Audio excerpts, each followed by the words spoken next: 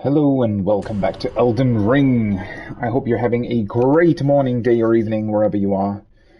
And hopefully we'll enjoy these rotten lands together. Since we are moving into Caelid now, I've done it a little bit yesterday as well. A lot has happened. A lot of NPCs have either died or vanished.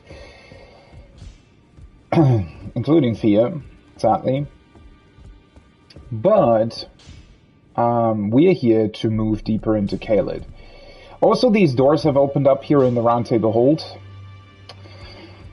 Hopefully that weird red person that is sitting next to all the dead people and corpses here won't kill anybody, but well, this place has been attacked already at one point, so I'm not so sure if that's going to happen again or not. Okay, so the first objective of the day is going to be to move to this map marker. And before I do that, I kind of want to clear out this general area, make sure that I got everything here, all the items, all the things that you can find. And then I'm going to move towards this map marker and hopefully uncover parts of the map. And then we'll see what else we have to deal with and, well, how big this entire place is going to be. Overall, I think Caelid is smaller than Liurnia, but then again, Liurnia has, you know, a big part of it is this giant swamp, which is, it's not empty, but I would say it's emptier than parts of Limgrave are, so I don't know how big Caelid is going to be exactly. That being said, though, let's just move back here and start going through it, right? And, well, the ultimate goal obviously being to get to Radahn's castle, where he is apparently holding some sort of tournament that will ultimately lead us to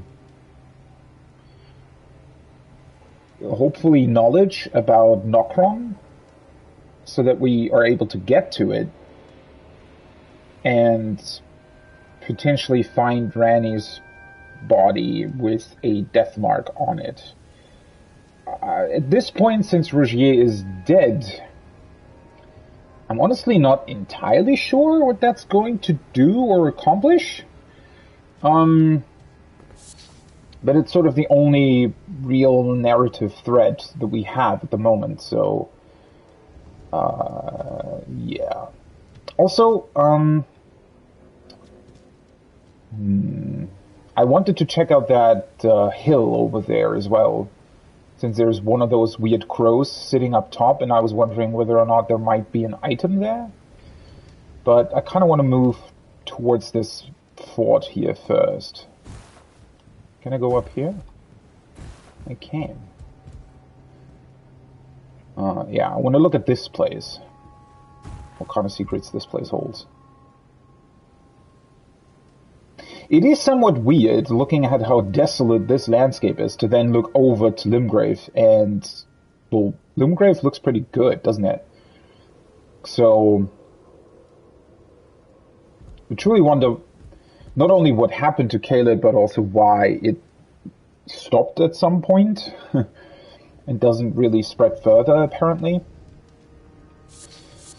Okay, let's take a look here.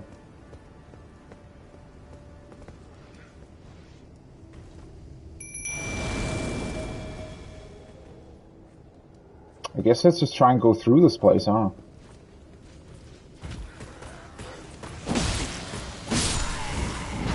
Oh. I forgot that they can do that with the fire stuff. Ooh.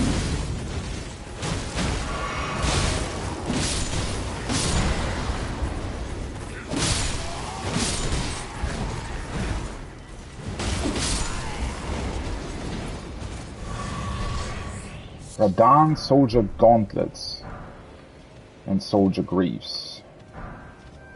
And the helmet. We've gotten all the different bits and bobs and pieces all at once.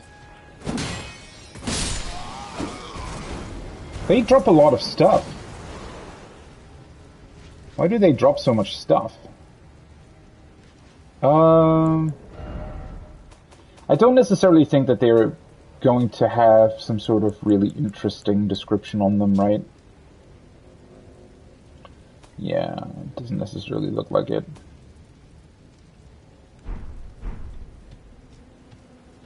I mean, we already knew that they were fighting for Radahn. There's a lot of them here, though. A lot of soldiers.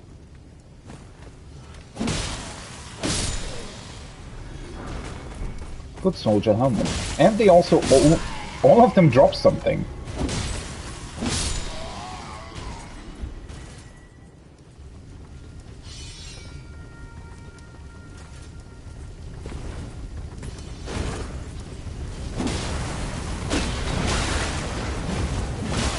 Ah, for fuck's sake.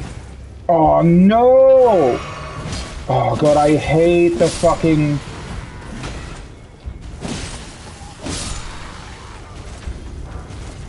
Now my spirit summon has disappeared. I hate this so much.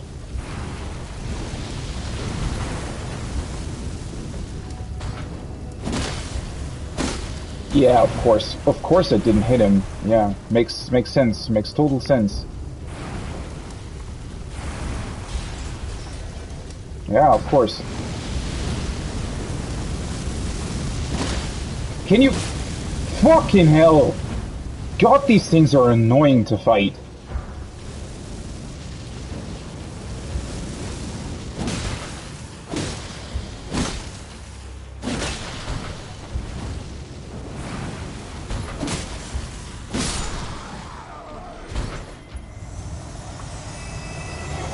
And now, of course, I won't be able to summon my spirit summon back.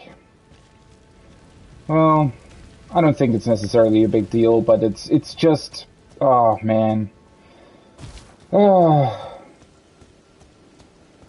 Why does the game constantly reminds you about its shortcomings, right? That is so weird. It's actually... You would think that it wouldn't be such a big deal, usually, right? But... It's just gotten pretty annoying, especially here in Caelid.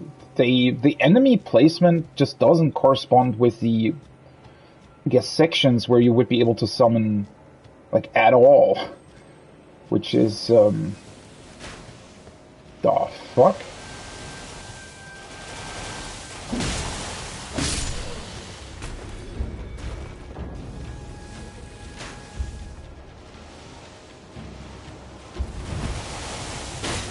Okay, that actually always lands where... Oh.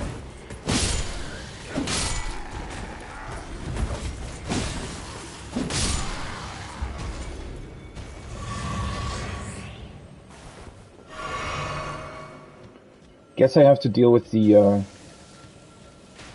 guy first, huh?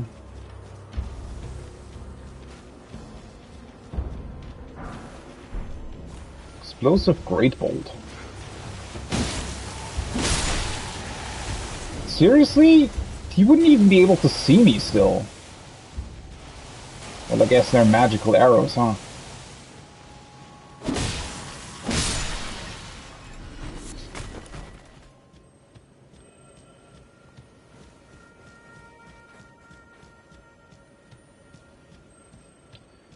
Well, at least these guys aren't necessarily hard to deal with.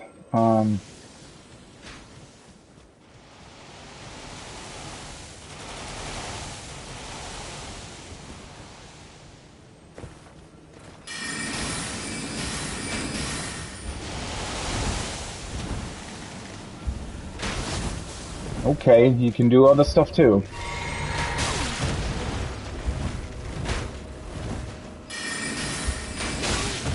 What the fuck? Oh, seriously? I didn't want to switch targets.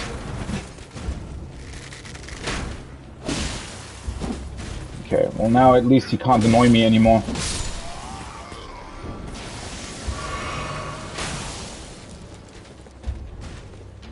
What the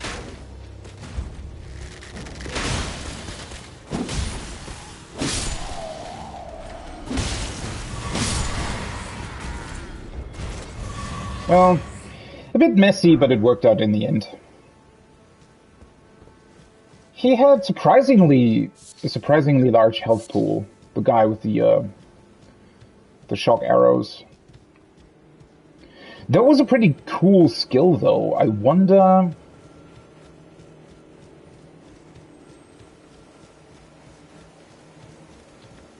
if that's something that is inherent to the bow he was using. Was that the skill of the bow, maybe? Why is the scarab here?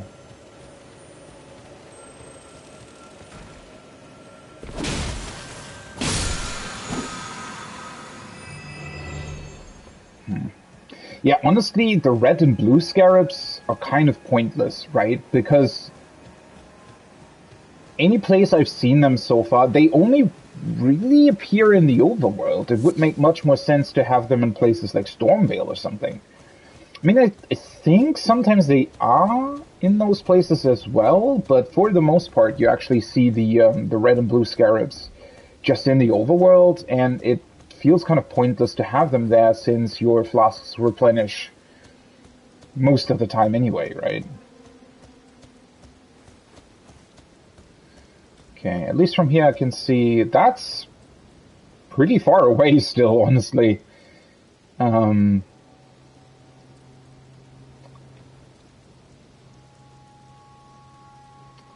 Well, I'm gonna clear out this place first, obviously, but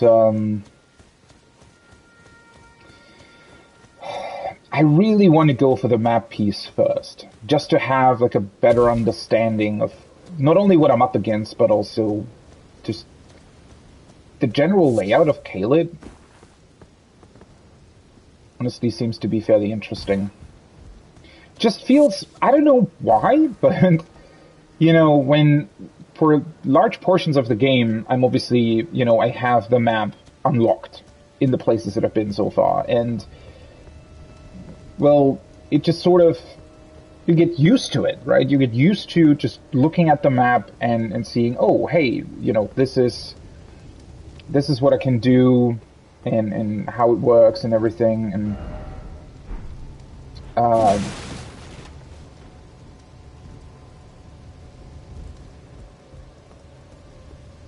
can't open this, huh? What is this weird sound?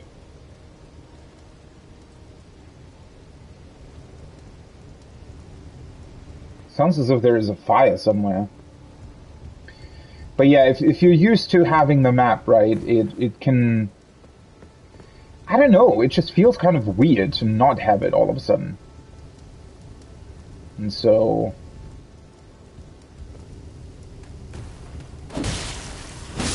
I do want to go for that first. Short spear. Why are they dropping so many things?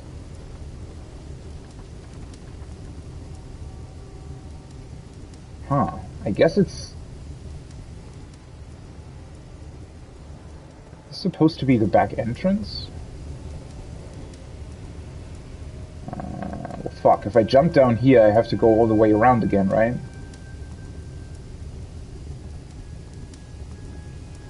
I wonder if I... Oh, for fuck's sake, seriously?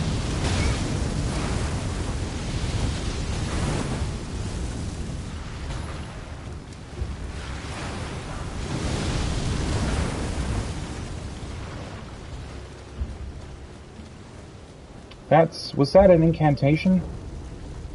Ah, fuck, there's another item there. Let's see if I can...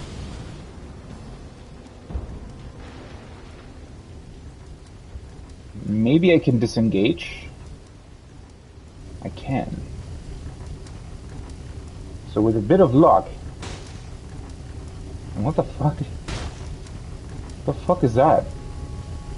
Oh, seriously? What the fuck?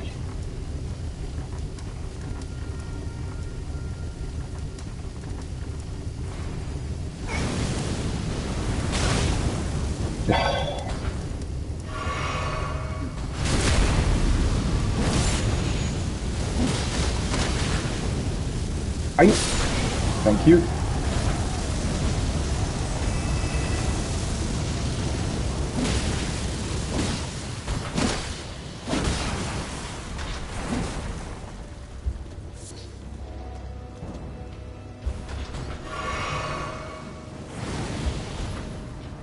Oh, you know what? This is probably going to be easier. Or maybe not.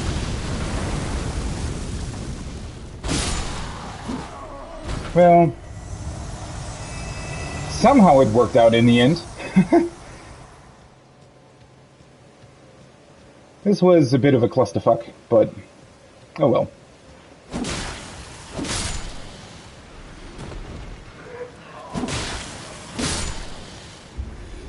Why are they climbing out of the ground instead of out of the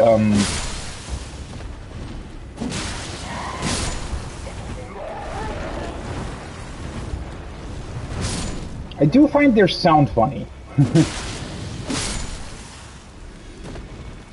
think design-wise they are actually quite well done. The carriage is not so much. It's... well, the main issue is that they're not that threatening, right? It's always... that's also why I dislike inflated health pools on bosses so much, is because it doesn't inherently make anything more challenging. I mean, it kind of does, obviously, right? If the health pool of a boss is somewhat big, then obviously it will be more challenging to defeat it, but I guess, first of all, it's not going to be more fun. Second of all, it's just... at that point, the challenge essentially just becomes, you know, not being hit and... I honestly don't really know how to describe it, but, you know, it's just not that interesting to me personally. And these carriages, you know, display sort of the same thing. It's actually quite easy not to get hit by them. Especially if you have like an open area where you can run around them. But you have to wait for like a really long time until they actually get into a stopping position where you can go around them and hit them, right? And that time that it takes to actually get into a position where you can properly damage them, that is boring, right? It doesn't really, because it's... oh, hi. Well, it's been a while since I've seen one of you.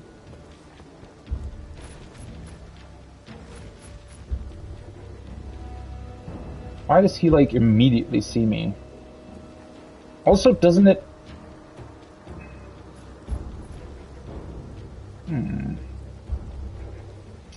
Funnily enough, I could move down, huh?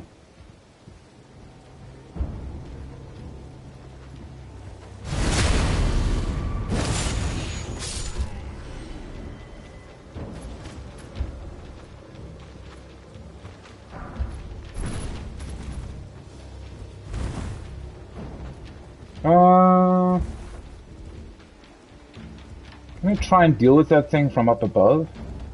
What happens if I jump down there? Oh, I'd have to go through... okay. This is kind of weird, isn't it? I mean, obviously I could go down and just fight him, but I could also just try and go around him and hit him from above. Let's see.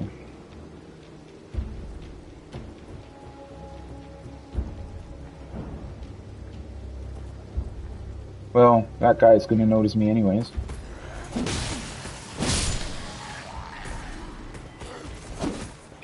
Oh, that was like a millimeter in front of his hitbox, right? Can I actually... is he gonna come towards me, or is... kind of like trick him?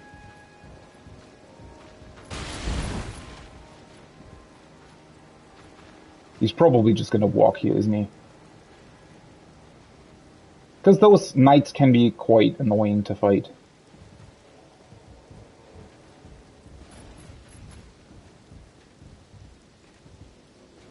Wait.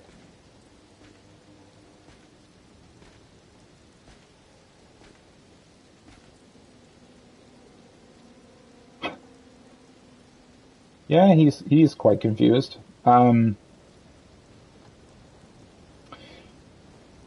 the hell do I access the bottom area, though?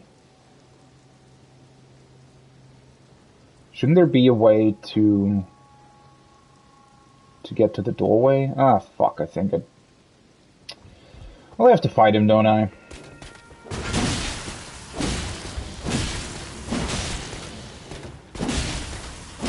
Well, at least he missed at one point as well. It's also funny that this place still counts apparently as the open world for some reason. Because it replenishes my flasks. Convene the Festival of War. Honor General Radan with the warrior's glory.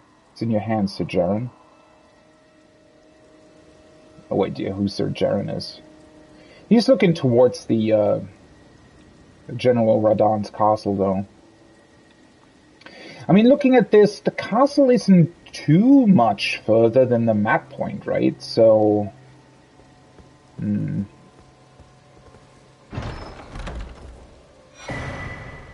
Starscourge heirloom.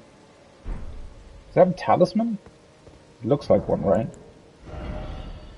Also, right, I should probably look at the incantation that I got.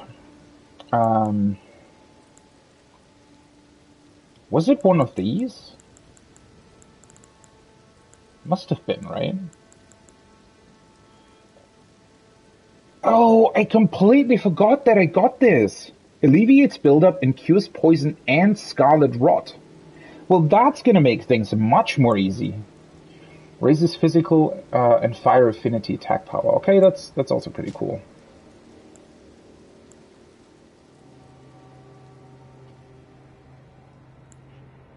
But yeah, I completely forgot, unless that's what I just found, but I mean, either way, it's gonna make my life a whole lot easier. Snake? So wait, there's no way to go down from here? Because I thought I didn't really see any kind of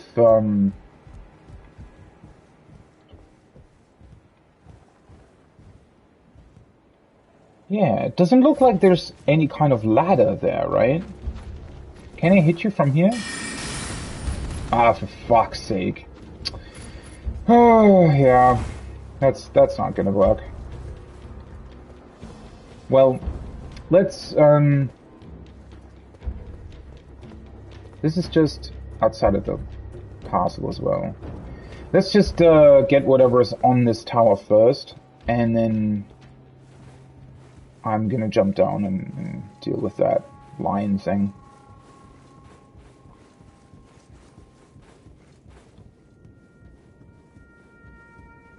It's a pretty dark tower. Yo, what?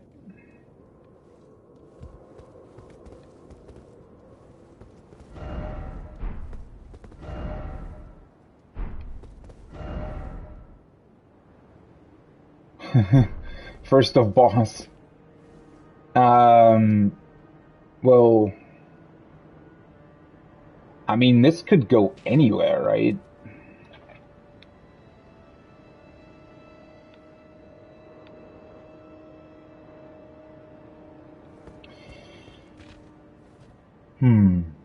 Well,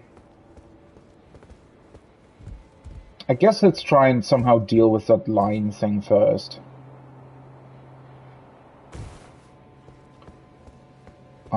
Because once that's dead, I'll probably be able to,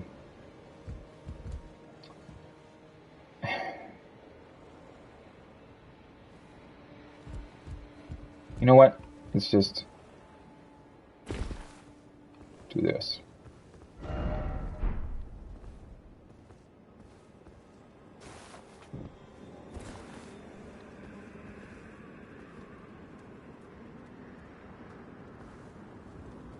Is there nothing in here?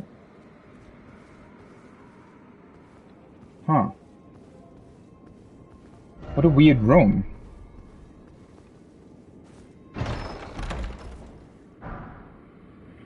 Katar. That's a fist-fighting weapon, isn't it?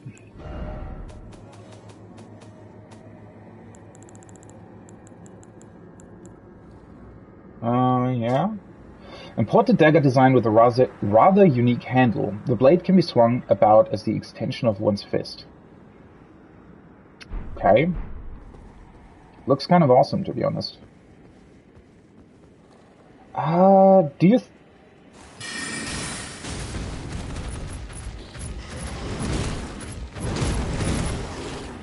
Well, this is going to be annoying.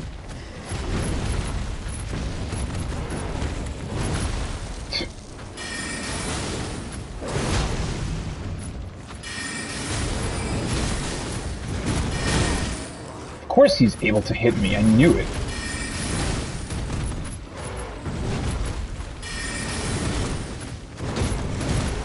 Well, at least I have enough FP.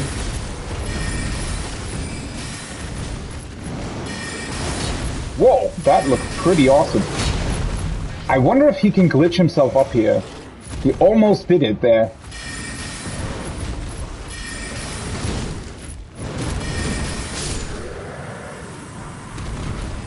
Lion's Claw. Okay. Kind of weird. I always wonder, I mean, of course you can engage him head on, but they're giving you this potential to just stand here? I don't know. And, you know, logically speaking, since I am somewhat of a caster, right? I mean, no actual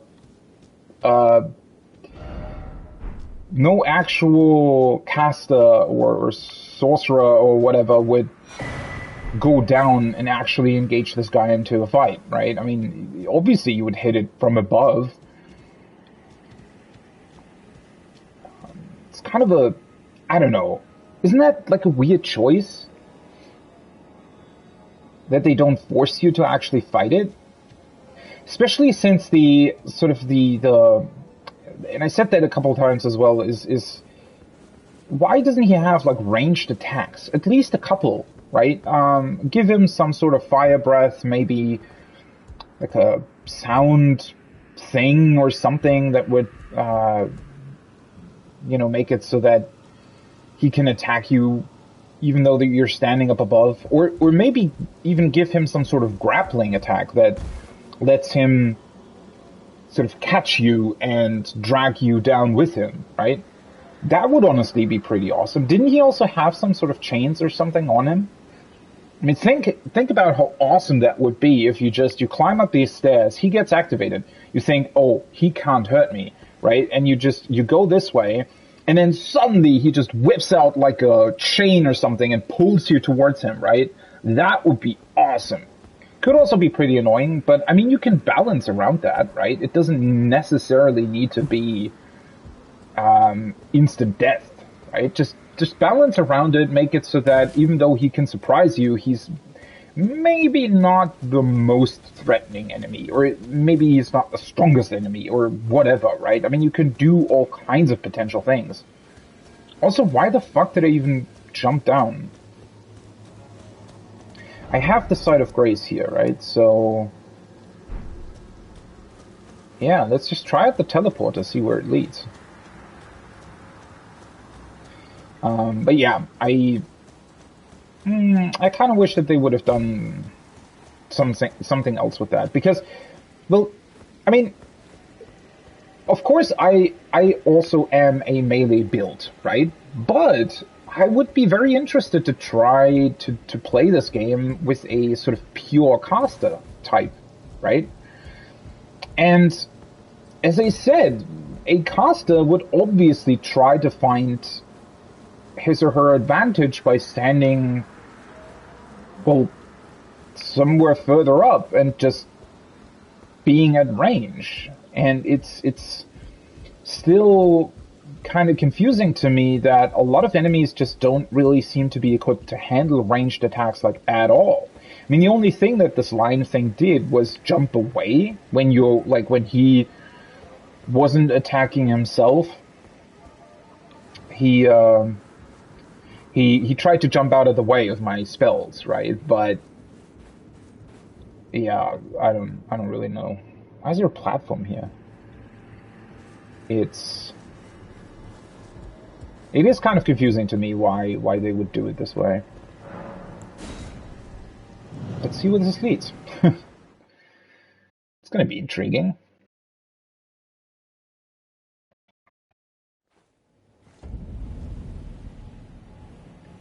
Oh.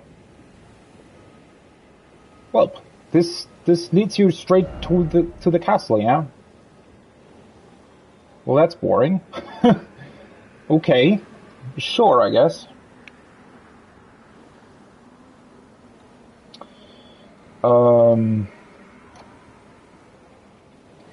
Okay, let's try if we can find a site of grace here somewhere.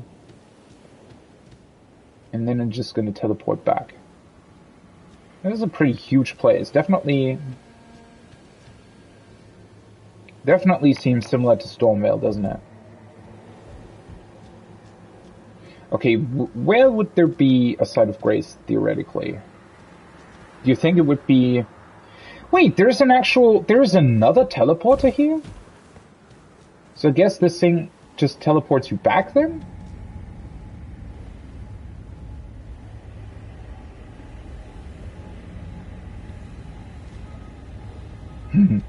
Honestly, I'm also still...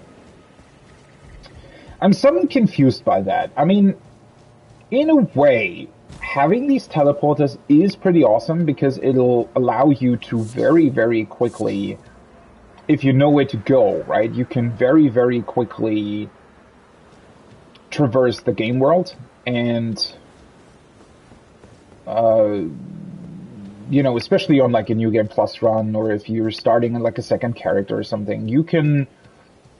What it allows you to do, obviously, is if you know item placements, for example, you can very, very quickly, probably, at least I assume you would be able to do so, you can probably very, very quickly sort of gather your build, right? If you want to go for like a specific build, you can probably kind of look for the specific locations where your preferred weapons are, and then you can, you know, you can utilize the teleporters all over the world and the transporter chests and all that kind of stuff to get to where you want to go, right? And grab what you want to grab, and then you can build your character and then properly start the game, I guess, right?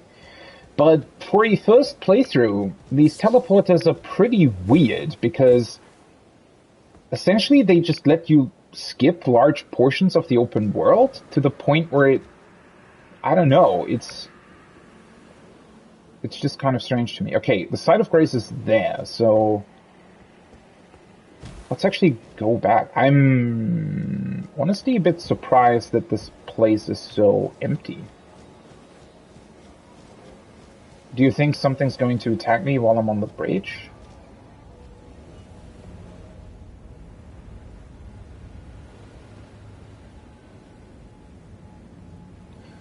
Kind of strange, isn't it? That everything here seems to be so empty.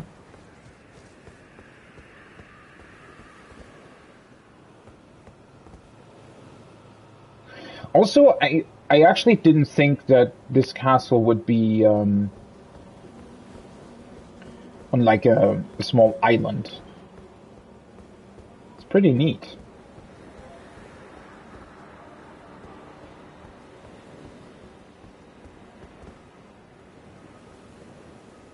Wow, that's also a huge... It almost looks like a desert, doesn't it? Huge beach area. Honestly, I'm a lot more intrigued by Caelid than I thought I would be. Also, there is another teleporter here. That's interesting. Because, you know, as I said yesterday, I think, I'm not really the biggest fan of I guess, quote-unquote, oppressive places like this, right? Impassable Great Bridge. Why is it called Impassable Great Bridge? I literally just ran over it.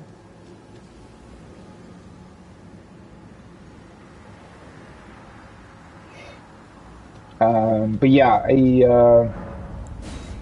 let's see where this leads. I mean, we have the Site of Grace. We can teleport back here. You know, obviously the atmosphere is pretty oppressive, but the fuck?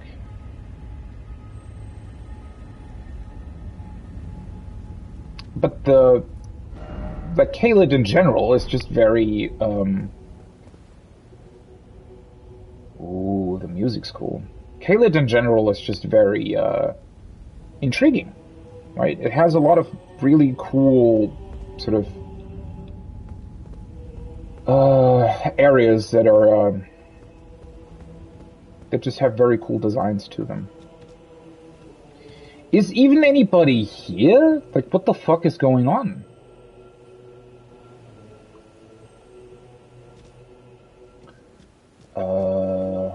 Well, since I'm already here... Ah, I can see the Site of Grace. Let's just grab the Sites of Grace, right? Why is it empty?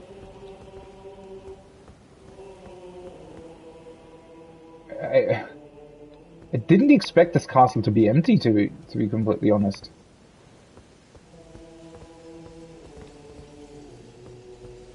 Ooh, the music's cool.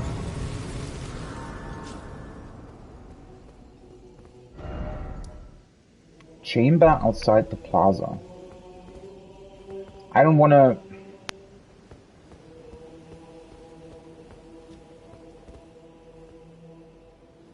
Hey, that's Blaze.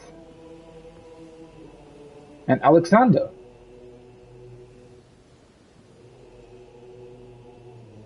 Okay, so I guess the castle is supposed to be empty, maybe?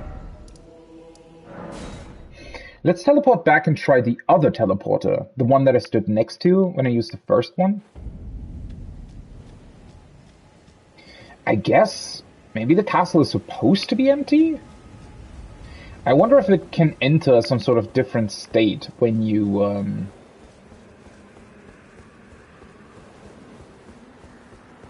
when you kill Radahn. If that's even... I mean, well, yeah, that's our objective, right? We're supposed to go in there, do the tournament, possibly kill Radahn? It would be very intriguing if the whole place is essentially empty. I mean, where I just went, right, from the teleporter and unlocked that second Site of Grace inside the castle, that place looked like all of the NPCs that we've met just stood there, right? Okay, this just leads to the same teleporter. That's interesting. So I suppose this then will just teleport us back outside? That is interesting, though, that they allow that, right? Okay, and this just teleports you back outside. So it's really interesting that both of these teleporters next to the bridge teleport you to the same location inside the castle. Yeah, now I'm honestly wondering whether or not the castle will change at some point. Maybe after the tournament will become, I don't know, less. I mean, not less, but whether or not it will become occupied at a certain point. Well, I mean, this is where I want to go, but I do want to unlock the map first, and I also want to clear out a couple of other places first. So, yeah, let's go back to our original objective. It's kind of cool that I would theoretically, apparently, be able to just skip large portions of the map and essentially get to the next part of the story, but yeah, that's also kind of boring, isn't it? So,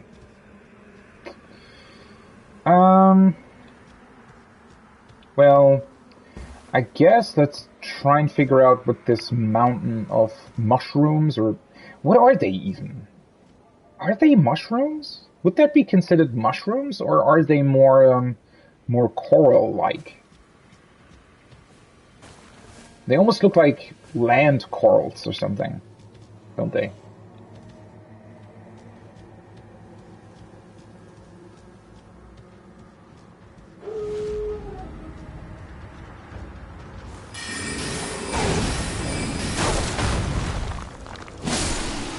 Bye-bye.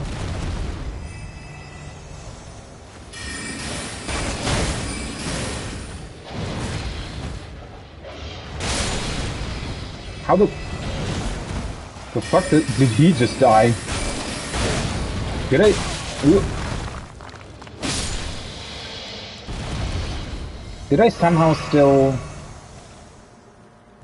attack him?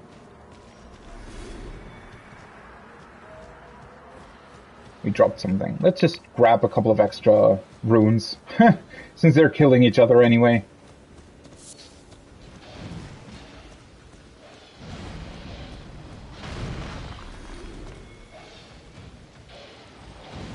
Oh!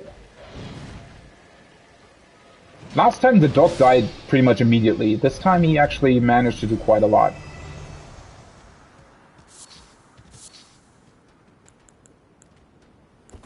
God, I definitely need to remind myself to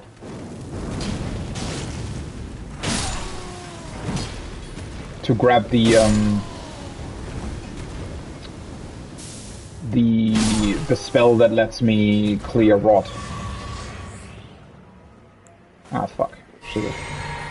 Should have replenished my FP first, but it's not a big deal. I'm honestly not so sure if it's even worth it. Oh, no, never mind. There is an item there. I was speculating about that. There had to be a reason why this mountain existed here, right? Not saying that the item is necessarily pretty useful, but, I mean...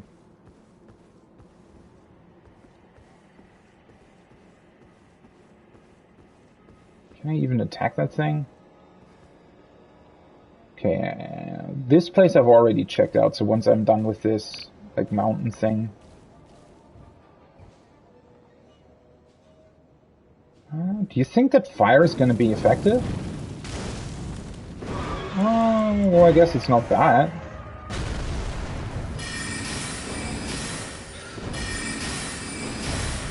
The fuck is he doing?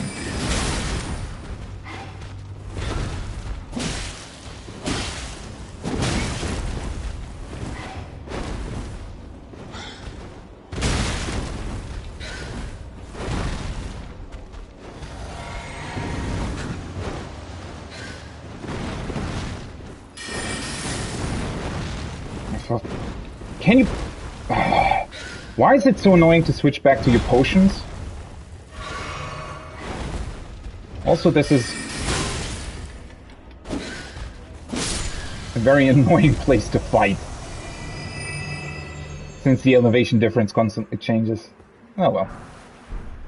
A smithing stone 5. Still not entirely sure what I'm even supposed to do with all these smithing stones, since I've now... changed to a weapon that needs the somber ones, but... Okay, so just looking at this place, it doesn't necessarily look like it would be worth it to go through these piles of coral mushroom rot. Right? I mean, all that seems to be here are really these birds. I mean, technically, maybe there could be an item, like, behind that mountain. But do I want to go for that?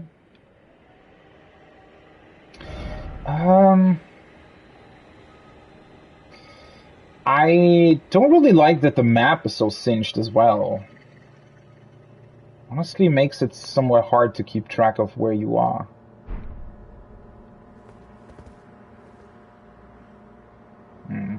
I really want to unlock the map first. Because well, yeah, to be honest, it looks like the map would be somewhat simple to unlock. Because it just seems to be somewhat of a straight line or something, right? So... let's let's just go there, and then... Materials? Oh. Let's just go into that general direction, and then I'll sort of come back. I mean, this mountain doesn't really look like it has anything else going for it, right? So I don't think that I would need to have to come back here. I mean, obviously these small camps and whatnot I need to clear out as well, but that's sort of the east side of the road, isn't it? No, it's actually not. Never mind. Though it does seem to only be a soldier. Huh. There's a lot more normal guys alive than I thought there would be. Also, there is an item that you can drop down to. Well... I mean, if I clear out both of these camps, I think I would actually be pretty much done with this area, right? Also, what's the point of this flaming wall, by the way? I mean, it makes sense over there, but it doesn't make sense here, where there's literally like a big cliff. Alright. I think I'm able to sneak up on the big guy first.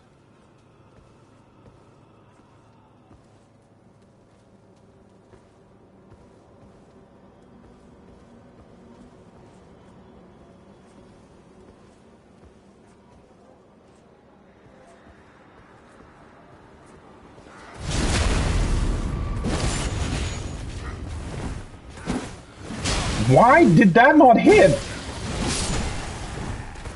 I don't get it. Sometimes the scythe is honestly a bit weird. I get that it's a, like, sort of a thin blade, right? But sometimes it's just kind of... Ooh, not good. That stuns for like a very long time. A lot longer than I thought it would. Red Mane Great Shield. Ah, cool.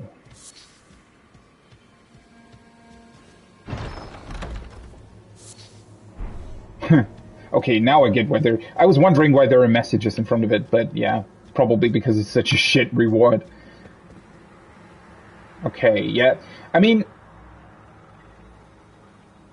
Oh wait, there is a Site of Grace there. Well, I definitely want to grab that.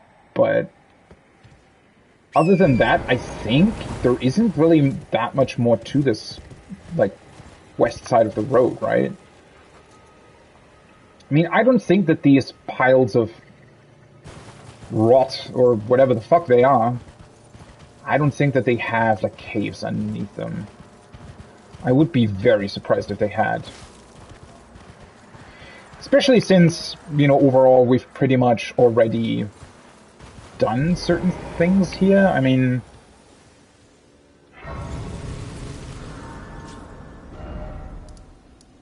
Smoldering wall. Okay.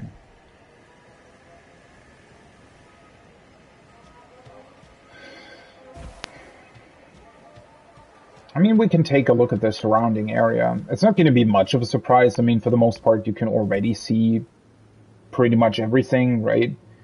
So there's this giant, completely rotten area here. That is also, I think, where we were able to look out towards when I got transported into that one mine, right?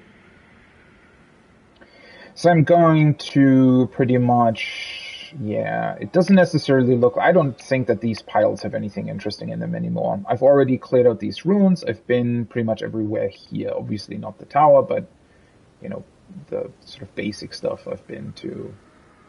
Although, wait, well, the eastern part, obviously not. So the shack over there, I still need to check out at some point. Oh, that's a very kind of weird effect.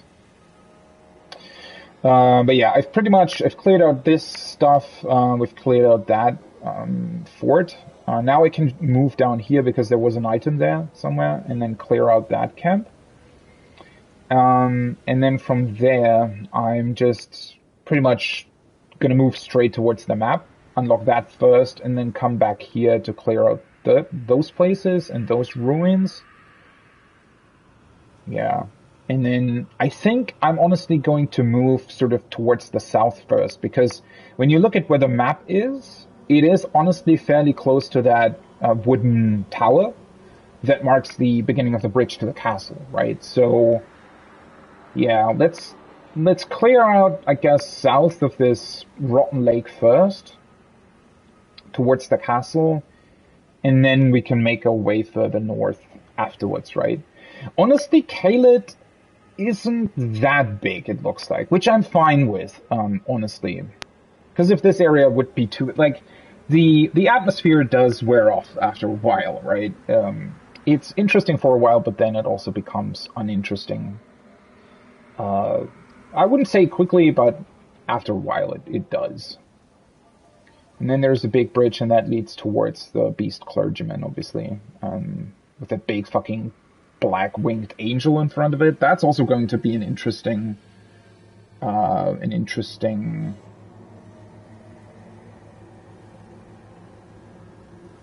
thing to fight at some point.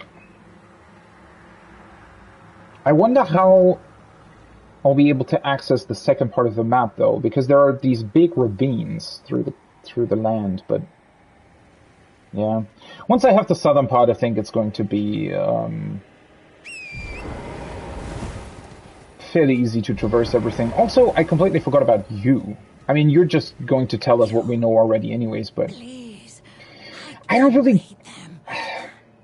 The game is so ambivalent with a lot of things, right? That is so strange because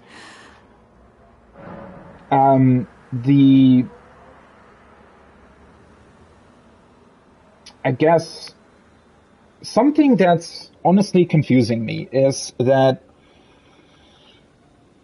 for a lot of things, especially, for example, the quests and where NPCs go and stuff, the game actually doesn't give you that many hints, right? You definitely need to think for yourself. You need to listen to the dialogue that they're telling you. Overall, the game just doesn't have your typical open world markers, right? It doesn't display places of interest on your compass like Skyrim does. It doesn't have maps that literally show you all the treasure chests that you can find, like Assassin's Creed or something, right? Which I very much like and enjoy, and that's what made FromSoft games really great in the past as well, right? That you didn't have a map. Obviously, this being an open world game, it makes sense that they would implement a map, but the map itself doesn't really tell you that much, right? It gives you a basic overlook about what you can do and what you can expect from a certain area, but it doesn't specifically tell you all the points of interest, right? And it doesn't tell you where caves are. It doesn't tell you where anything is really.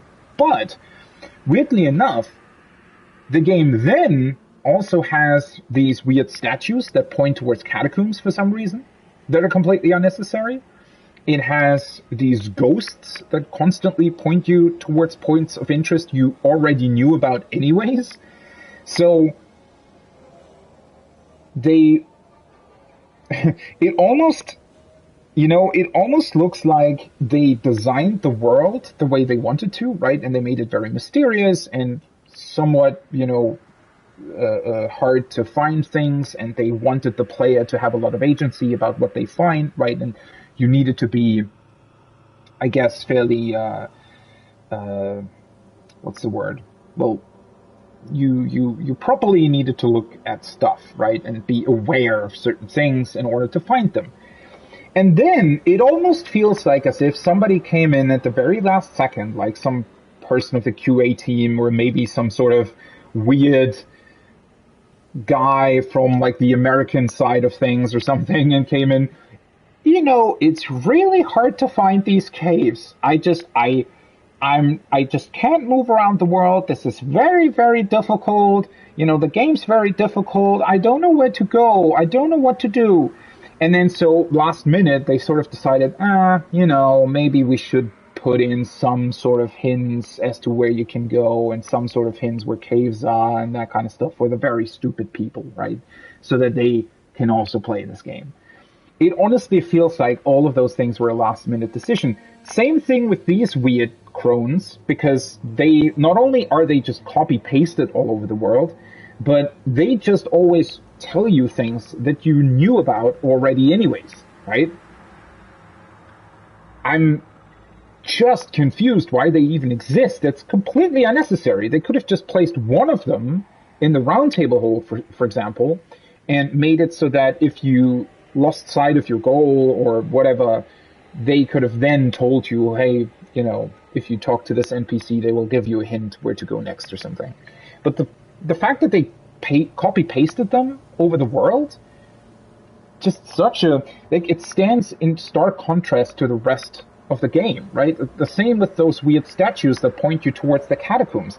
They just don't really make any sense. 80% of the time, I found the catacomb before I found the statue, right? And the same thing with those weird ghosts. They're completely unnecessary. They don't tell you anything interesting. They just point you towards things that you thought were interesting to begin with, right?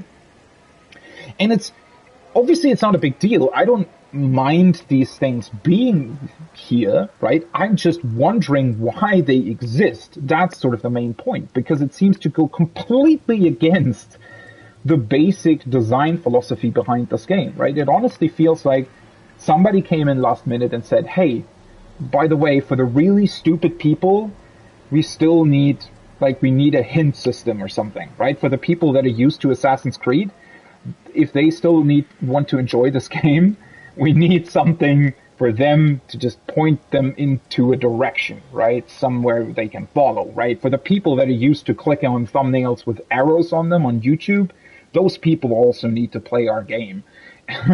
It honestly feels like somebody came in last minute and said that, right? And did that, and that's why they implemented that stuff. And it feels, at least they, it doesn't necessarily feel out of place. At least they did a good job with almost hiding it, right? Almost making it seem like they're part of the world and are meant to be here, but I'm just very intrigued by that. I honestly want to talk to a developer, right? And ask them, hey, was that a last minute decision to implement these things? Because they seem so out of place, right? And I would be very interested in knowing that. Oh, bless you.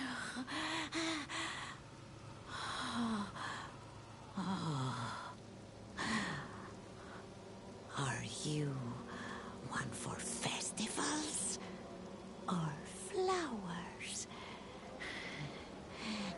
To the south, a grand festival to make the stars turn.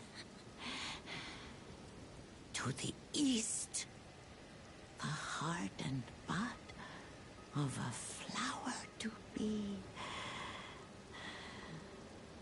But dare you enter into the heart of the scarlet rot?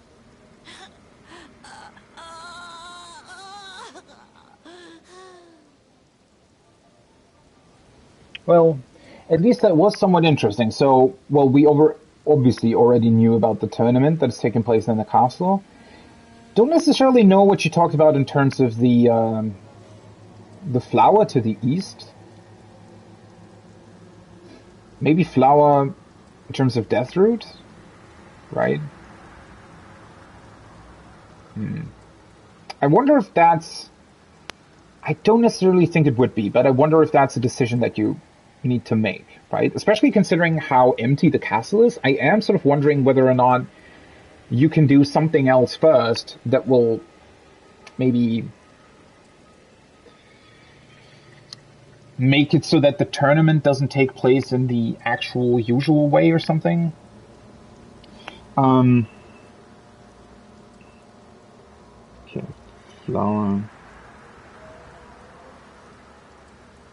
flower to the east, tournament to the south.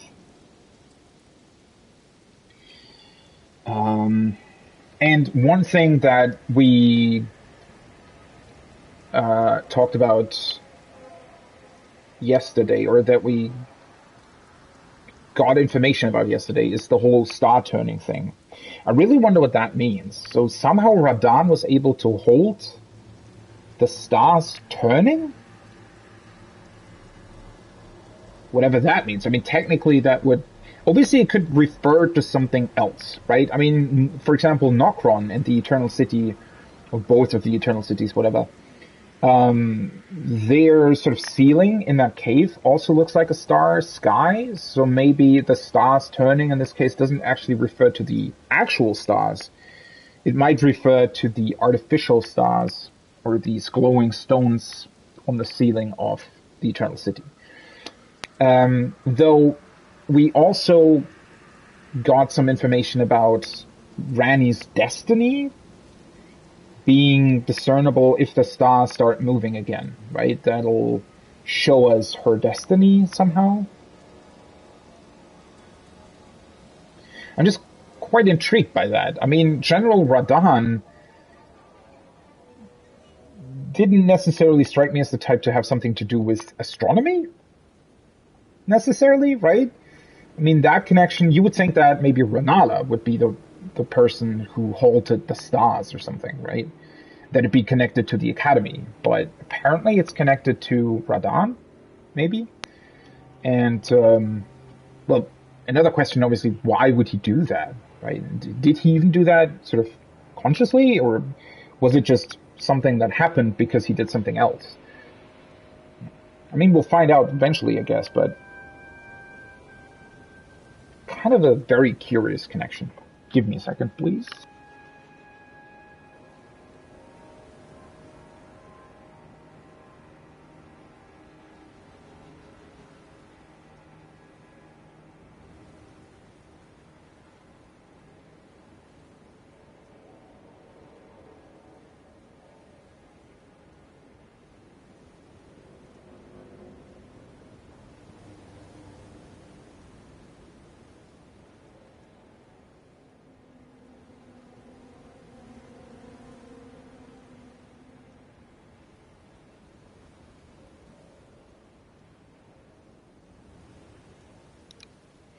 All right, let's get back into that.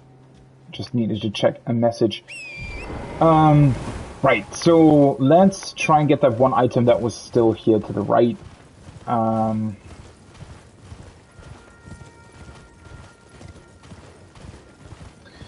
still... That is... The whole thing with the teleporters as well, right? And they lead you... I mean, I would...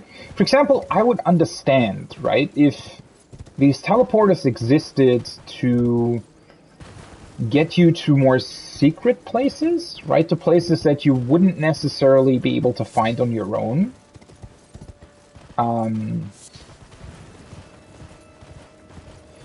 That's also why I think sort of the transporter chests are pretty cool, aren't they? Because from a concept perspective, I mean, I didn't necessarily like that one of them pretty much spoiled the capital for me, but their basic idea is pretty cool because the transporter chests, well, first of all, they are considered traps, right? So you have to find a site of grace after you've been transported to be able to teleport again.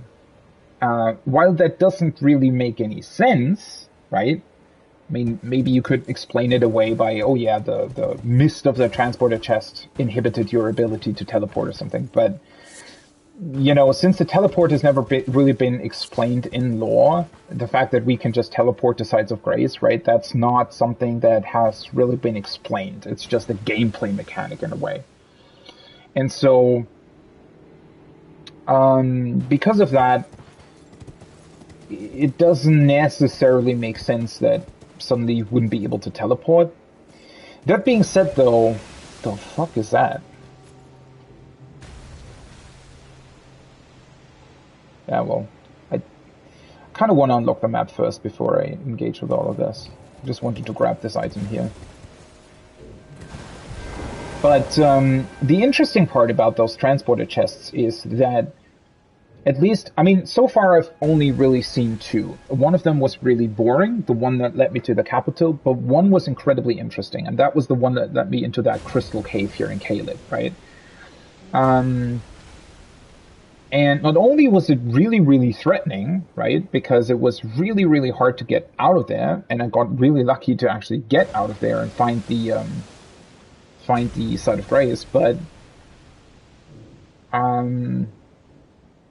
it also... Well, it was just really intriguing, right? Because at that point I hadn't really seen Caelid. It was pretty cool to sort of go outside of the cave and suddenly see, oh fuck, I'm somewhere completely different. This looks really, really threatening and deadly. That was a very cool moment, right? And the fact that the transporter chest transports you into the cave, into a very challenging situation, right, with enemies near you, is also pretty awesome. Whereas these normal teleporters, they just teleport you to places that, I mean, again, there isn't really... It makes sense in certain regards. For example, those... What are they called? The 4 Belfries behind the Academy, where you can unlock certain teleporters, and they then teleport you to very special places that otherwise aren't even accessible from the normal overworld, right? That makes sense, right? That makes sense. But a lot of the other teleporters, in my opinion, are just kind of weird. I don't really know. I would have preferred to have more of those transporter trap chests in the game, to be honest, instead of these.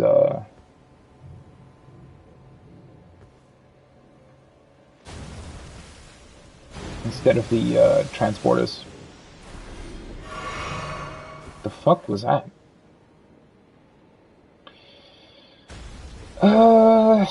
This is probably going to be fucking annoying, but let's just kill these guys.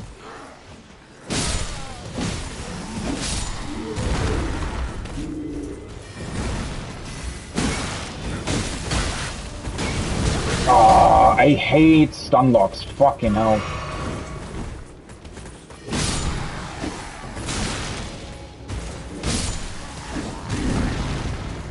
How the fuck did that not hit me?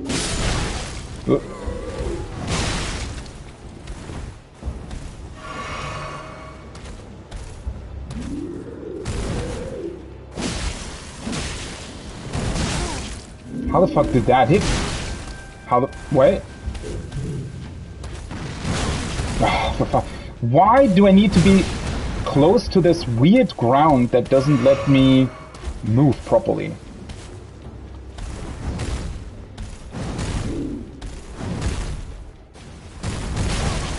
Okay, so that attack does end at some point. Because I wasn't really sure. Can you just die? Thank you.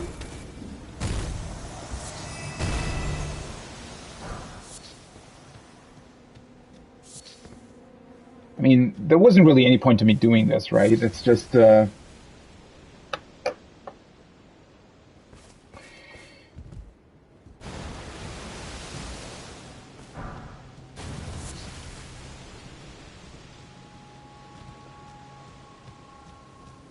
What are you doing here?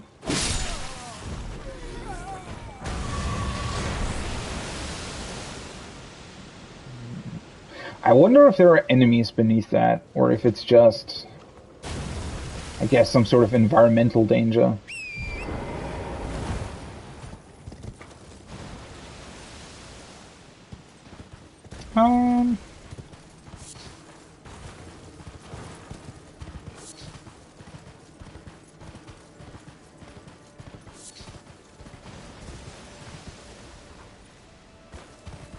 Okay. We're back on the path. So that's the Site of Grace I already unlocked, yeah. Well, as I said, let's just move to the, well, I can grab that. But let's just move to the map thing first. Oh, for fuck's sake. Why do they... Can you... Why...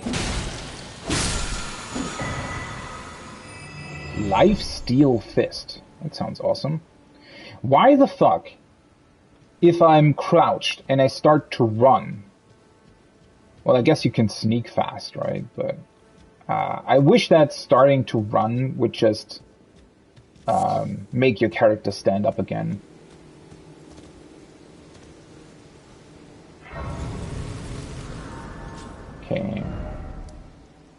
astray from Kaled Highway North.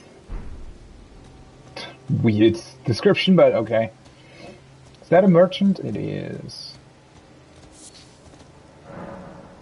The Battle of Aeonia. Radahn and Malenia locked in stalemate, then the Scarlet Rot blooms. Okay. So,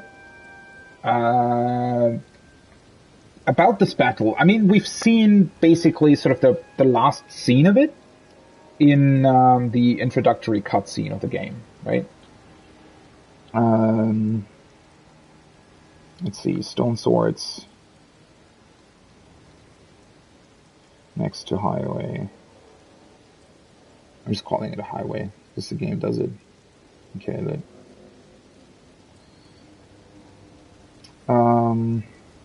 The Battle of Aeonia.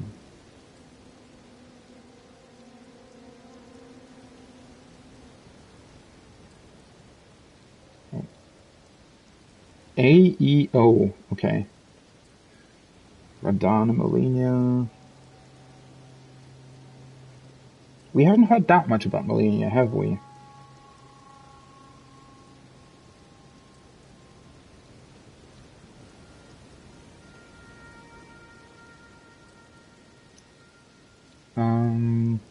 Then, and that's the interesting part, right? The last sentence. Then the Scarlet Rot blooms. So the interesting part about this, obviously, is the Scarlet Rot seems to have, I think it has been mentioned at some point.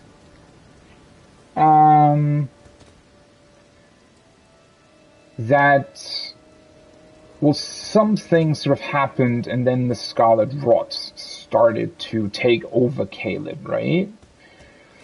But that it's specifically those two clashing in battle and ultimately them... Welcome, dear customer. Yes, right this way. Right this way. Why are you talking to me right away? That's creepy.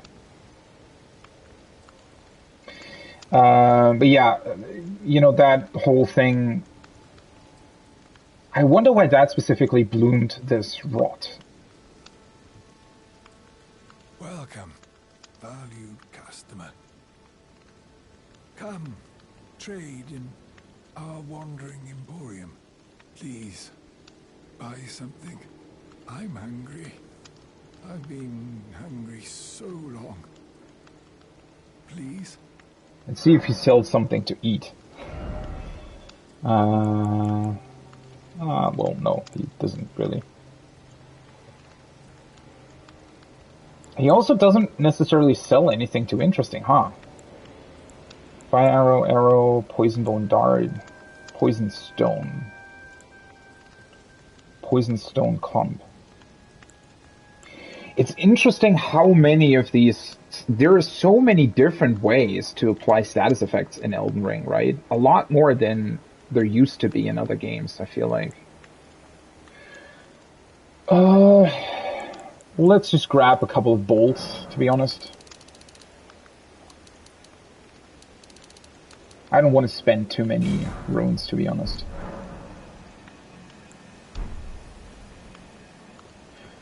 Interesting that he doesn't necessarily have that much. Well, I'm gonna come back anyways, right? Let's actually do what I said I would do and unlock the map first. There are certainly a lot of interesting places here.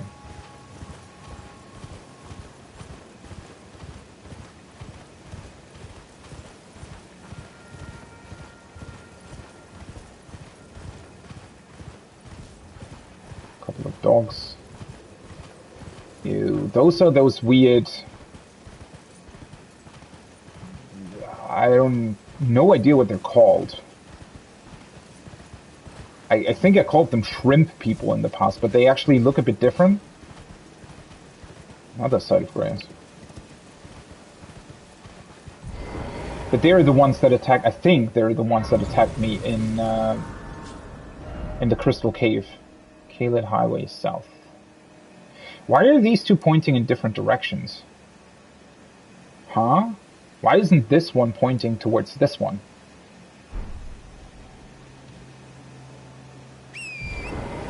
Or is it actually pointing somewhere else?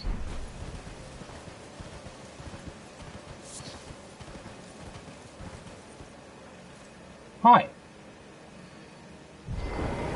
What the fuck are you? Is that a head?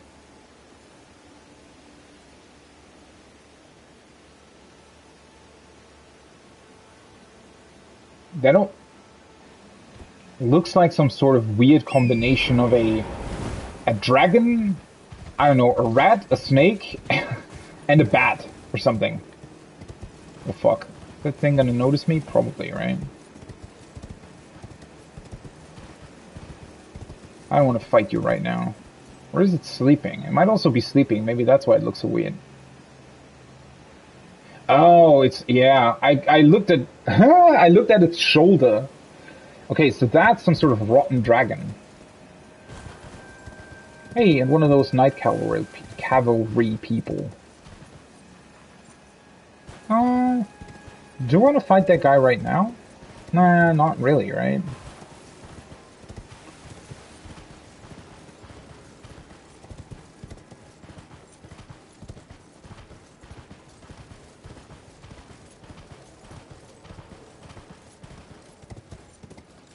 Fuck.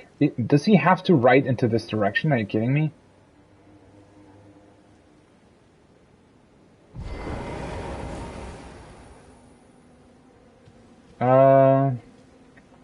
I just want to grab the map piece.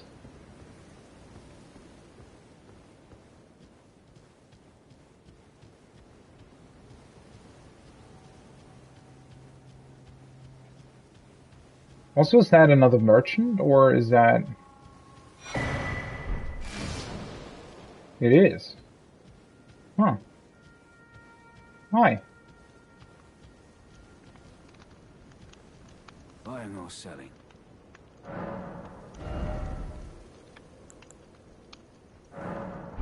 What does this give me? Rotbone arrow. Okay. A great helm. Champion pauldron. Pauldron reserved to the Badlands bravest. Proof that the wearer has slaughtered countless foes. Following the example of the chieftain Horalu, the brave warriors of the Badlands shun X as adornment. Okay. Gravity's advantage. This note is probably not going to be anything interesting at all. Don't need this one. You will. Wait, not crafting. I want to look at the note. Gravitational power that pulls can bring flying foes low. Okay.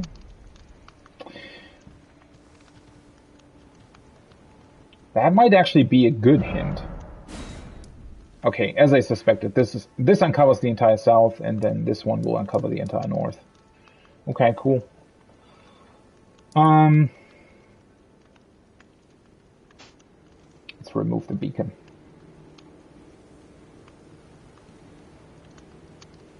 Huh. Okay.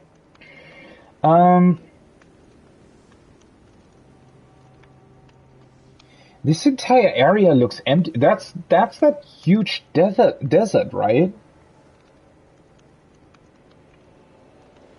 Huh. How interesting. What are those boats supposed to symbolize?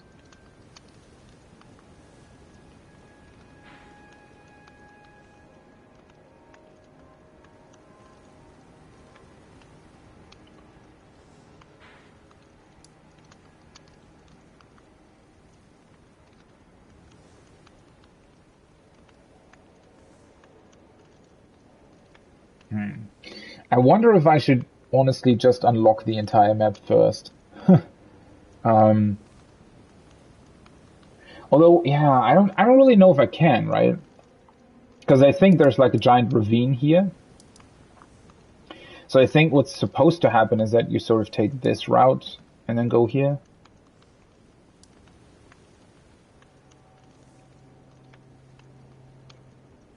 Shouldn't there be another site of grace here somewhere?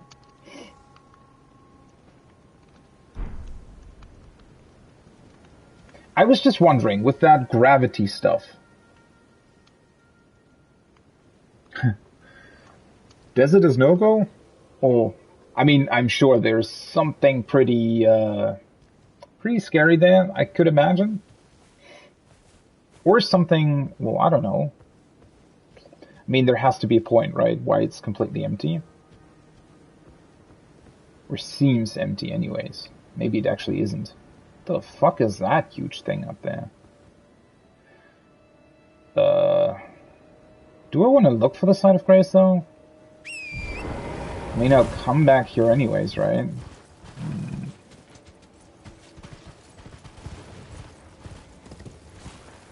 Could just be this way. Oh, that's... Wait, is that a... That's just a tree, right?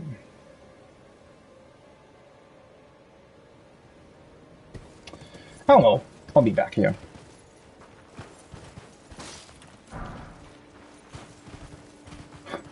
At least, thankfully, you know, I guess at the point where the player arrives at the desert, you'll be probably pretty familiar with regret and tears. I mean, this entire area sort of invokes that feeling, to be completely honest. Huh. Well, but I think... So the desert starts here. Do I want to try and unlock the map? I don't know how realistic that is.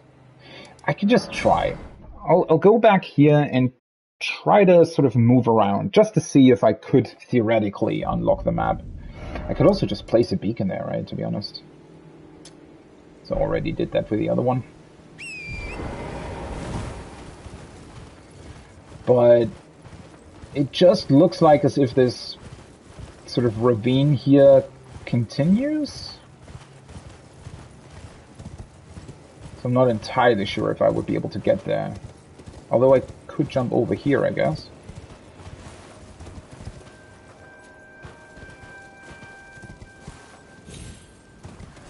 At one point this was a path, clearly. Grey Yolt's Dragon Barrow.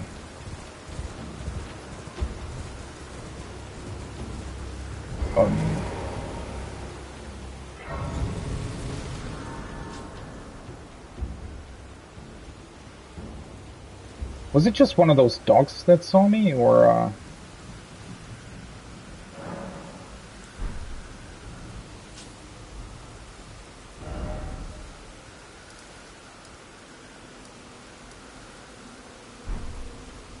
Dragon Barrow.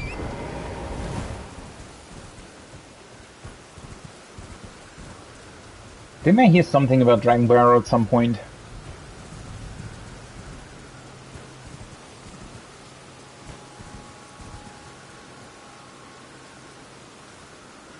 It's a Divine Tower. Well, I'll just unlock the map quickly, just to have it, and then I'll go back to the south side and deal with that first. Is that another wait. That's multiple dragons.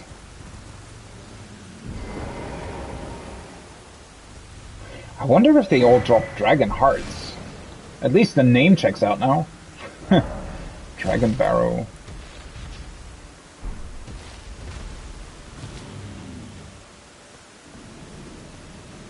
And just taking a quick sneak peek. 1, 2, I think it's only 2.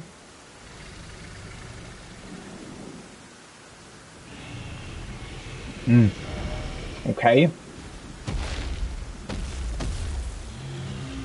Interesting. Wait, can I see that thing?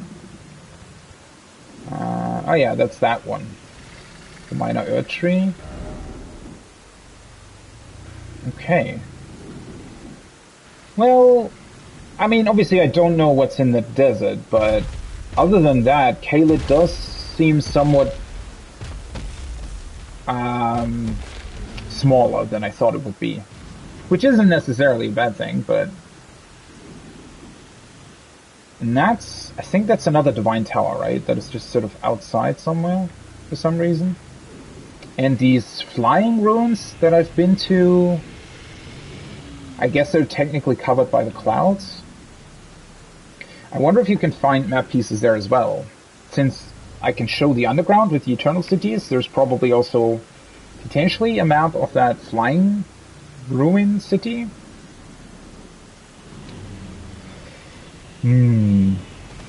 Now the only question is, I think I'm going to try and clear out this entire sort of south area first, south of this rotten lake. And then I'm probably going to move to the castle first, I think. Because I want to see what that's about. And then after that, I'll move north and check out all of these places here.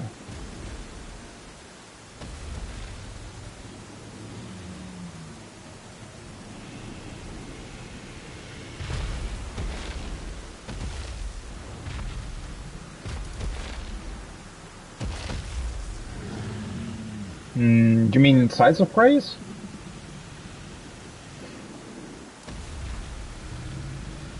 I mean, most of them I sort of accidentally unlocked. I didn't necessarily plan to get this one, for example. Yeah, I'm just gonna move here and check out the south part of the map first. And I want to know what's up with that tournament in the castle as well. Okay, so I mean, there are a lot of them just all over the place. There's kind of, I mean, yeah, you can kind of guess where they are, right? Because they usually have like a somewhat of a standard distance between them. I mean, not really, but you can always be pretty sure if you haven't uncovered one in a while, then there's going to be one close by. Also, they're kind of easy to see, aren't they? Since they have these golden spirals or clouds moving around them. Okay, so I've been up there. There was an item here as well, I think. Guess. Oh, right. One thing that I forgot, though. Before I go down there, I definitely want to select the incantation that lets me get rid of the rod. That's going to make my life a lot easier.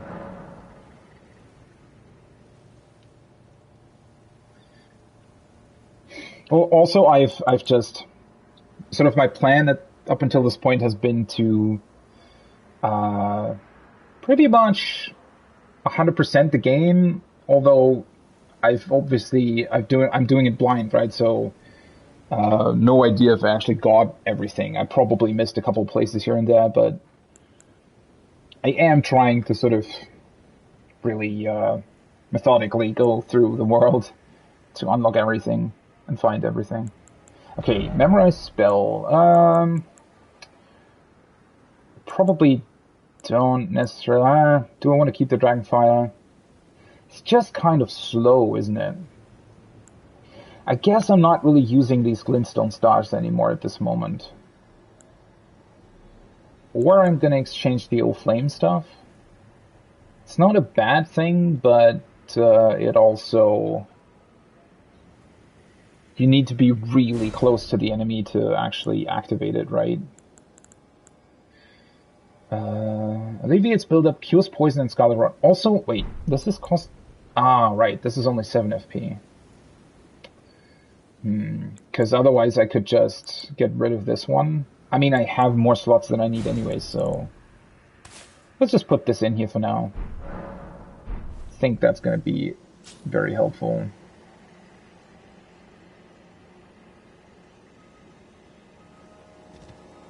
The Golden Warriors?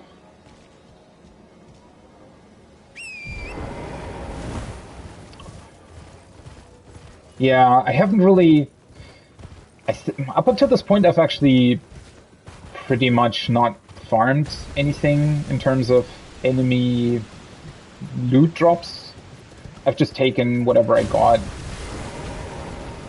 And also, I haven't really found armor that I really liked. I mean, either it was too heavy or I don't know. I just really like the outfit that I got, and I wish I could have found something sort of similar.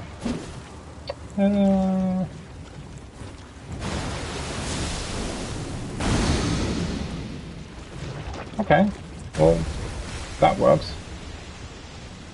I thought there was an item here. Did I?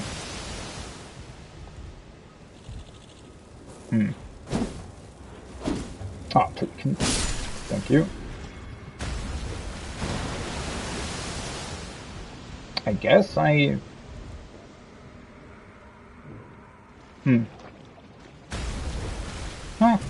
whatever.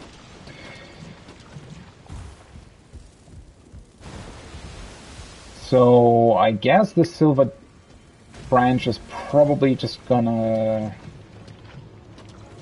guide me towards a cave here somewhere.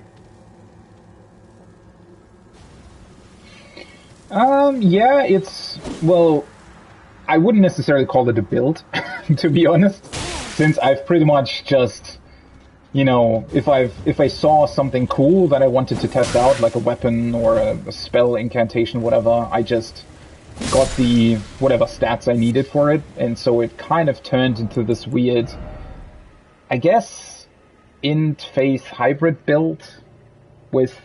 Though keep in mind with these stats I also have the Great Rune active at the moment. But yeah. I think... especially since I didn't level Vigor at the beginning as well, I did definitely make things harder for myself. Especially at the start of the game. You just get so many incantations and sorceries and all that kind of crap, right? So you know, if you kind of want to test most of them and see what they do, yeah, at the end of the day, it kind of turns into this. And also the fact that you can just freely change any kind of weapon into dealing holy damage or something really makes the whole intelligence and faith stuff viable a lot more. The only reason why I leveled a little bit of strength and dexterity is because I wanted to use this crossbow that I'm not really using that much anymore since I have really good spells now, but...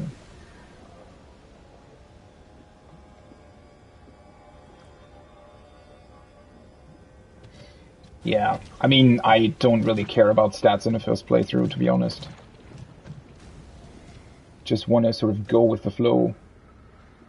Do whatever I want. Where the... did he just vanish? Because I... oh no, never mind.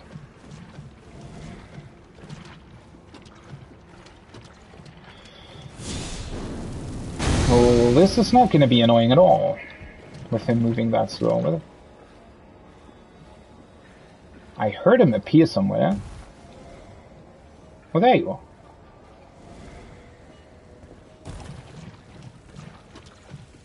I mean, he's just gonna move towards a cave here anyways, right?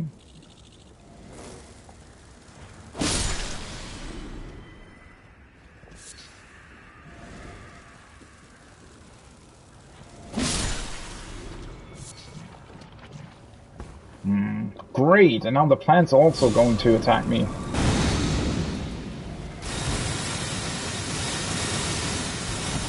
Oh, for fuck's sake, this... of course they also had to make a place where you can't move quickly. I forgot about that. There needs to be a thing in FromSoft games as well. Why am I even following that guy? It's very obvious where he wants to go anyways. Oh, you can't even, like, jump faster? Really? Oh, okay. Finally.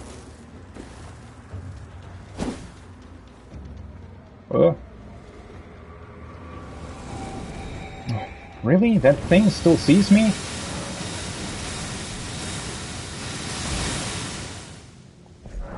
Oh well.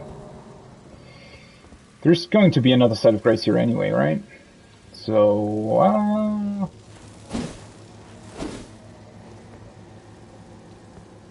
whatever.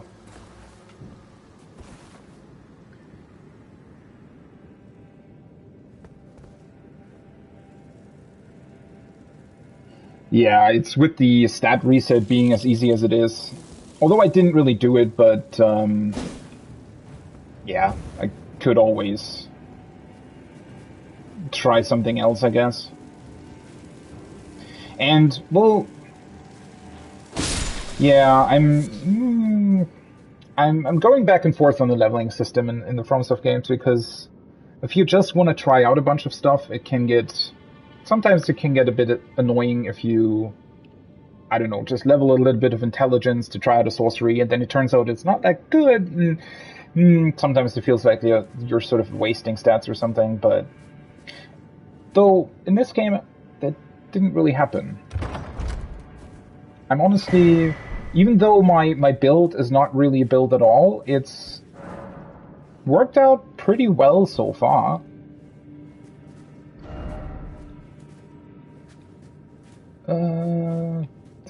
I can just rest here. I haven't really killed anything outside anyways.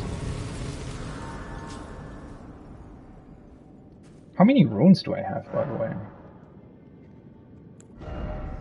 Oh, right, I spent stuff at the merchant. It's not that much.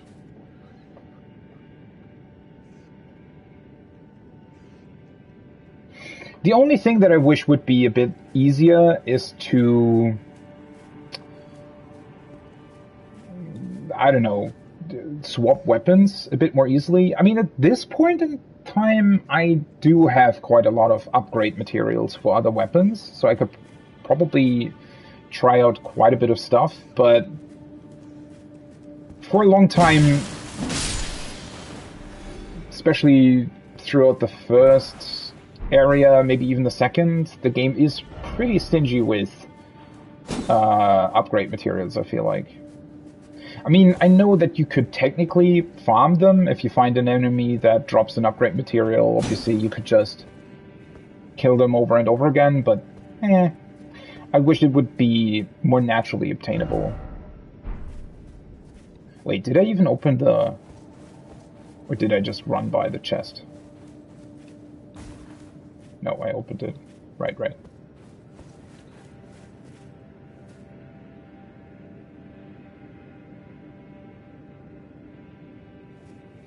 Yeah, it feels like it. I mean, so far I would also say... Well, you probably need a bit of vigor, unless, otherwise it's going to be somewhat annoying to be, like, two-shot by enemies. Or even one-shot. I mean, at one point, when I moved into Caelid first, I was just straight up one-shot every time, since I hadn't leveled vigor really at all at that point. And that's obviously not that much fun.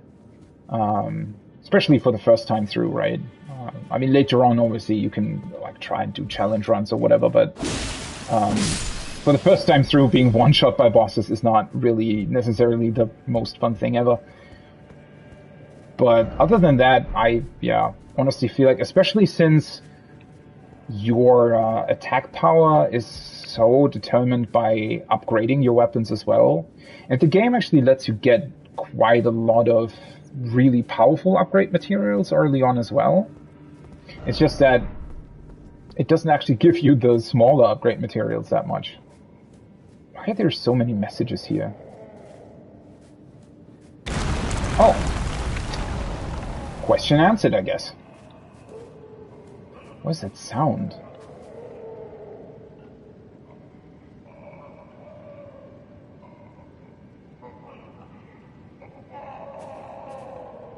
Really? So, but weren't you one-shot a lot then as well? I feel like a lot of enemies, they sometimes have like weird increases in damage output all of a sudden.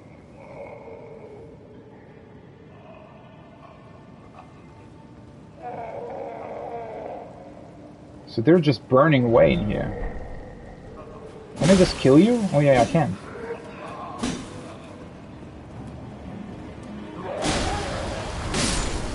Okay.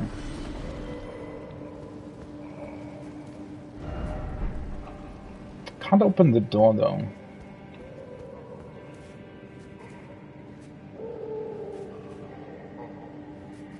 What is this place about? I mean, why lock them away? if in all of the other places these guys just have been sort of plastered all over the floor. Okay, there's a...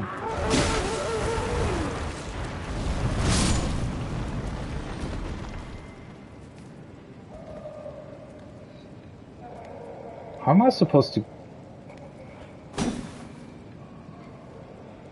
Is there a way to get into that cave somehow?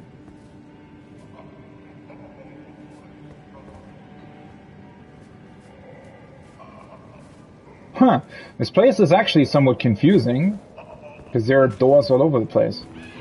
Oh, hi. Didn't expect you to be here. I guess I just have to move through first. Of course it doesn't.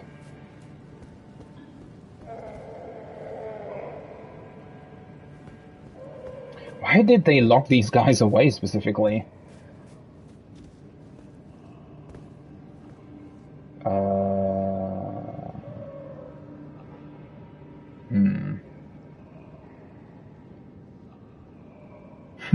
Okay, well that is true, right? If you're getting one shot, then I can definitely see you're really having to learn enemy patterns at that point.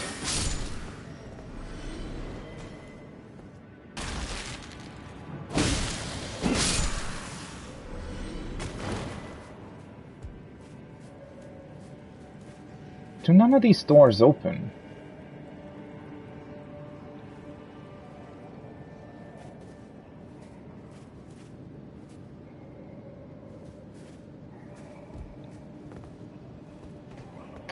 Well, I can definitely see that.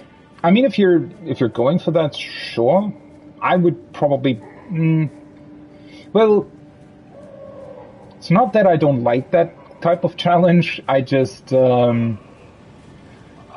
also kind of want to know where the game is going. So, if I have to spend like a long time on a boss on a first playthrough, most likely that's not going to be the most interesting thing for me. Though I definitely get it. I mean, it can be very fun as well. Although it does depend on the boss. On some bosses it can be insanely fun. On some bosses it can be... Especially with some of the weird roll timings that I've seen in this game so far. Getting one shot, can probably be a bit frustrating as well. That's a giant rat. It's the first time a cave has actually somewhat confused me in its layout. Ooh.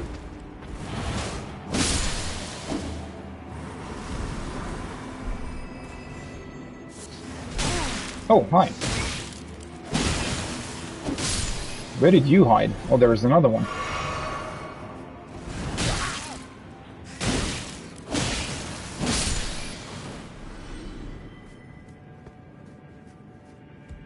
Am I moving back to the entrance? There has to be a way to open up all those gates, right?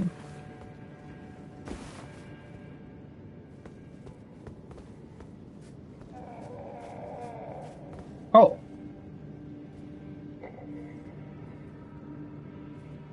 I did not expect this.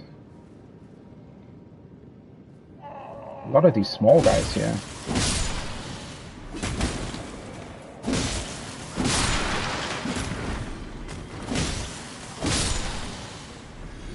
That was the one from above. Yeah, it was.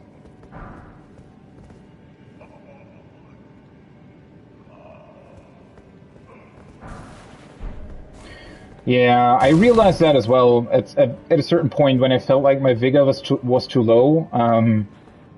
Actually getting the runes to upgrade can be somewhat challenging if everything one-shots you.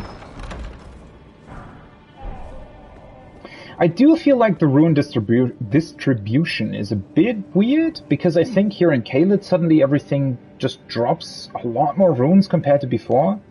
Especially when I went from Limgrave to Liurnia, I had already leveled up quite a bit, but the enemies were dropping I don't know, like 100 runes, and I already needed 20,000 for a level upgrade. Felt a bit weird, but I don't know, maybe they wanted it to be this way. This will probably open up everything, right? Indeed it does. Okay. Why did they... This place looks like it's part of a building. Where the fuck am I? Wait, oh, I entered from here, right? No, there's nothing above me. That is weird that they... I mean, I guess if these cells were used quite a bit, it would make sense to build like a more structurally sound thing into this place, but this just looks like the inside of a house, but it's in a cave. Quite interesting. And then this will... Oh yeah, this was the door that I wasn't able to open first. Okay, guess I'm just gonna move sort of backwards through the cave. Does that make sense?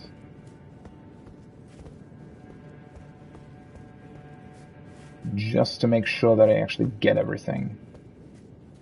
Okay, so this just loops around.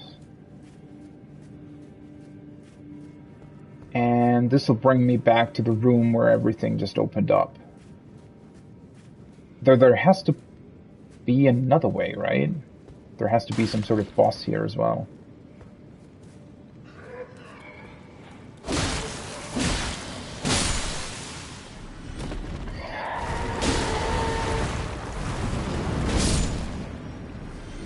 Oh, for a second I thought somebody else was coming.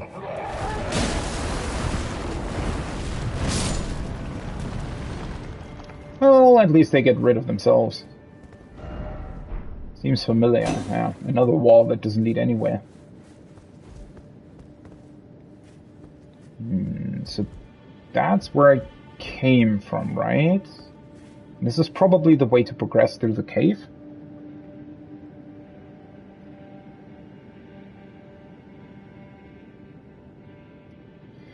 It is interesting to me when you're saying like a certain level of difficulty for a map portion.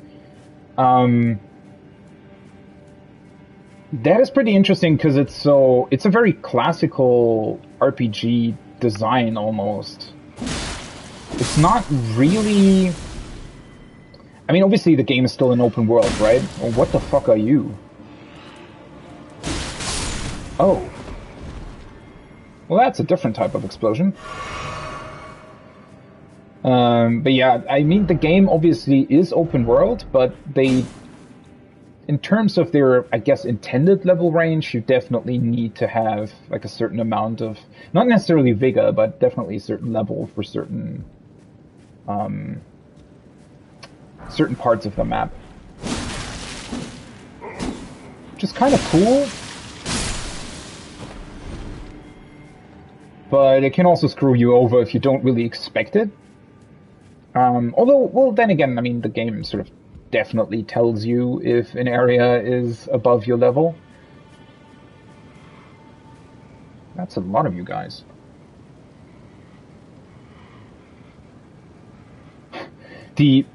What I find interesting about this cave in particular is it's honestly the first time that it's somewhat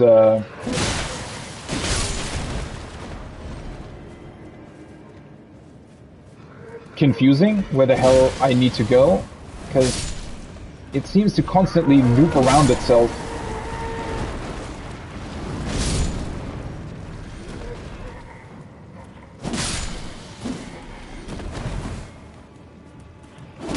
I didn't realize they could actually... So they can charge up their explosion, but they can also explode right away, it seems. Okay, so... Wait a second. I think this is where I jumped on earlier, right? Wait, there is a statue of Marika there. I didn't realize that. Is he already? No, did I jump down there? Maybe? Although that wouldn't beam? I don't remember that one. Okay, that was a dead end. This is a dead end, but with rewards at least. Wakizashi. Hey, a stone sword key. That's also quite funny. A lot of these places, I needed a stone sword key to enter here, right? And a lot of these places that require that also give them back to you. Except for the beginning of the game, later on you pretty much never have to actually buy the stone sword keys ever again. Okay, and now I'm back in the big room. So this will lead me back to where the rats were, right? I think. Wait, does it? Yes. Okay. So the other way, where that other item was, is the way forward. That way.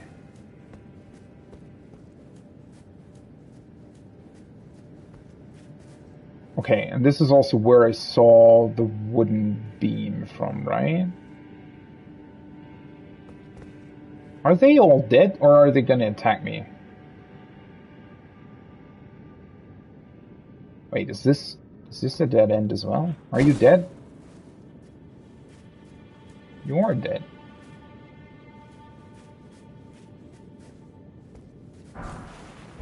Hey, nice, a rainbow stone. Just what I wanted. Oh, wait, I mean... Okay.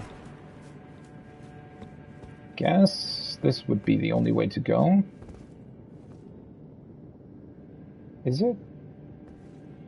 Okay, that probably leads to the boss, right? I have a feeling I missed a certain part of this cave, though. Somewhere in the beginning, I definitely missed certain things. Well, I can just come back and, I guess start all the way at the top once I've dealt with whatever's down here.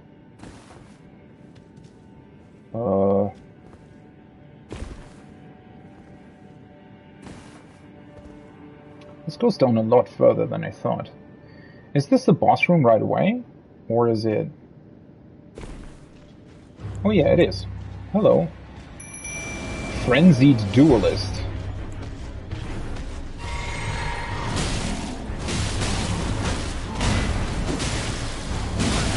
Oh. He's taking a lot of damage. Well...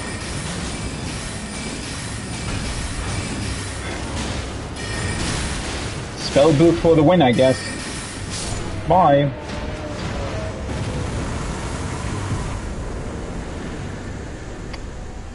More ashes?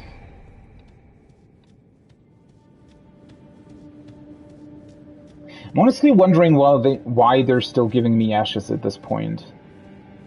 Oh, I have a slight feeling where this leads. That would be pretty awesome if it does. Wait, does it? Well, somewhat. Yes, it does. It does, yeah! I'm finally able to grab this item. I saw this the entire time and had absolutely no idea how to get there. The fact that they have, like, a cave exit here is pretty cool. Regalia of Eukade.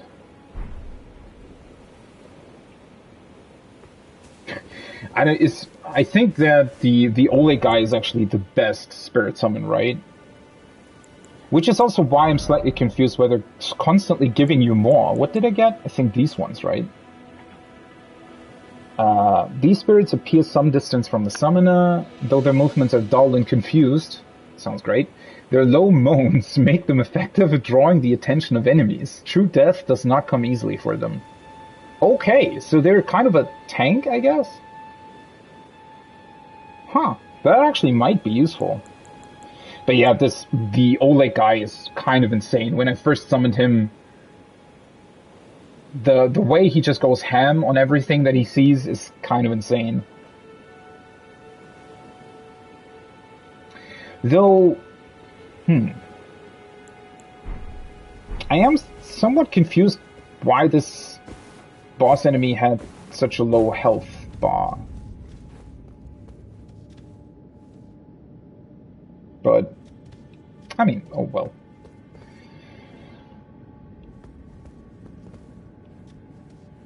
Okay. Oh, right, I can remove the symbol from my map. I had this up here the entire time, because I wanted to know how to get to that item. Finally found it. Also, I can... Wait, no, I'm not going to mark the cave as complete, because I think I might have still missed, like, a room or something well, not upstairs, but, you know, at the entrance to it. But first, I want to know what I actually got, despite the ashes.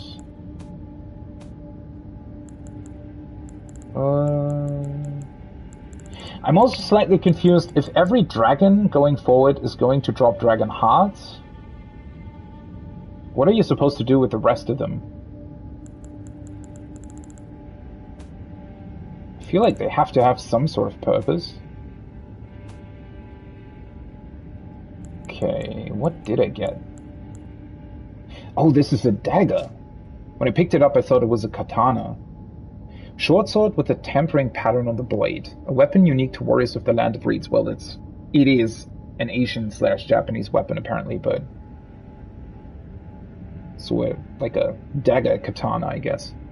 These swords are considered auxiliary weapons, yet one man is known to wield this weapon in his left hand while using a full-size katana in his right. A demonic swordsman known only as Okina. Okina. Okay. Who is that? I don't actually think I've heard that name before.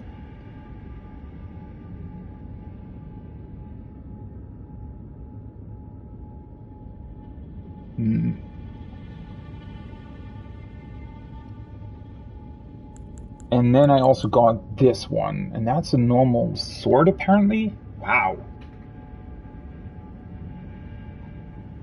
That's a pretty awesome pattern on it. Treasured Sword of Eukate, a lesser long-vanished domain. The copper coloration is not to be confused for rust, but is a conduit for its wielder to move it by their will alone. Swords of Eukate dance through the skies, and it has a unique skill. Infuse the sword with energy, then fling it forwards in a corkscrew attack. The sword continuously deals damage while violently spinning. Charge the attack to increase reach and duration of the spin. Wow. That sounds awesome. And Eukate is a lesser... I don't think I've heard that name either.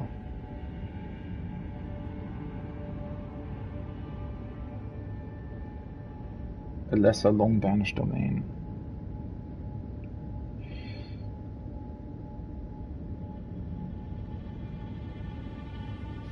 So many cool things at this point.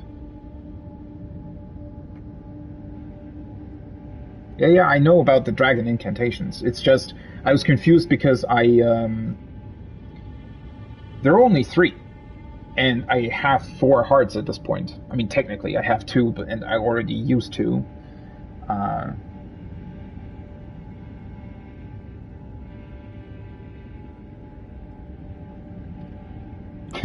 I actually wonder what kind of... Well, then, I mean, the spirit summons that are better than Oleg probably also kind of depends on what you're trying to do, right? Because I sometimes actually swap to the jellyfish, for example, just to be able to poison enemies that were annoying. Because I felt like poison can also be pretty effective, especially with enemies that disengage for a long time, like dragons. Although, well, poison wasn't that effective on dragons. Okay, I don't think I actually got anything else here. I do wish, though, I mean, the spirit summons are cool, but I feel like they went a little bit overboard with them in terms of the sheer quantity that you can get.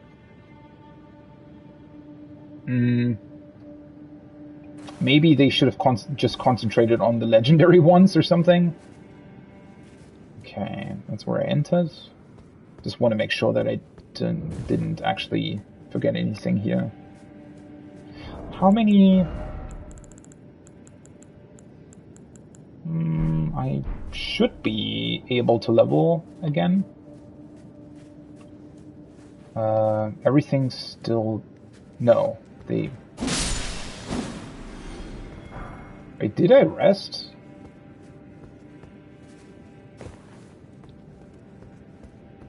They all respawned.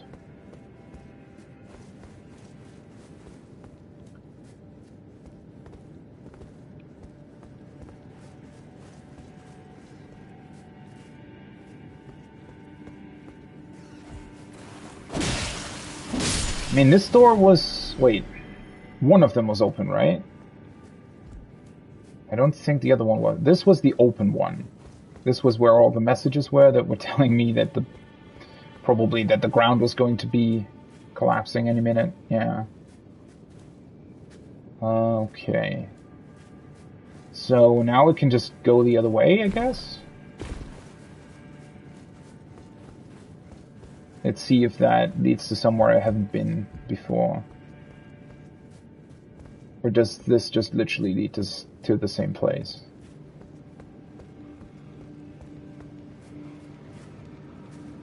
Hi.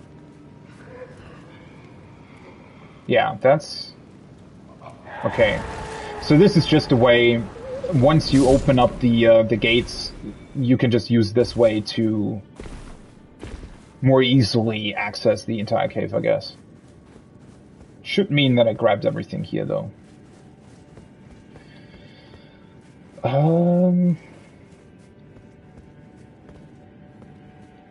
Why am I even running back? I could have just teleported. Oh, what?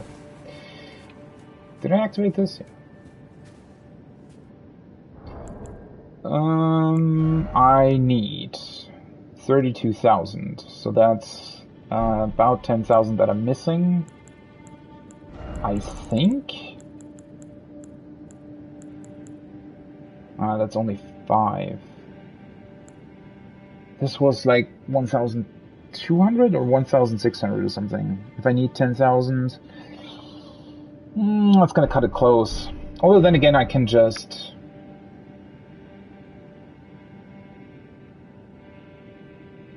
Let's just teleport here real quick. I'm just gonna sell a bunch of stuff to the merchant so that I'm able to level up.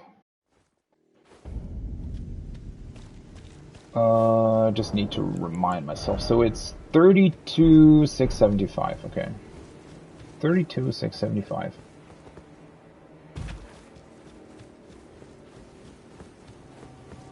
Ah, how nice of you, Lise. I want to sell. No idea how I can sell stuff to you, since apparently you are hungry and don't really have anything, but... Oh well. What did I say? 32,675, right? I'm gonna sell these. I'm not gonna use them anyways. And...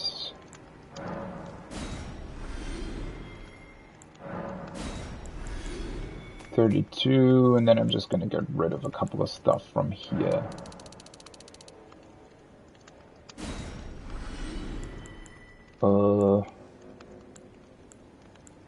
Anything else I have a lot of? I mean, these guys you find all over the place. So what do I need? Another 130, right? Yes. And then... Well, do I... Actually, moving back to the cave wouldn't really do anything for me, since I would have to go through the rotten swamp again while being attacked by the plant.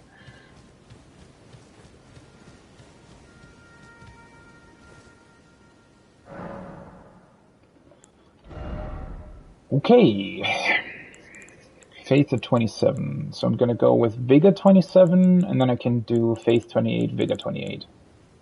And that'll get me to the point where I can use the, what were they called? The incantations where I can summon the, like, dragon tail stuff from those dragon knights. Okay.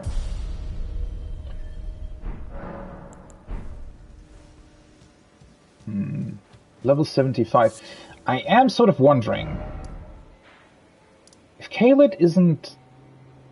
well, it's still going to take some time to get through here, right? I'm just kind of wondering, I still have to do the entire capital as well. At what kind of level I will end the game. Probably like 120 or something. Which does make sense considering the size. That would be sort of the same level that I ended Bloodborne on, including the DLC, I think.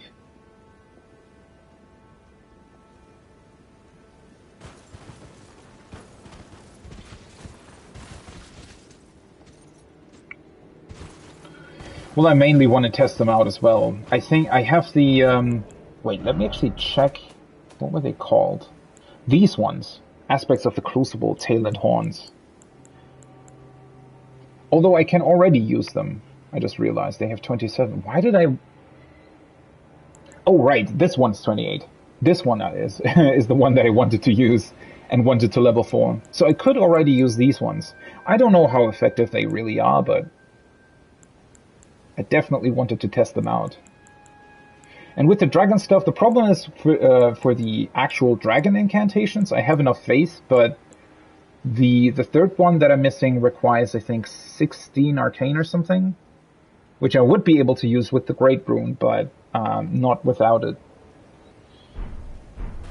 And I don't really want to level arcane more. Because that would make my build sort of a intelligence slash faith slash arcane build.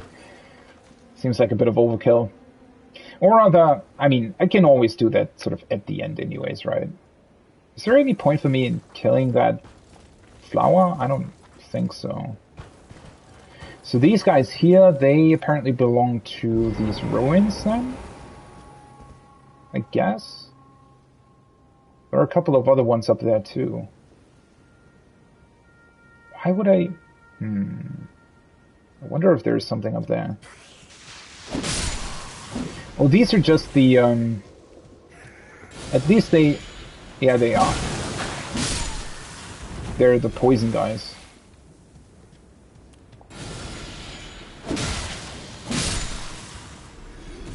For a second there, I was wondering whether or not they would be some sort of other version of them, where they inflict rot instead of poison, but... They're the same guys. Oh, is that one of the... They are weird. What the fuck is that thing doing? Is that normal? Why is it sticking up like that? Or is it lying down, technically? That looks weird. Oh well. At least now I will actually be able to handle them. Caelid Waypoint Ruins. Hello. Oh yeah. They're not threatening at all anymore. That was also a very weird death sound. When I first encountered them, when that chest transported me into the cave where they were insanely hard to defeat. Especially since I think at that point I still had a sword that actually bounced off of them. No, did it? No, I don't think it did. They just had a lot of HP and they have an insane ranged attack. I think that's these guys. Or maybe these are like a lesser version of them.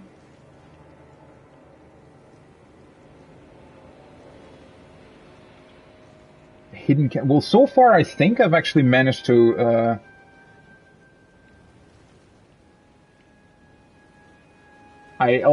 hopefully I'll be able to find the hidden cave that you're talking about. Yeah, well, to be honest, the transporter chest actually didn't get me. I was able to roll away from it, but I wanted to see where it led, or what it even did. I mean, at that point, I think when I opened it, I didn't even know that it would transport me. It just emanated this weird mist, and I didn't really know what it was going to do. And so I just stepped into it to try and find out, and then suddenly I was in a cave with enemies that I was definitely not ready to defeat. Because they have these, like... Apparently they're like stones or something that they throw at you. and that dealt about, I think, 70% of my health bar if they were able to actually hit me with it. And I think I took probably like 10 hits to defeat one of them, and there were 3 in that cave. All trying to kill me at the same time.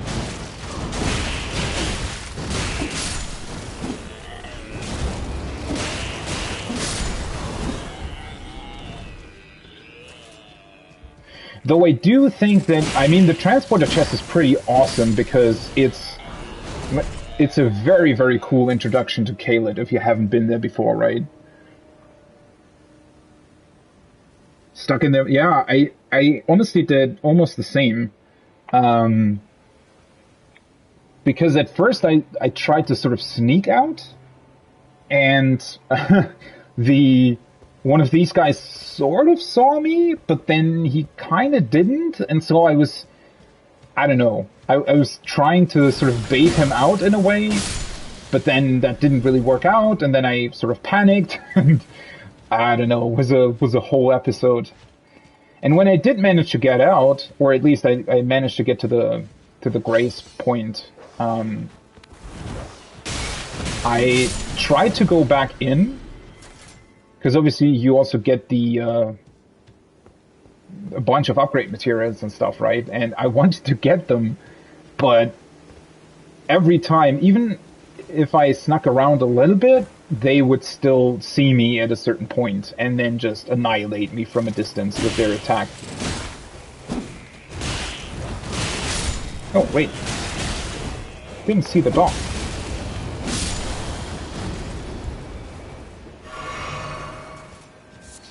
It was a pretty nice upgrade, because I still managed to get a couple of upgrade materials. But I thought that the introduction was pretty awesome because, I mean, I saw, obviously, from a distance you can see from Limgrave that Caelid is, I don't know, something's going on here, but, walking out of that cave and realizing, oh, fuck, this area just looks like death. That was pretty awesome.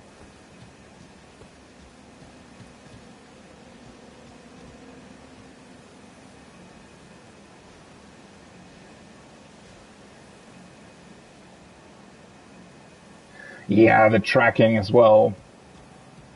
That was because when they first shot at me, I think they missed because I was still in the shack or something.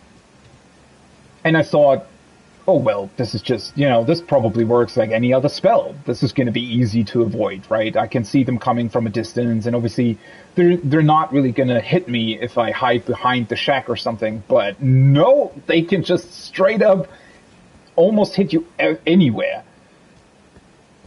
They were pretty insane with their tracking, yeah.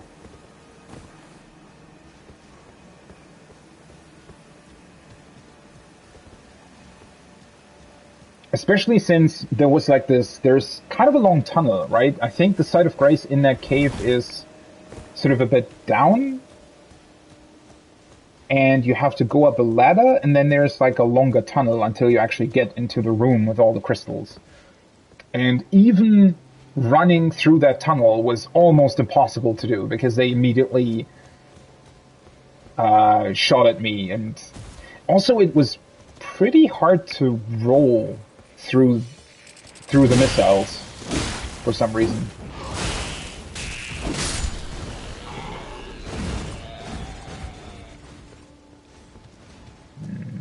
Okay. There's something else here. That guy is already dead. Oh, I should probably also... This one is completed, just to mark it off.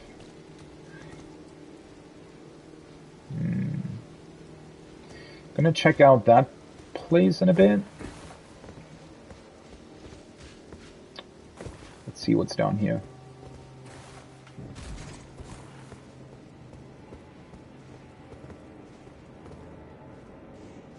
The hell is this?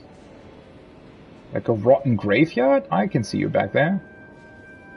Well, this is new. Oh, there's a lot. Oh, these are smaller ones. Ew.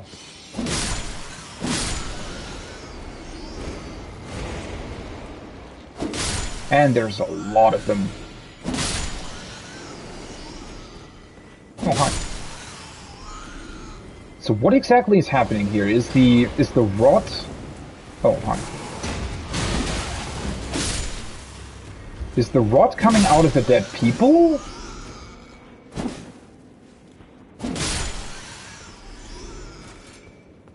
Huh. Honestly wondering if that's going to get explained at some point. It probably will, but... That's very intriguing. Why does it remind me of The Last of Us so much? This honestly, yeah, it almost looks as if the dead people somehow turned into... or got infected or something, and that ultimately led to this rot spreading.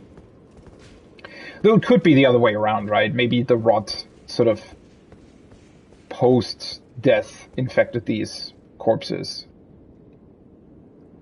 Either or.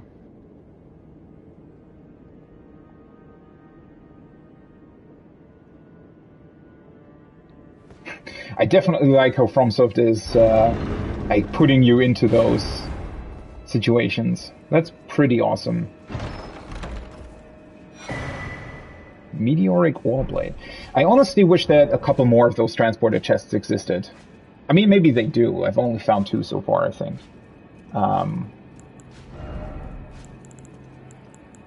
I wish that actually they would have put less of those teleporters and more of the trap chests. No, never mind. I think I found 3. Because Patches also uses one of those, right? Wait, does he? I think he does. So that would have been the 3rd one. But it's been a while since I found one. What was this weapon? Meteoric. Is that another sword? No.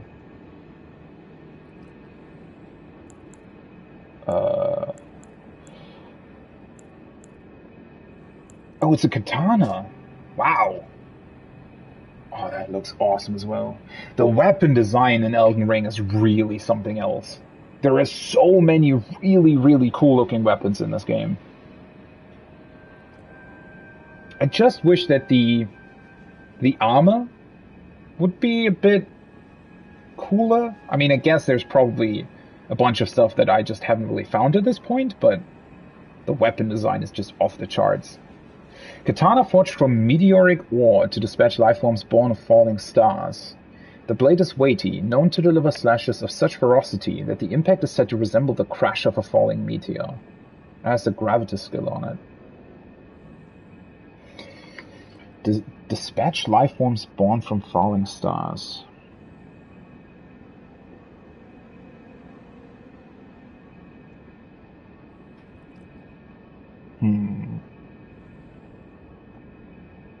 So far, I think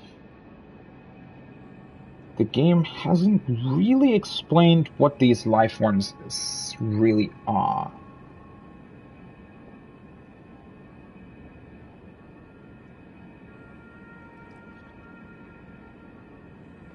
I mean, clearly there's a lot going on in terms of the sky and, I guess, sort of astronomic phenomena, but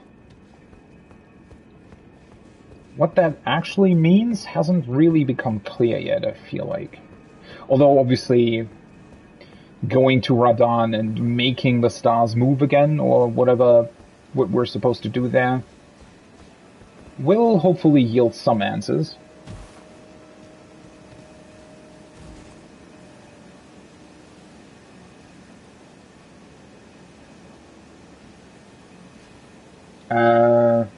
Wait, oh, the transporter chests you meant. Well, I mean, yeah, I was thinking about the Patches. Did you find Patches? Because he has one, right? The first time you go in there, I think, yeah, he traps you in a transporter chest. Then there is the one that transports you to Caelid, and there is another one that transports you to the capital, I think, in on the Weeping Peninsula, all the way to the south in one of the towers. I think that's the 3 ones that I found. Wait, how the hell? Can I just go up here?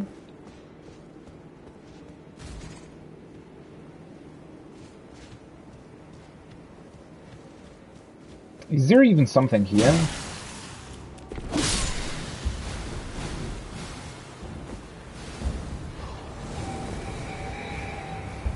What the hell? Where were you going?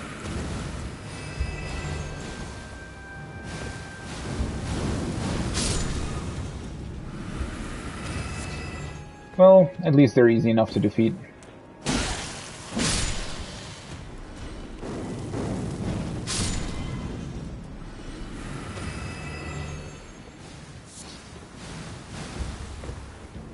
Now I'm actually really looking forward to the desert. I mean, there's still so many mysteries in this game. Liurnia and, you know, meeting Ranni and stuff has sort of answered a bunch of things, but it also kind of didn't. I mean, there's clearly still a lot going on that I don't quite understand yet. Oh, right.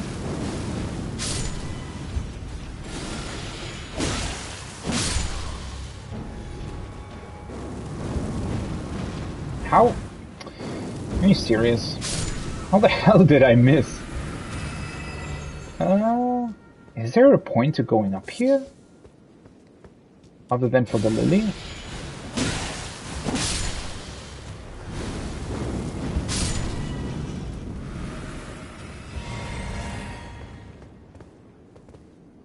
Is this just a dead end? Probably. Oh well. At least now I know that I did everything here. Okay. That's these ruins done. Was there something here that I'm still missing? There, I think... Wait, was there? I don't really know if I want to deal with this huge lake quite yet, or if I want to move south first.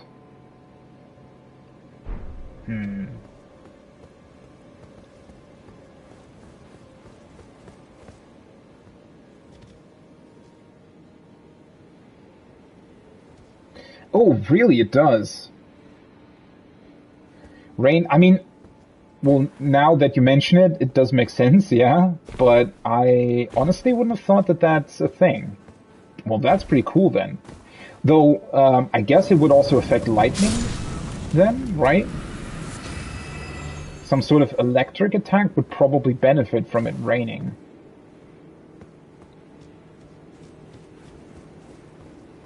It's actually pretty interesting. The game does a lot of that cool stuff. I almost wish that it would be a bit more pronounced. Because, I mean, it's cool that it exists, but 10% isn't that much, right? I almost wish that that would be... well, I mean... It's always a bit of a balancing act, right? If you introduce something that really has like a very, very big effect on the damage, and somebody has like a fire build, obviously it would be pretty bad for them to suddenly not deal any damage anymore. But at the same time, I kind of would like for these effects to be more effective rather. I mean, I guess what they could do is just not reduce the damage as much, but make something like fire or make something like lightning really, really effective if you know that it benefits from rain. Also, if that's the case, actually, it would be pretty awesome if you could. It would honestly be pretty awesome if you could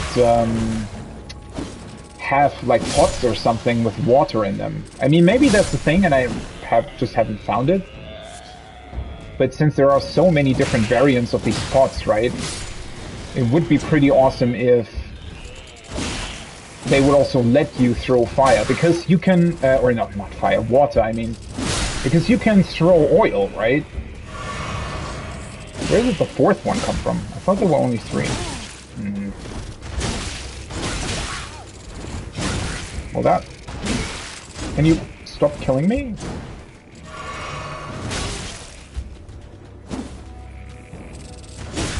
Ah. Why is it...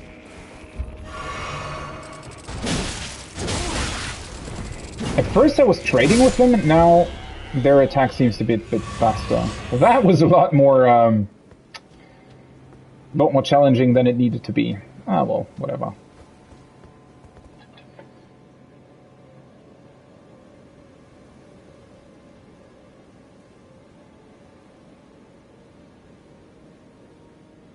Ah, that's pretty cool then. Yeah. Right, that makes sense that you would be able to sort of create AoEs with that. Well, yeah. I don't know. It would be... I think it would be pretty awesome if those kinds of effects would be a little bit more effective overall. Because this way, I mean, yeah, it's a nice little detail, but it also ultimately, probably, for most situations, doesn't actually make that much of a difference. I kind of wish that it would make more of a difference. Especially if you would be able to create stuff like that yourself. Honestly, now that I think about it, it would be awesome to have like a spell that could create rain in like a certain area to combine with lightning. Or vice versa, right? Create like a small sun that eliminates, I guess, rain or wet-like effects from a certain area. Or create a lightning storm. That would also be pretty awesome. I mean, technically areas like that already exist, right? Because in areas where these lightning flowers bloom, they already have sort of localized thunder and lightning strikes. So, sort of incorporating that into an actual spell, I feel like would be pretty awesome.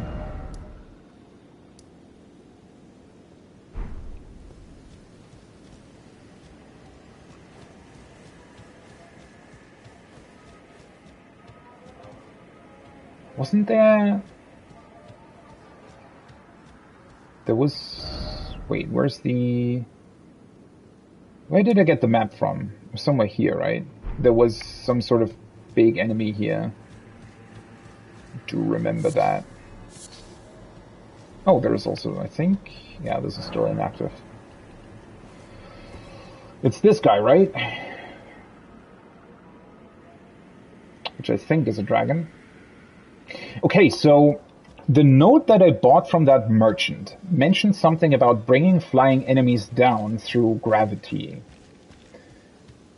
I'm just sort of... I mean, don't the dragons fly up fairly high? Let me actually see. I have a gravity spell, I think.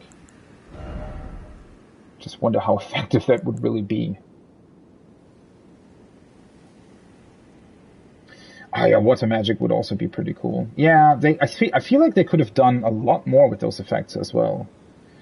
I haven't really tried the ice magic either. I mean, I fought enemies that utilized it, but it didn't necessarily feel like the ice effect did all that much, to be honest. I think it like slows you down or something, right? But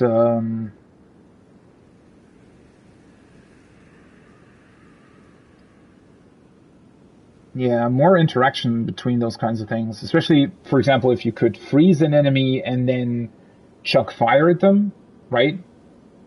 That typically has like added effects in other RPGs. Though I feel, well, if they would have introduced more combinations like that, they probably would have also had to increase sort of spell casting speed or something, because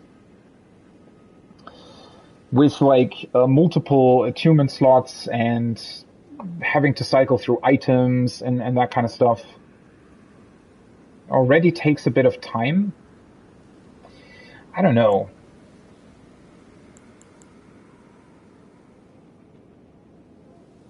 Okay, I have this. Gravity Well. Pulls foes toward caster with gravity projectile.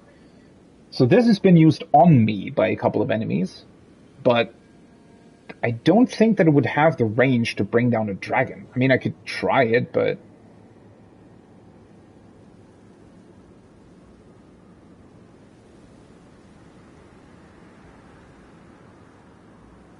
just kind of intrigued that the note specifically mentions something like that. I mean, I'm just gonna equip it. I don't know. Or maybe you can... maybe I would be able to sort of hold the dragon on the ground with this? 12,000... I'm actually gonna go towards the graveyard first. Maybe you can get another level before I fight it. These dragons... I mean, the dragons are somewhat fun to fight, but they sometimes also... they can get annoying if they fly away too much. Huh. What are you looking for? Oh, there's a bunch of you.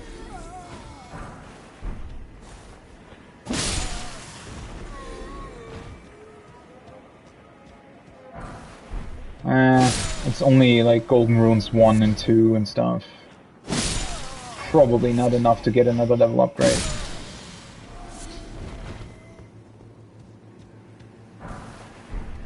Oh, that's a 5. Oh, hello! Where the hell did you come from? Hi. Oh. Well, he got angry quickly. Probably shouldn't target him. Thought I dodged that. What? The hell was that move?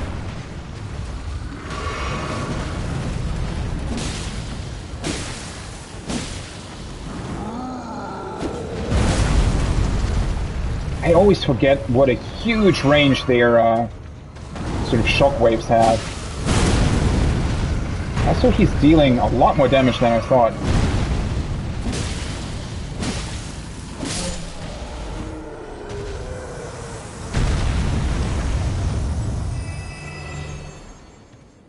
So was he enchanted or hidden, or how the fuck did he hide? Some sort of magical mist, maybe? Also, that's my, like, 4th larval tier at this point. Wait, how many of those do I have?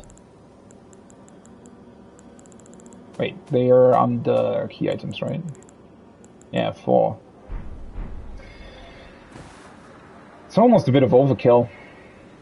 In terms of respecking, you don't actually need that much.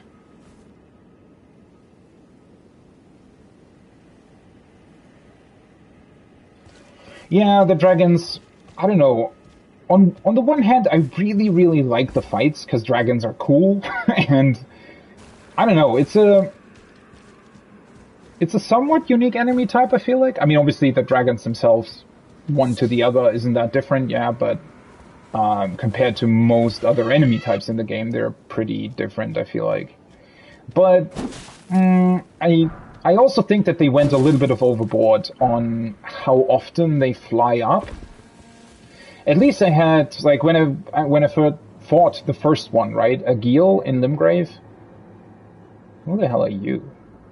The problem was that the way that area is built up, it very often happened to me that the dragon actually flew up onto the cliffside. So that just became annoying. He wasn't really even able to hit me. He didn't even deal damage to me. He just pretty much flew away. And at certain points he even flew so much further away and so high onto the cliff that he even disengaged from me because he wasn't able to see me anymore. And yeah, so that became a little bit annoying. How the hell did you... Oh well. I probably want to have full charges of my flasks for this anyway. But yeah, the dragons are pretty awesome, but they can also be a bit finicky, I feel like, in terms of their movement, especially when they fly up a lot. Sometimes the AI just doesn't really cope with really big elevation changes too well, I feel like. Because the crystal dragon that is close to the academy as well, that also, because I was just trying to hide behind the sort of stone structure where it's resting at first. But what ended up happening is that he became completely confused, because I think there is like a small opening in that stone structure, and I pretty much bounced back and forth between sort of through the opening, and I went back and forth in order to dodge his breath attacks. But what that ended up doing is that he became completely confused, because he had to sort of run around the stones every time that I went through the little opening. And so in that case as well, the AI probably disengaged from me like 5 or 6 times, because it just couldn't handle me going through that small opening. So, and fighting him on the like bigger open field just meant that he would fly up all the time, and I was wide open to his, I don't even know what he's doing. I think magical breath or something. So on the one hand, I think the fights are really, really awesome, but I mean, visually, they certainly are as well, but they do have a couple of problems, unfortunately.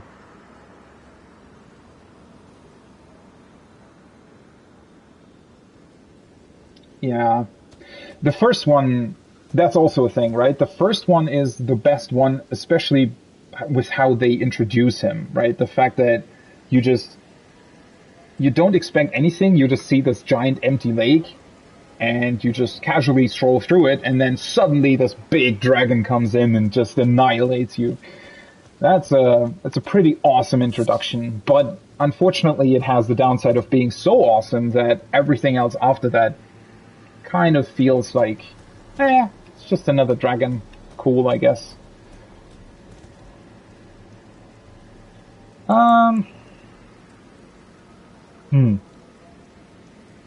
What do I want to do with this one, though? Because usually I actually swap to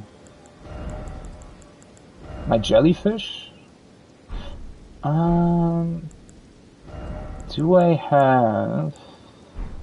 Wait a second. I still have these ones, but they build up a lot of poison on myself as well. Unfortunately, you can't use the poison grease. So I would have to... I can craft these. But only 5, right? That's unfortunate. I would need more thin beast bones. I can... Oh, right, these are new, though. Or not new. No, never mind. I just have more toxic mushrooms now.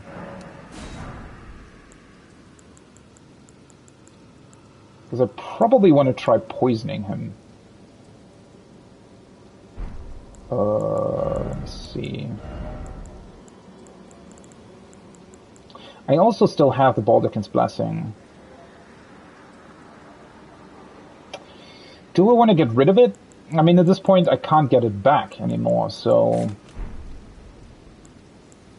I'm not so sure. I don't necessarily think that keeping it in your inventory has any effect on the story. That would be... It would honestly be a bit strange.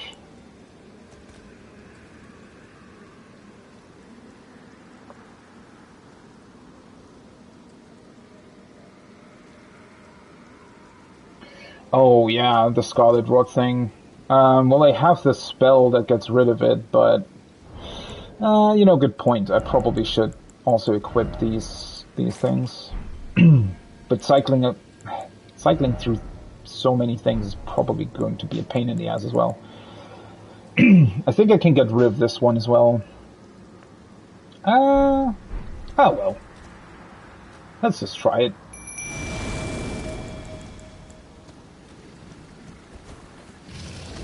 See how much damage this deals. Wait, it deals actually 500 damage or something, but he has just a ton of HP. Oh, oops. He seems bigger than the other ones as well. Oh, that was bad timing.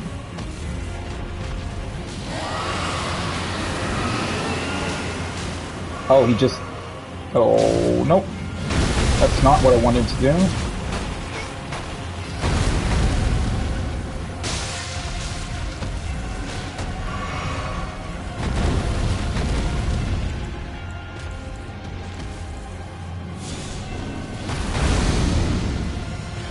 Yeah, the most annoying part about the Scarlet Rod is that it just stays around for so long, I feel like. Did I poison him even? Oh. I thought he was going to do his breath stuff. Oh, for fuck's sake. He just deals a lot of damage.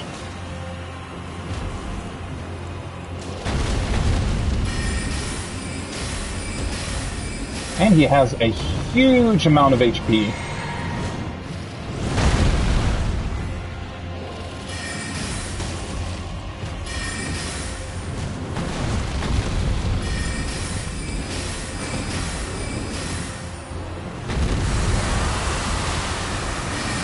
Oh.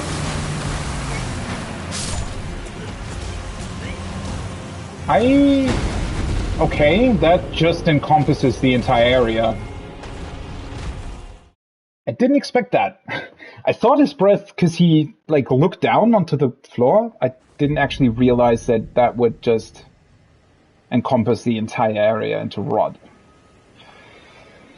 Yeah, that's... He just has so much HP is the problem.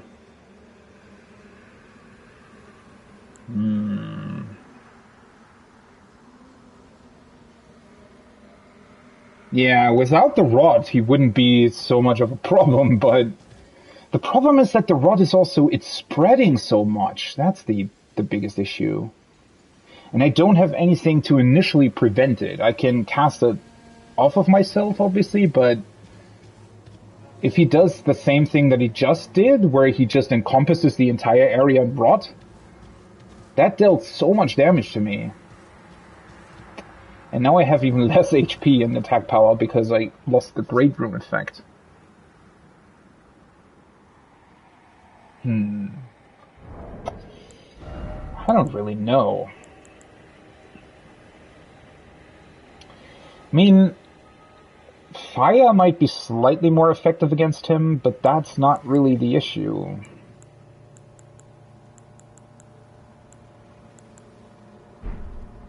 Hitting him with darts. I think I'm just gonna try a couple more times. Let's see what the fire does. Oh, oops, I forgot. Ah, shit. I have less FP now as well. 600. Well, slightly more compared to my magic attack, but... Oh.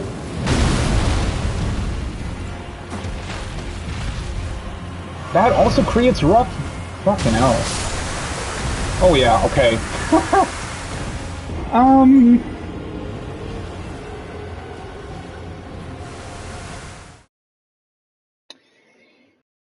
I honestly think I don't really have the damage at this point. Unless I would be able to sort of perfectly dodge the Scarlet Rot attacks, but...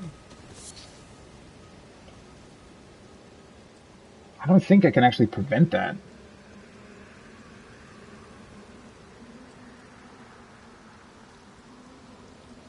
Oh, wait, Glintstone Pebble is the one with the 3 things, right? No, wait. Do I even have Glintstone Pebble?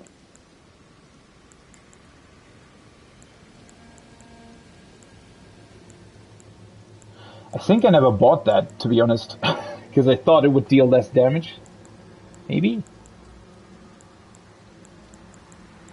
Well, I mean, that's not really the biggest problem, though.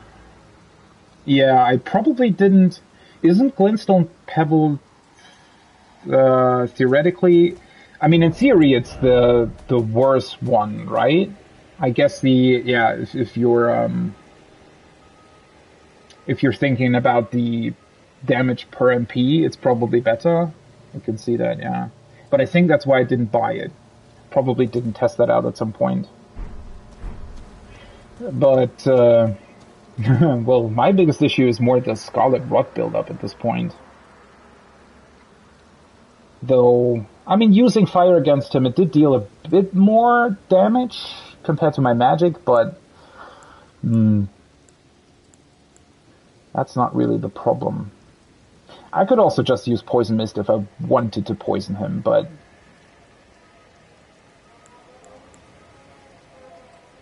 The bigger problem is to avoid his Scarlet stuff altogether. Also, I think... Wait, did I actually forget to pick up my runes? I think. Oh, well, wasn't that much, I think.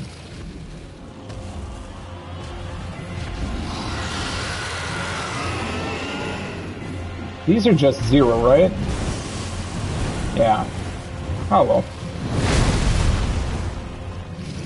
That still hit me?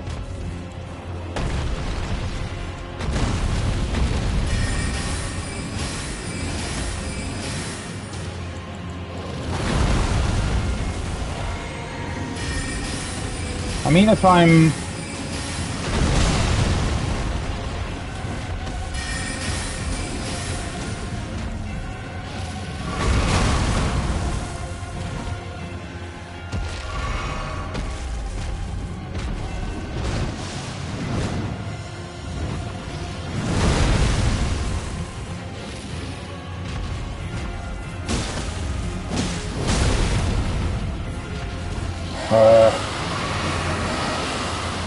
Committing to 2 attacks is already enough to hit him, to hit me.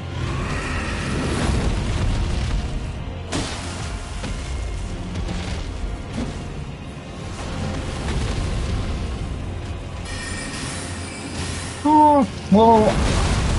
Okay. Well, that was dumb. His HP aren't necessarily the problem.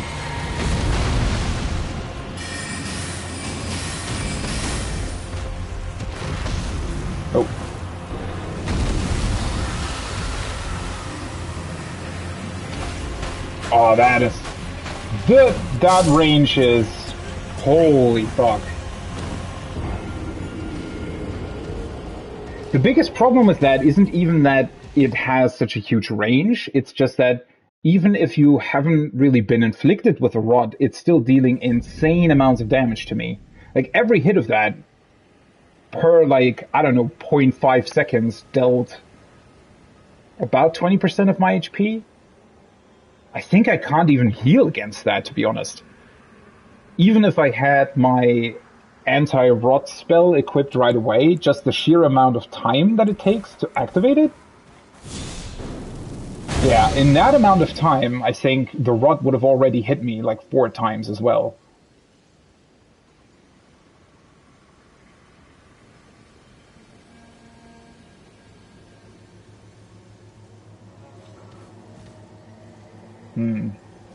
Yeah, I mean, I can hit him with fire as well, but the issue really is if he does that attack, I'm pretty much instantly dead. I mean, I knew that it was coming.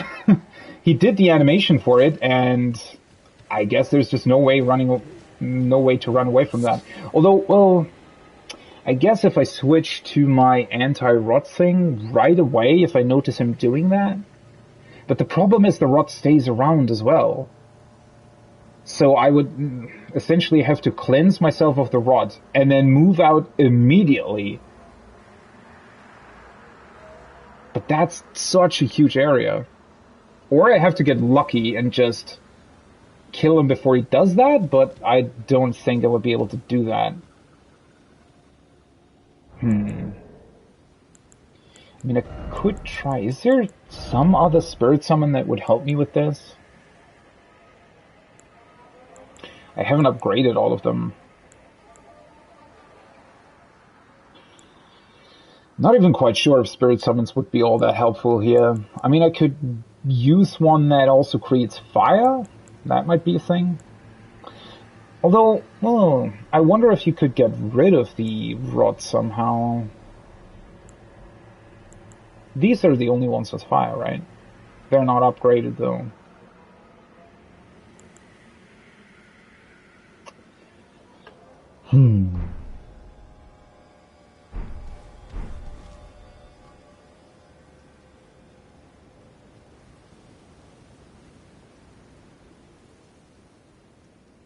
Yeah, I was thinking about that. Maybe I could use my horse to ride out of it.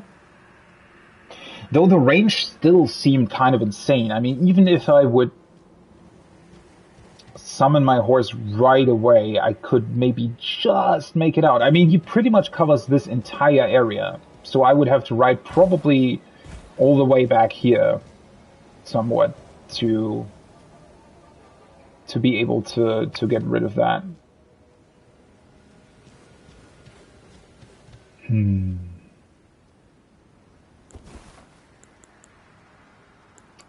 Problem is also that the fire spell is just too slow, and I don't really have...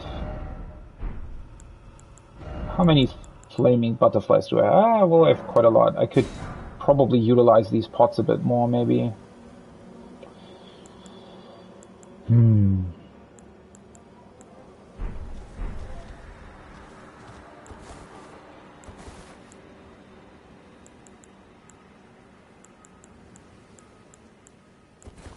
I mean, the damage that I was dealing initially was pretty good. Wait.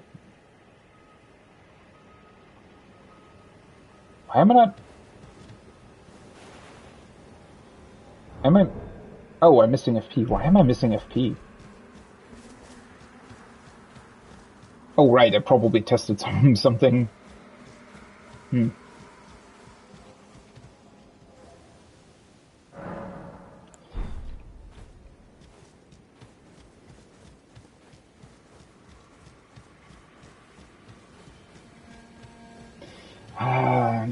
The problem is that the horse is also so finicky.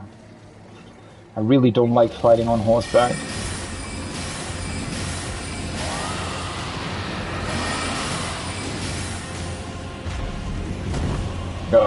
You serious? Oh, okay. That's just his normal attack.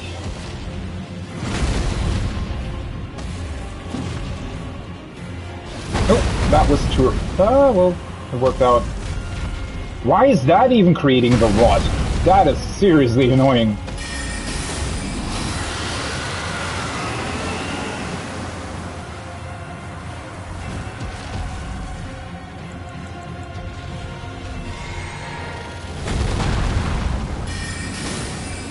Kinda surprised that didn't hit me.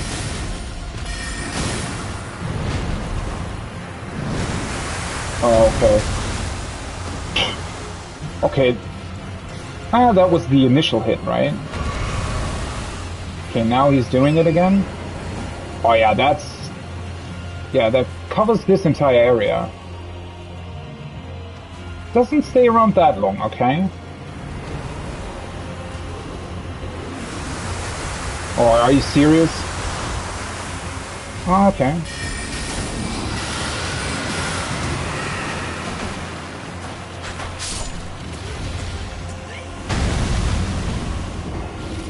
Well, maybe I shouldn't have hung around so much in front of his face.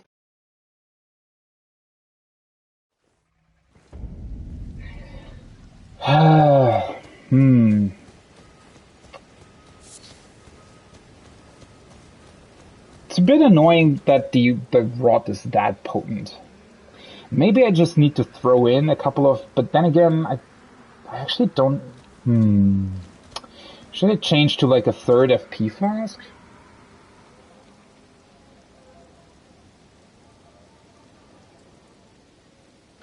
Yeah, the biggest problem with the rod really is that the ticks already deal so much damage. I think it didn't even fully inflict me with rod. It's just that... Where the actual rod infliction, I think, doesn't even deal that much damage. It's just literally the ticks when you get it initially.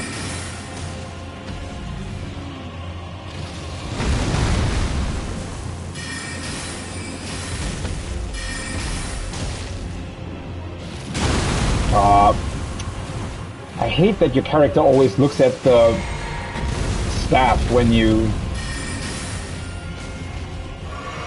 out of FP. You really need to... I thought he was going to do some breath down. Okay.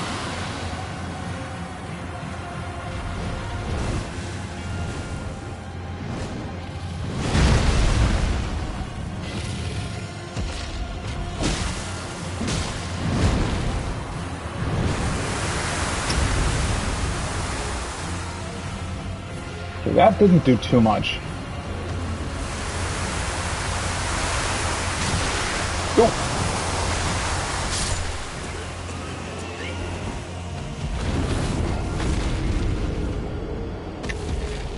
That initial breath. Well, the biggest problem is that I somehow need to stay close to him, yet at the same time I sometimes need to disengage because he's doing his rot stuff. That's really hard. The fight is a lot easier when you're really close to him, because most of his sort of sweeping attacks and stuff are somewhat easy to avoid. But when you're close and he does the rot,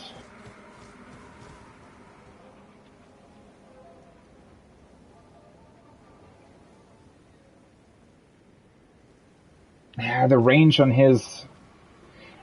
all of the rot stuff is just... It's not even the fact that it's rot, it's just almost the initial damage. It's also a bit annoying that he... that was bad timing.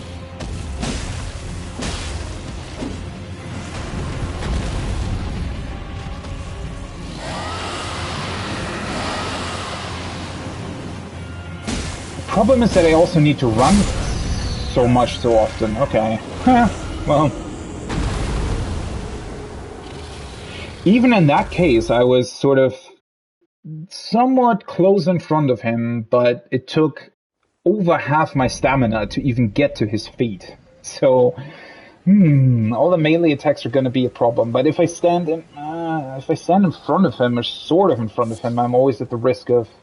if I'm utilizing mostly my magic. Okay, let me just... I do want to see how much damage the fire pots are dealing to him. I don't expect it to be too much more compared to my fire spell thing.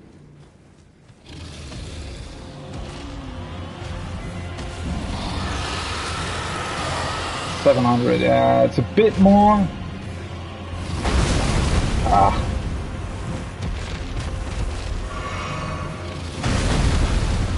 Delay on the storms, and then he also creates rot with that.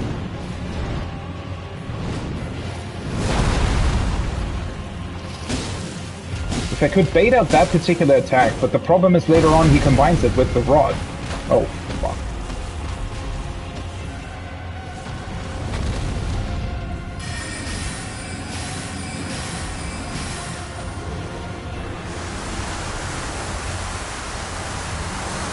What the? Oh. Wait, that was another one. I thought it was the... This is more of a, like a bow attack? I thought it was the straight up... Man, why is that dealing so much damage? Shit.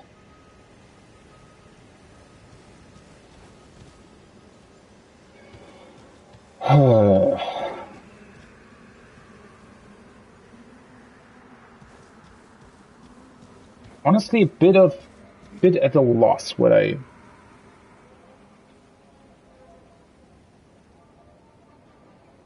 I mean, should I just try horseback battle? The problem on horseback is that it would be really annoying to switch between magical and melee attacks. Or rather, well, is it really? I guess I could just switch out my right hand stuff. Though the problem is, if he inflicts me with rot on horseback, probably would be a bit harder to cleanse. all things considered.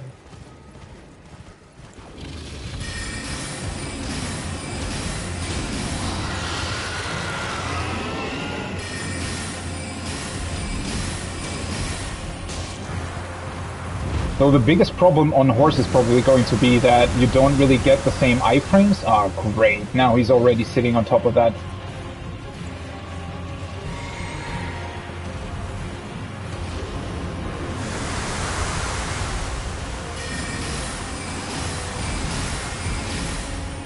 Problem is also that hitting his head probably does... Whoa. Okay, I did not expect to actually dodge that.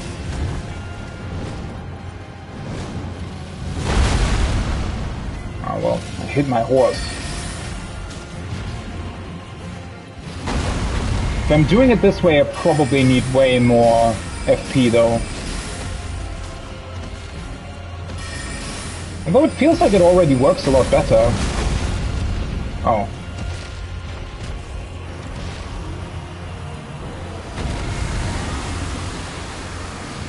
Okay, that's the... That is such an insane range. It honestly makes me wonder if they're expecting you to fight him on horseback. Yeah, that's the biggest problem on your horse, is that you don't get the iframes. Well, great, now I'm out of stuff.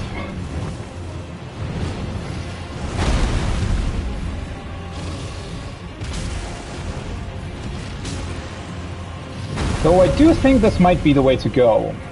Problem now is just to actually hit him.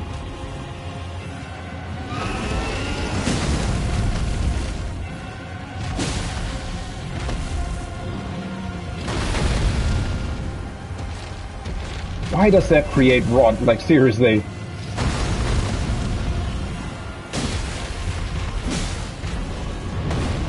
Oh.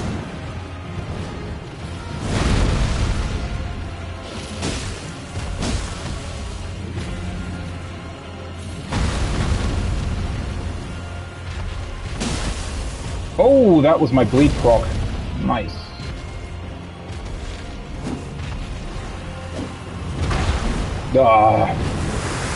Oh god. Well.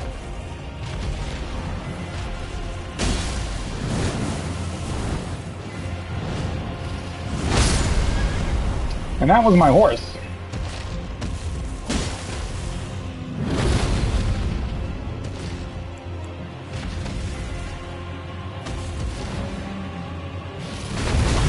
Oh wait, what?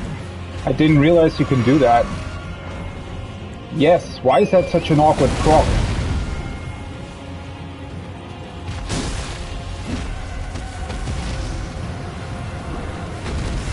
Huh. So for the longest time, I actually never used that item that lets you regain HP on your horse, or rather HP for your horse. Ah, seriously? I don't... Not... It's a bit hard to...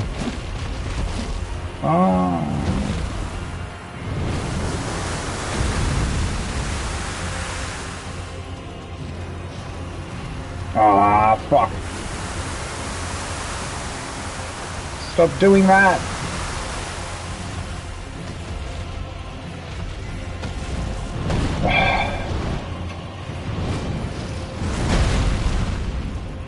I think I got a bit lucky on that one.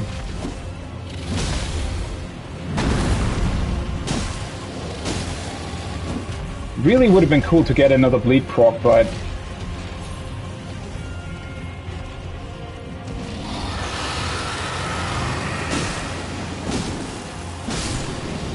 Nice! Okay, horse was the way to go. Good to know. Good to know. 38,000 rooms, holy shit, okay.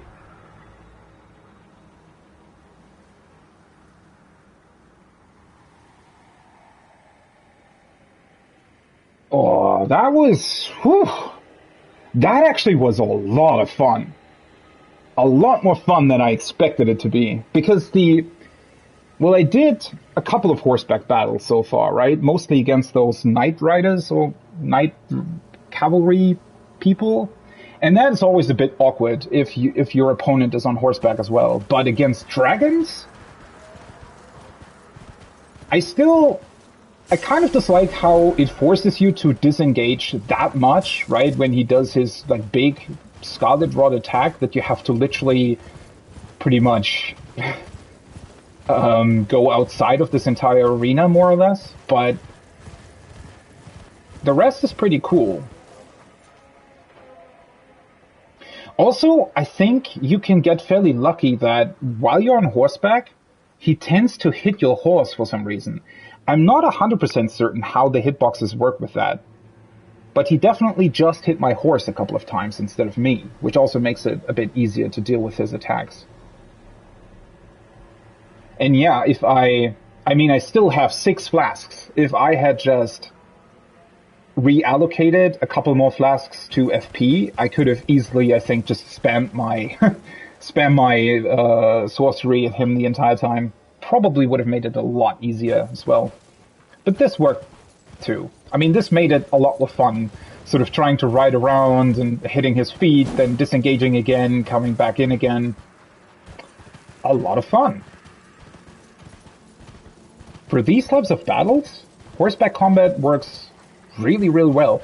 Though, I think in this particular case, what also helped me was that this dragon stayed sort of inside of this general arena, more or less. I mean, at one point he did sort of fly up onto that rock, but for the most part he stayed in here, which also helped. I think the other dragons, they tend to fly away a bit further. Might also be due to their attacks, right? Because his sort of biggest thing was this jump up, and then he sort of jumps down, and sometimes after that he uses his breath attack. Probably depending on how close you are to him or something. Whereas the sort of the magic crystal dragon next to the academy, he also had this wide sweep. And I think Agil in Limgrave has the same thing, where they fly up and then they do this like really, really long sweep of the area where they're breathing fire or magic in like a zigzag pattern. And he didn't really do that. He instead has this huge AoE Scarlet Rod thing. And that technically is a bit better to deal with once you know how it works, because, yeah, it keeps him closer, all things considered.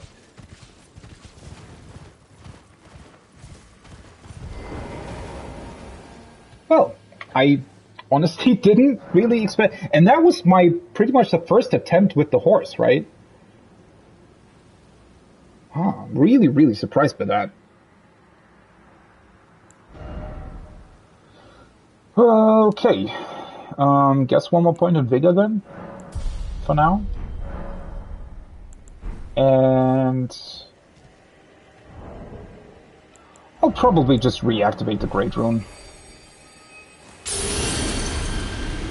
It's just a bit more comfortable while you're traversing the open world. Everything just dies a bit quicker. Okay, so I already looked at the graveyard. I guess it's time to look at that chapel. Although... I mean, I'm close to the site of grace anyway, right? I'm just going to teleport back quickly, just to grab the third spell here in the church. Though I do wonder, this Dragon Hunter, Yura, or whatever the NPC is called, he is talking about the fact that this dragon stuff can consume you. I'm still wondering whether or not that's a thing. Whether or not you can actually lose yourself in this dragon stuff.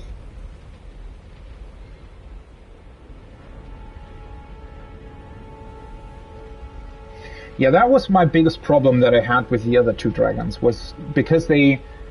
Not only do they disengage for like a very, very long time, because it takes so long, right? It's probably like 15 seconds or something, their attack that they're doing. And also, at least as far as I remember, when they're doing that breath attack, they're flying very, very far away. The point where they touch down is a lot further away compared to this dragon.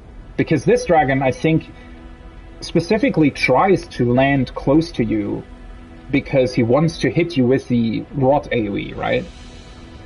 Whereas the other dragons, they fly further away and then try to do this wide sweep with their breath, typically. Which is a lot more annoying to deal with because it's very hard to get back to them when they've already flown that far away.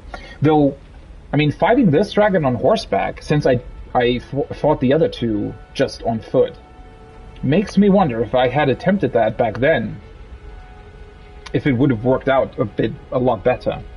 I think the biggest reason why I didn't do that at that time is because fighting what was it called? The Tree Sentinel at the beginning on horse felt really bad. Because the hitboxes are kind of finicky and, well, you don't really get iframes on horseback either, I think. And so I just had sort of a bad impression of horseback combat for the longest time. But yeah, it seems to be a viable option in a couple of places. Okay, I can't really use this without the Great Rune though, but I'm gonna get it anyways. I'm just wondering, what the hell is up with the other dragon hearts though? I mean, I still have... Wait. Here. I still have 2. And there's definitely more dragons that still drop these. Are they just sort of for show? Or maybe at some point they're gonna give me more?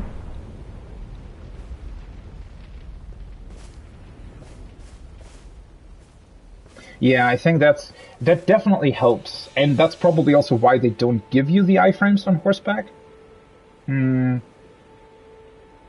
Though I wish that they would have, like, one thing that I wish they would have changed on horseback is when you press circle, so when you start sprinting, right?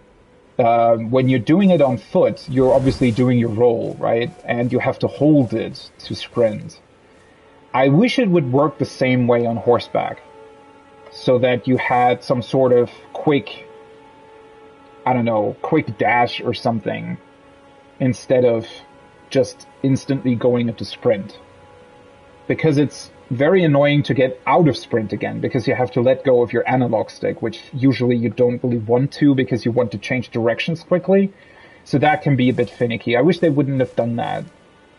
I think that would make horseback combat feel a little less awkward. Also, there is this weird turning animation that you sometimes go into. I think it's, yeah, this one. Which, if you do this in a fight, it can be really bad. And it's a bit finicky to avoid if you're, like, trying to change directions quickly without the animation playing. Okay, I'm actually gonna... Let's see if he has different dialogue. I don't think he will, but I'm kind of curious whether or not the Yura guy comments on me consuming 3 hearts.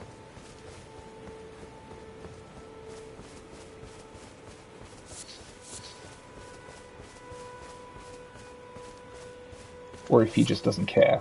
You must not forget, though, those who partake in dragon communion. No, that's the same dialogue that he had last time. Their humanity, their hunger for dragon, their yearning, only worsens. I wonder, is this a hint at something that's actually happening, or The strength of a mighty is this just sort of flavor text? Magnificent, but deadly.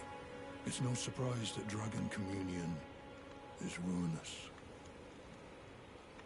Well, you say that, but I consumed 3 hearts already, which is seemingly the most that you can consume, at least at this point.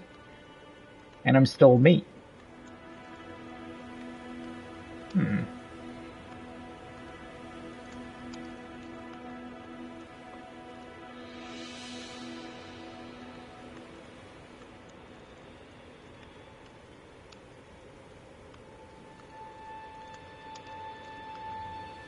Yeah, I definitely agree, but it's just, I think it's just sort of the, well, you really have to get used to the horseback combat, and well, I think what also helps against the dragon and what makes it more enjoyable is that the dragon is easier to hit, because when you're fighting the tree sentinel or any of the other people that are riding on a horse themselves, the most annoying part is that sometimes you sort of just ride past each other without anybody hitting anything. And so it becomes this weird endurance battle of two people trying to hit each other, and sort of 50% of the time nobody connects with the other one. And so they just become these very prolonged battles that overall aren't actually that fun. I mean, I ended up doing some poison stuff as well for the night cavalry guys, simply because that way I was actually dealing damage even if I was further away from them. Also, that reminds me, I need to change my equipment back. Yeah, so horseback combat, I feel like if they had, it feels good in a lot of ways, but I wish they would have spent just a tiny bit more time to fiddle around with it. I feel like there's a lot more potential in the horseback combat still that they could have definitely utilized. But I don't know, maybe they felt that it would have been too easy. I mean, obviously, you know, being very fast, especially against normal enemies, would probably give you a pretty big advantage over a lot of enemies, especially in the open world. So maybe they didn't really want to make horseback combat too good. But I kind of wish that they would have done it. At least, you know, have a couple more things that made it less sort of finicky.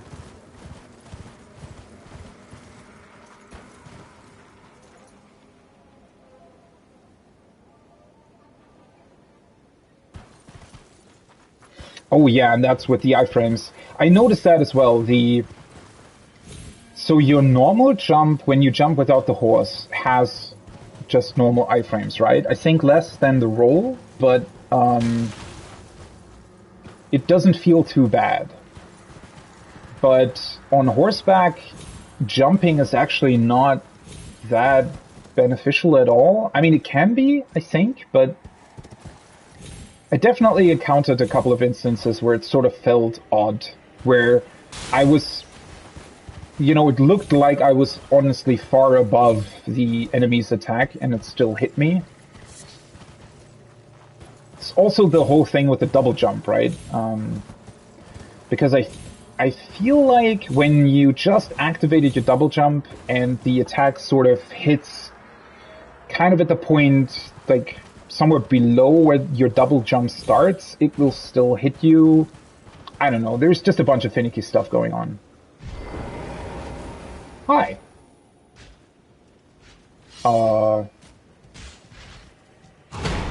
I guess I just answered the question of what to do with the other dragon hearts, huh? Oh, I expected that to hit, actually.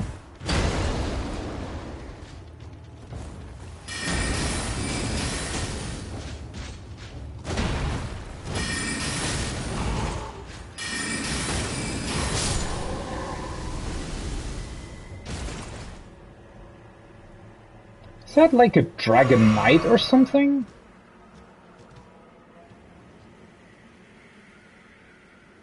I feel like I haven't really seen these guys before. So, I guess there's just another dragon of Dragon Church of Communion. Well, that makes a lot more sense now.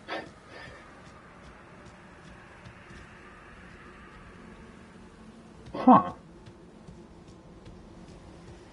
What was the other dragon doing in front of it then? Was he, like... Was he trying to take revenge on the people that are trying to do the communion stuff? Cathedral of Dragon Communion. Well, well, well. It's honestly pretty awesome. Dragon... yeah, of course. Why did I expect anything else from this message? Ancient Dragon Apostles Cookbook.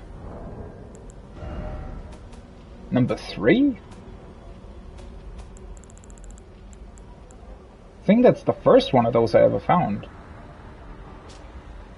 Dragon Wound Grease. Oh, cool. Well... yeah, I forgot that that's a thing as well, but it wouldn't have helped me because I can't apply grease to my weapon, unfortunately. I would have had to change to another one. Though, that being said, I also have a somewhat upgraded halberd for horseback battle. I wonder if that would have dealt more damage combined with the Dragon Wound Grease. Though then again, I did get the bleed proc from my weapon, right? At one point. I think that also helped a bunch.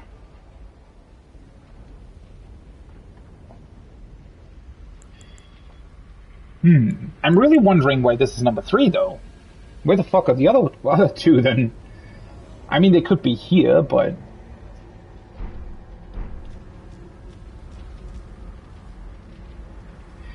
well, well, well. Let's see what... whoa, okay. Maybe I shouldn't have spent the 3 hearts that I had on these things. On the old 3 things, I guess. Well, that's... and these even need 2 hearts. I wonder if you can actually acquire all of them.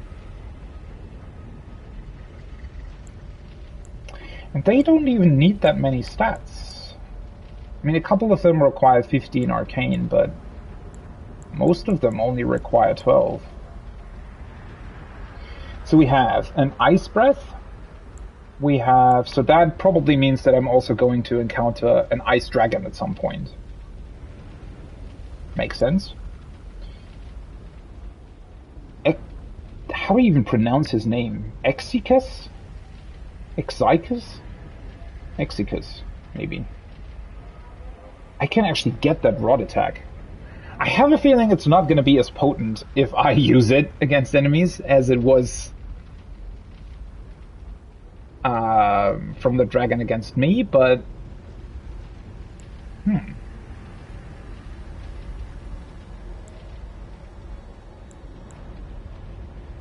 Wait, what's the difference here?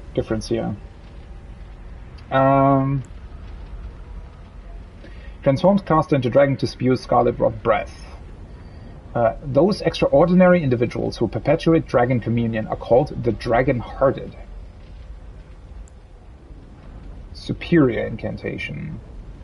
Transforms caster into dragon, spews scarlet rod, changing... This incantation can be cast while jumping. Okay.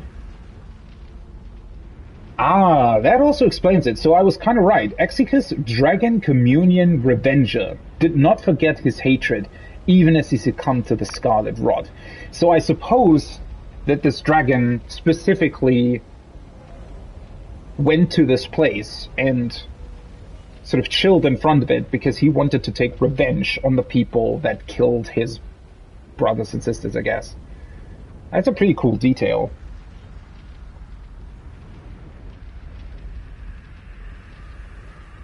Yeah, I actually wonder how potent it is.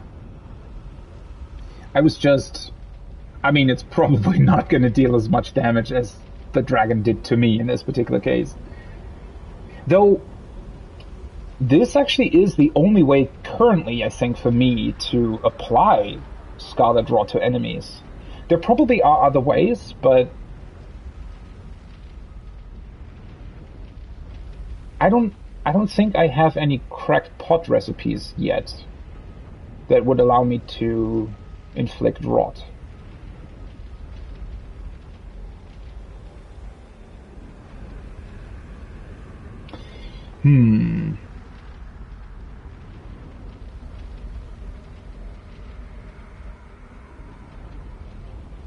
Toxicus. Dragon Communion. The name's pretty cool. Dragon Communion Revenger.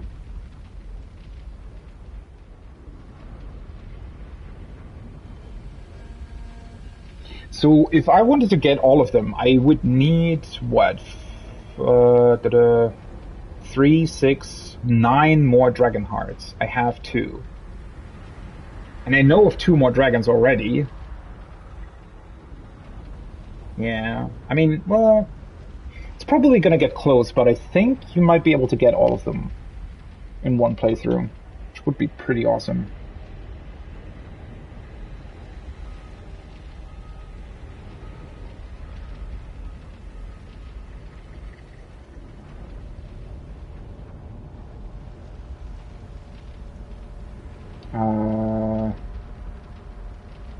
I think I want to get 2 different ones though, especially since the ones that so these are just pretty much stronger versions of the ones that I already have, right? The dead gazed at the skies over the lakes of Limgrave, praying that the dragon's flames would burn them to ash. I was actually wondering about that, because the people in the ruins near that lake where you fight Egil, they are chanting his name, right? I guess they're hoping, right? I mean, the problem is that they're immortal, right? And they kind of want to die, it seems.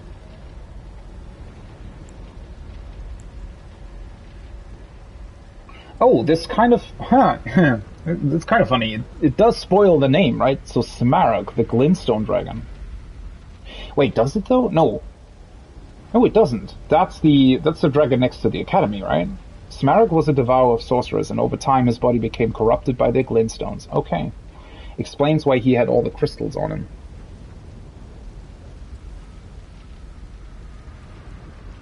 Really? Against Radahn? I would have thought that, I mean, Radahn is here in Caelid, right? So I kind of would have thought that he would have developed some kind of defensive things against Scarlet Rot. That's interesting. The only thing that I not really dislike, but it's these kind of incantations, they do take a little bit of time to cast. Oh, so yeah. I just realized I have the stronger versions of the dragons that I've already killed, but I don't have the stronger version of this, which probably means that I will encounter some sort of ice dragon somewhere.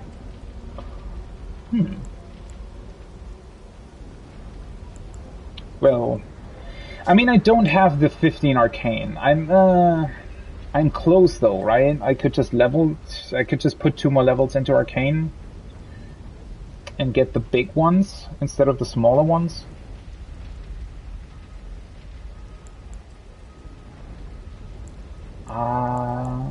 Yeah, I'm actually gonna do that.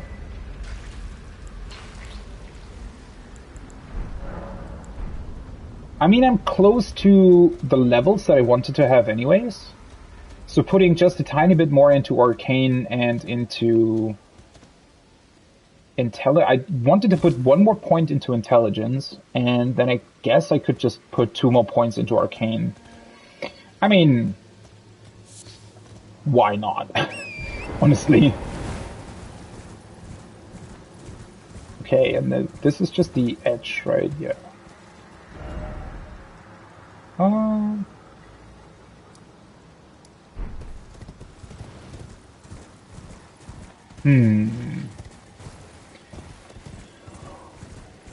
I'm actually... Do I want to get to... or go to the castle first? I kind of want to know what's up with that tournament and everything. But... also, who the...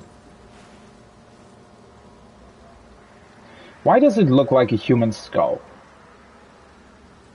That would suggest that at some point people existed that actually were that big, right?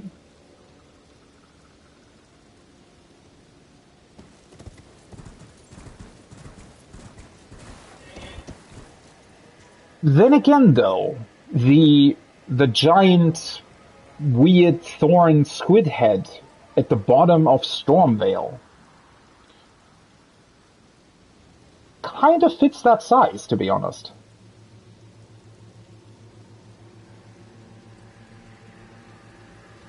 So maybe, and if that was part of the Death God,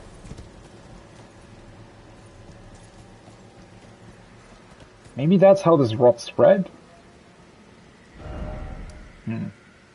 Okay, so I've looked at all of this pretty much. So I guess I have to make a choice. Either I take a look at this entire lake and see if there's anything interesting here, or I move towards the castle first and figure out what's up with that tournament in Radan. I really want to know what's up with that. I'm just gonna take... I think I'm honestly just gonna take like a very quick detour. Maybe towards the edge of the... Oh, there's another side of Grace here. I guess I could maybe take this as a...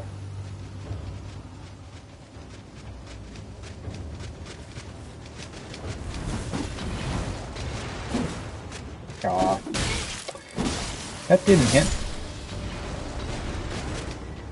Maybe I could take this side of Grace as sort of an edge, or a border of where I go before doing the castle. Also, why are these marionettes here? That would kind of mean that sorcerers are close by, right? Technically. Yeah, I really want to know what's up with the castle. I think... Well, this gate looks closed as well. So maybe I'm just going to take a look at sort of the border or edge of this entire lake, just to make sure that I haven't really forgotten anything here. And then I'm going to go towards the castle, I think. Also, what is that thing? I saw that earlier.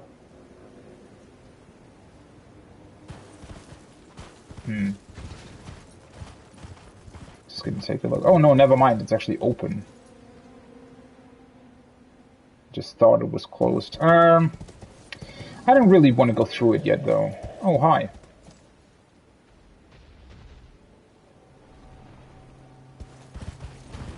Well.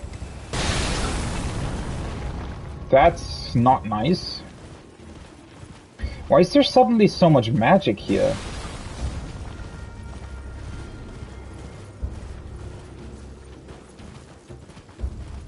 Okay, well, I mean, I can sort of... Just to make, like, a mental reference of where I need to get back to.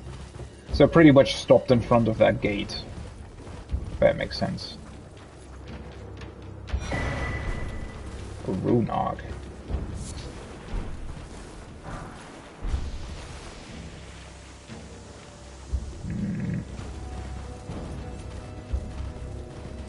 I'm actually really wondering about these marionettes. They seemingly can also create magic. Or rather, well, they're utilizing the glintstones, I guess. But that's quite interesting. Well, there is a cave there, I think. Is there?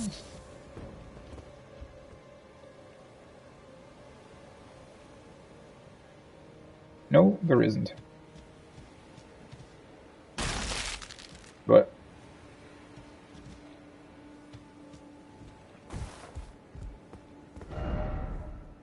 no forest ahead. Sure.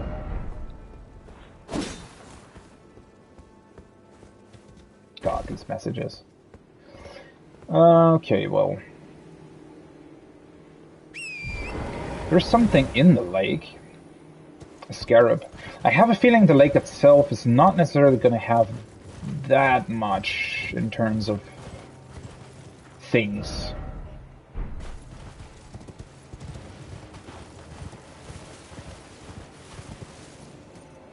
Pretty much that one scarab in the middle. Maybe a couple of other things. Oh well, it's a very good sort of place to remember though. So I'm gonna go to the castle, and then afterwards I'm gonna return to this lake, deal with the lake, and also deal with that gate, I guess.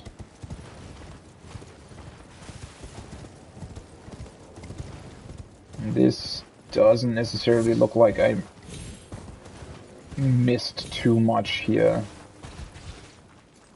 I think I was already up here, right? This is pretty much, yeah, this is just back at the highway. And... there are a couple of enemies here. Though it doesn't necessarily look like an area where they typically have caves or anything like that.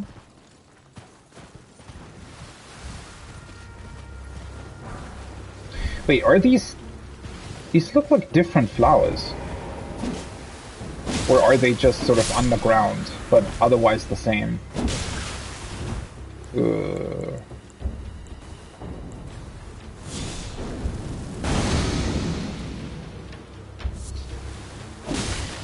I think they're more or less the same flowers.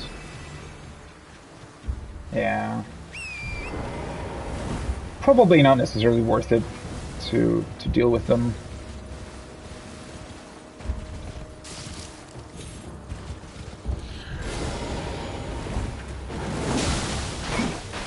God. The fact that they're using poison and rot at the same time, more or less. I mean, not these guys, but sort of as a combination. Now I actually wonder if I get inflicted with both things at the same time. I guess I'm just gonna lose a bunch of HP per second. Well, there is an item here.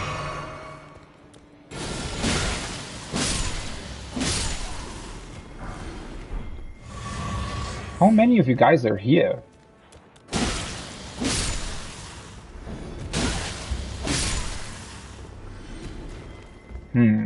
I do wonder though, so I encountered...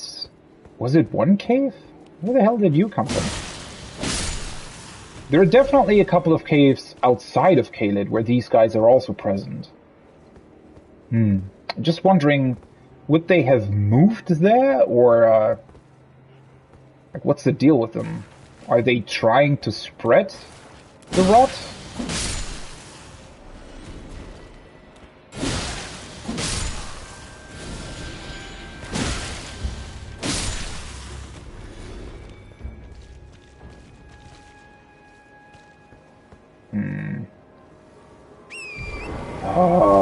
I really hate when... Ooh, that was a bit of a long drop. I really hate when these plants see you from like a... They probably have sort of the highest range of most enemies. Okay, this is just back at the path.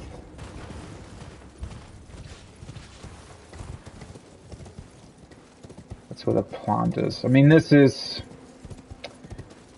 almost already part of the lake. Also, I saw another set of grays. There are actually quite a few of these things here. And there is a spirit there. Okay. Well, this just gives me plenty of points where I could start if... Oh, wait, Aeonia? That reminds me of what I read earlier on those stone swords. So that's why this giant rot lake exists at all, is because this is pretty much the site of the battle between Radahn and Malenia. Ah, that's interesting. Okay. So, I mean, that kind of means that this must have at one point been the source of the rot? Which I guess makes sense, right? If you're looking at the map, that this would be the source of the entire thing, and yeah. That makes sense. Why is this pointing somewhere else? That is weird. So these are all pointing towards the castle, I think. But this is pointing towards... I don't know. This place, maybe? That seems very random, that it would suddenly point somewhere else. Unless there is something connected... Yeah, there is like... that place. Maybe it's pointing there, to be honest.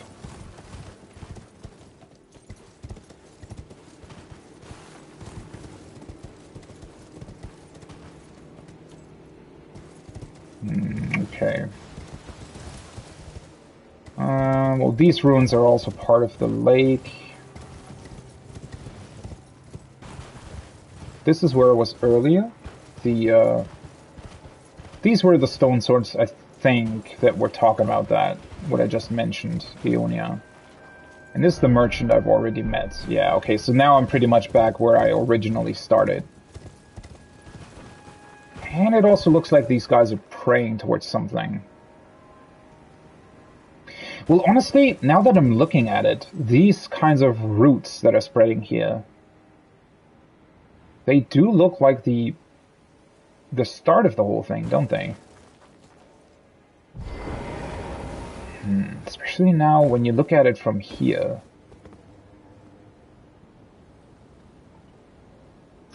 I'm just wondering, are they maybe infected roots of the Earth Tree, or are they something else? Some kind of other tree? I mean, that's very clearly a skull, so at one point, yeah, there must have been people of that size living here.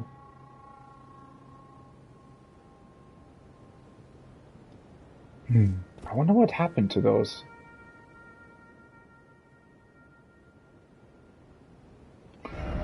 Okay. I need to get back to this anyways. And this is the ravine that ultimately also leads to the well and also leads to this Colosseum place. Well, those are all things that I can get later, right? Don't need to get that right away. So since I now have... I'm honestly pretty sure that I haven't really missed anything here at the shoreline.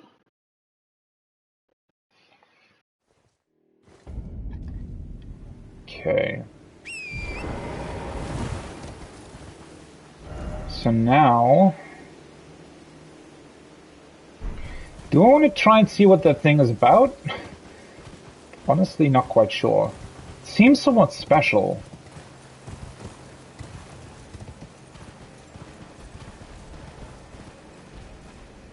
What is that? That looks really weird.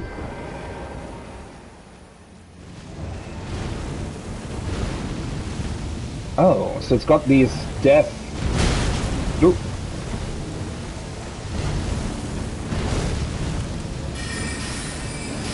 Oh wait, I just noticed that it's literally a boss.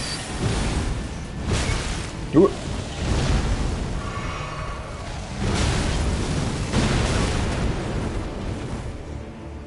Oh, it's inflicting whatever that is. I wasn't really expecting to have another boss right away here, but okay.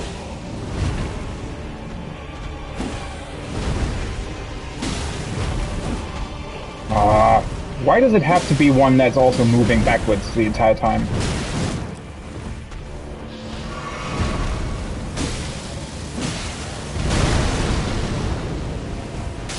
And it can explode. Ah, for fuck's sake. I got sort of... I was on that, like, root thing and slid down a little bit into the flames. That was really unlucky. I should have known that that's a boss, to be honest. Doesn't seem too complicated to defeat, though. Wait, is it gone? Or is it just somewhere else? Is it only here at night?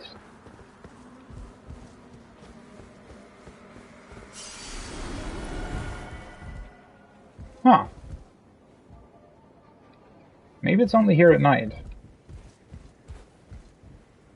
Hopefully I haven't missed anything.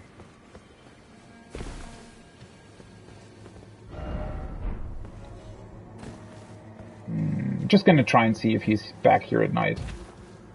I think I just underestimated it a bit. Let's see. So I can't summon for this, apparently. Poison's probably not gonna help. I don't really need anything against the rot either.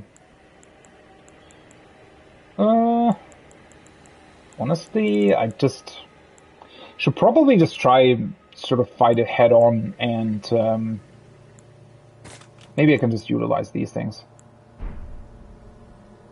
Maybe it's a bit annoying that I crafted so many of these pots, because it might be also susceptible to fire as well.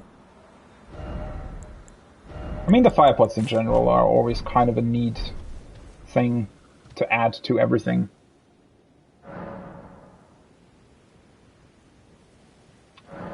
Let's see.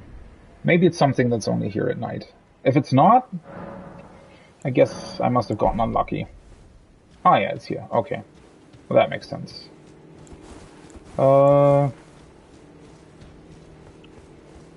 I just need to make sure...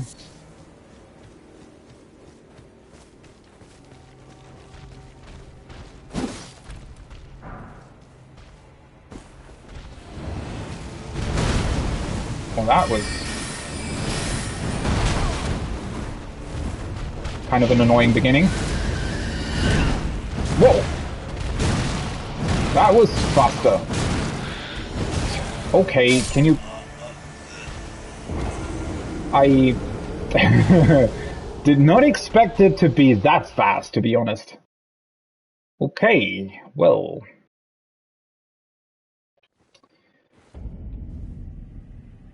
for fuck's sake, do I have to change back the time all the... that's... At least that gives me the option to always get my runes back. Though, to be honest, if I'm gonna attempt this a couple more times, I probably want to spend these on something. Is there something that I can still spend them on, though? I mean, there is, surely, but...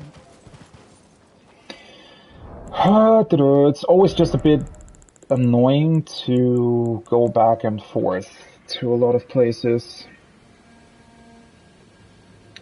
Because if I wanted to spend them, I probably would want to spend them on one of the spells from Soluvis, I guess.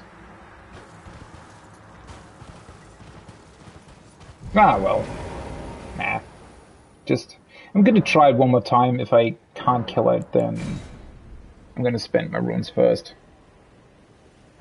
Just to get rid of the annoyance of having to constantly do that again and again.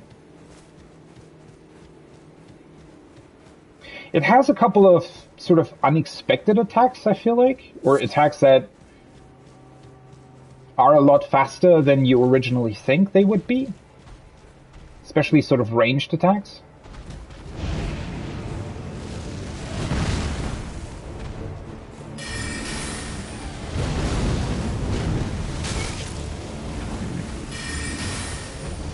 And I need to keep an eye out for stuff like that.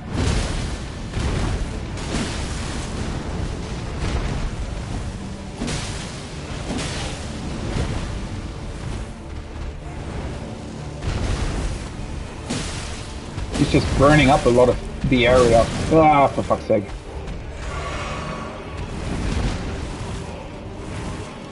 What? Okay, that hits through that.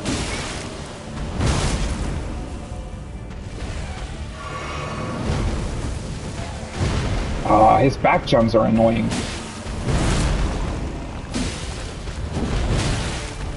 And he has that, which is also really...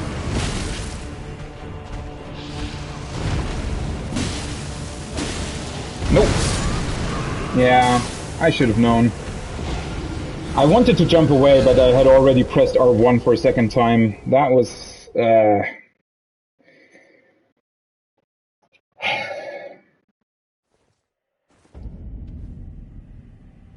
It's just a bit annoying because not only does he jump back, but he also has this very quick sort of beak attack. It's not dealing a lot of damage, but it hits you from above, which makes it really annoying.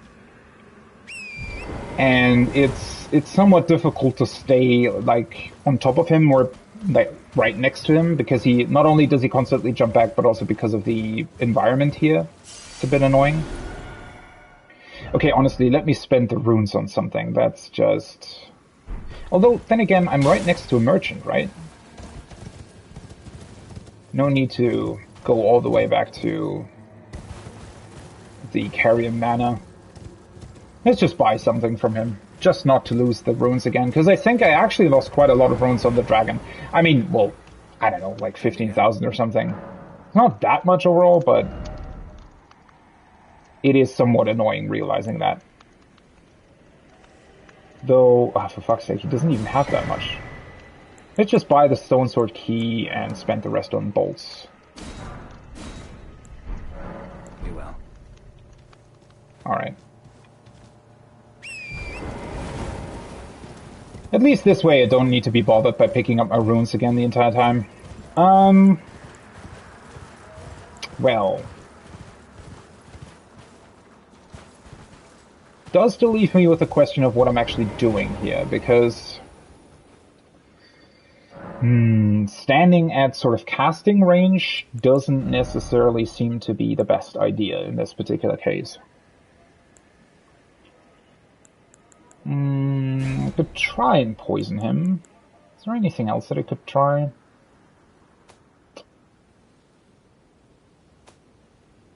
Wait, so technically...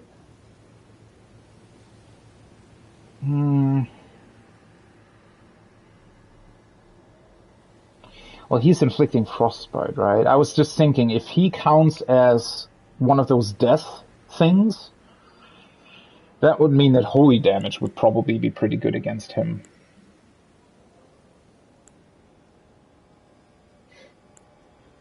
I could actually try these, because I haven't really done that so far. The tail swipe?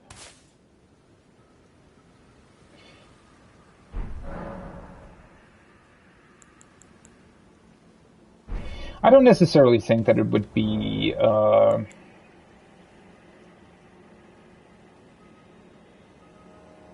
don't think that it's that good.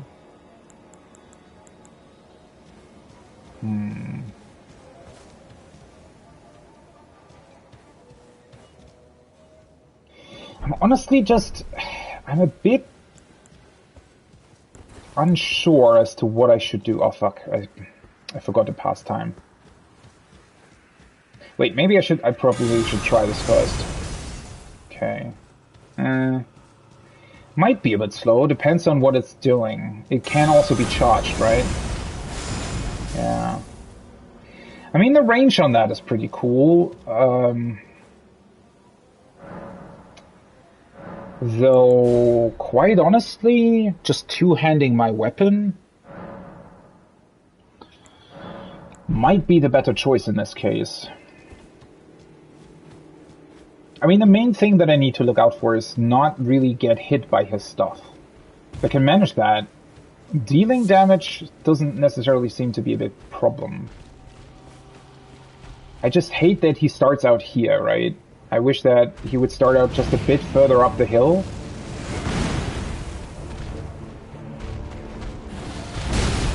Ugh.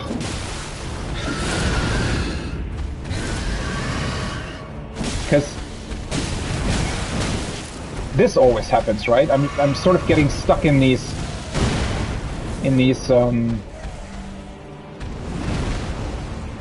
mountain things here. Ah, really?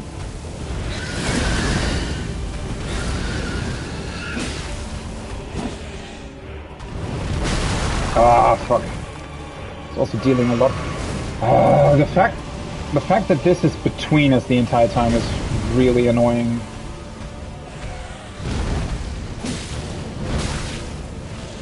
I'm also completely overcommitting on my attacks.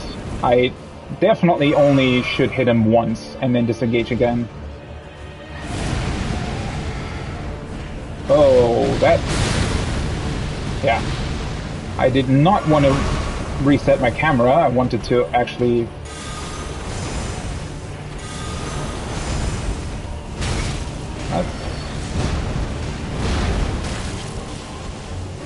He has so many little things that can still hit you. That's a bit annoying.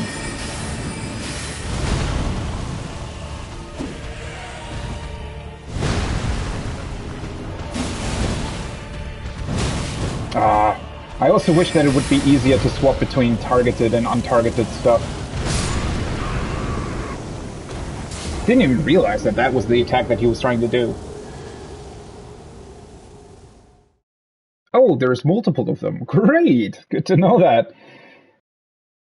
Yeah, he's a bit annoying. Although the passing of time is probably the most annoying part about all of this. I'm just... do I want to even try and hit him from range, or do I just want to try and stay in melee range the entire time? The biggest annoyance are these weird...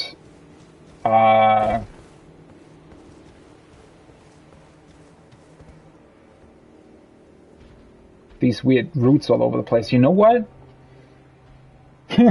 I'm honestly intrigued now. I'm just gonna switch back my stuff and try this with the horse as well. Let's see.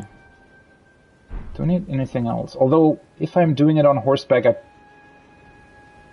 might want more FP again. Because the problem is that I'm always getting stuck here, right? So...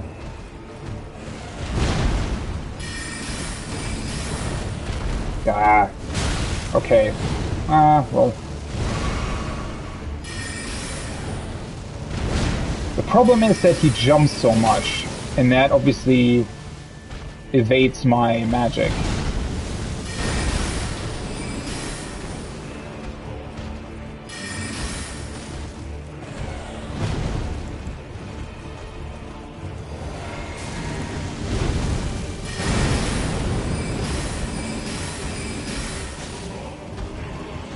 At least this way I'm able to get a bit more... yeah, okay, the most annoying part about this fight is definitely where it is. The fact that there's so much elevation stuff and weird rocks and roots and stuff. How did that not hit him? I definitely did not want to ride in that direction. Oh, he can also pull me off my...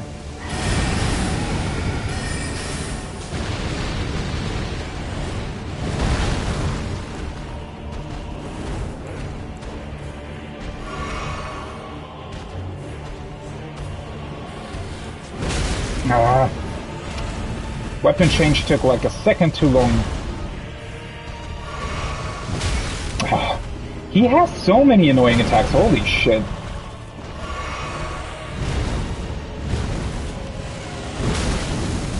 Again, if you're not realizing that you're standing like too close to one of those weird formations here, because I did the dodge timing correctly, I just got unlucky because I dodged into the root stuff that's here.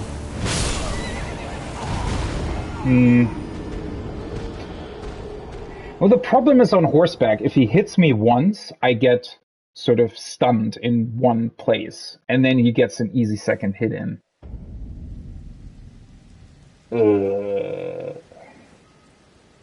Do I want to try that again? Not really. I felt like I was better just doing it normally.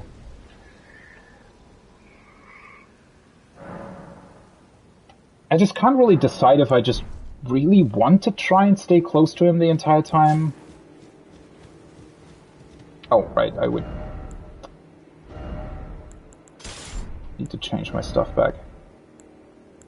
Also, I honestly really think with the sheer amount of build variety and weapons that you can have in this game, I really wish they would have given you some way of creating multiple gear sets or something, where you could easily swap between them.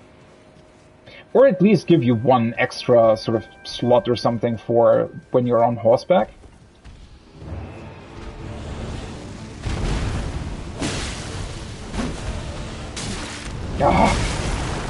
It's also... the fact that the flames can stunlock you as well is so weird. Because you don't really expect that to happen.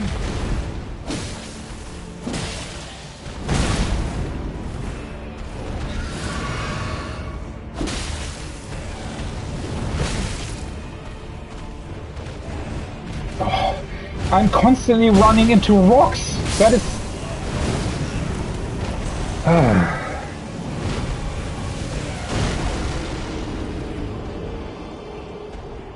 I was constantly running into the rocks. That is so annoying.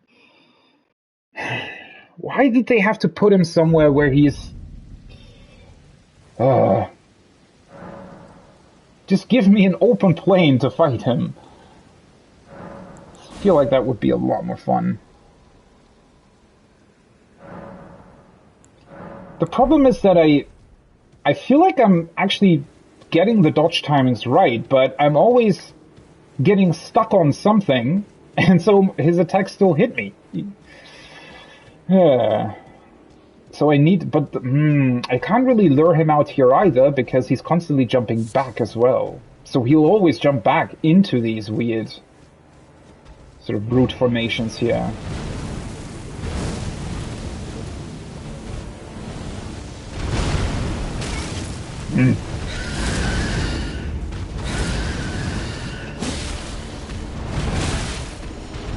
Oh, that is so quick. His beak stab, or whatever that is.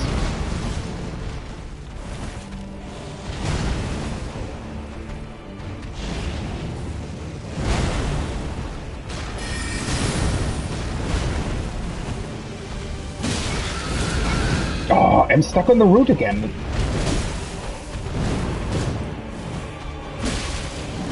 Do you have to stand here? Like, seriously?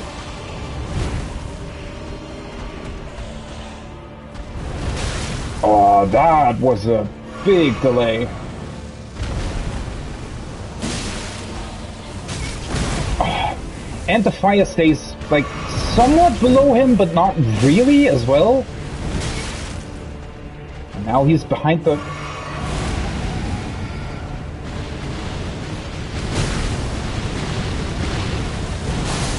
How are you supposed to...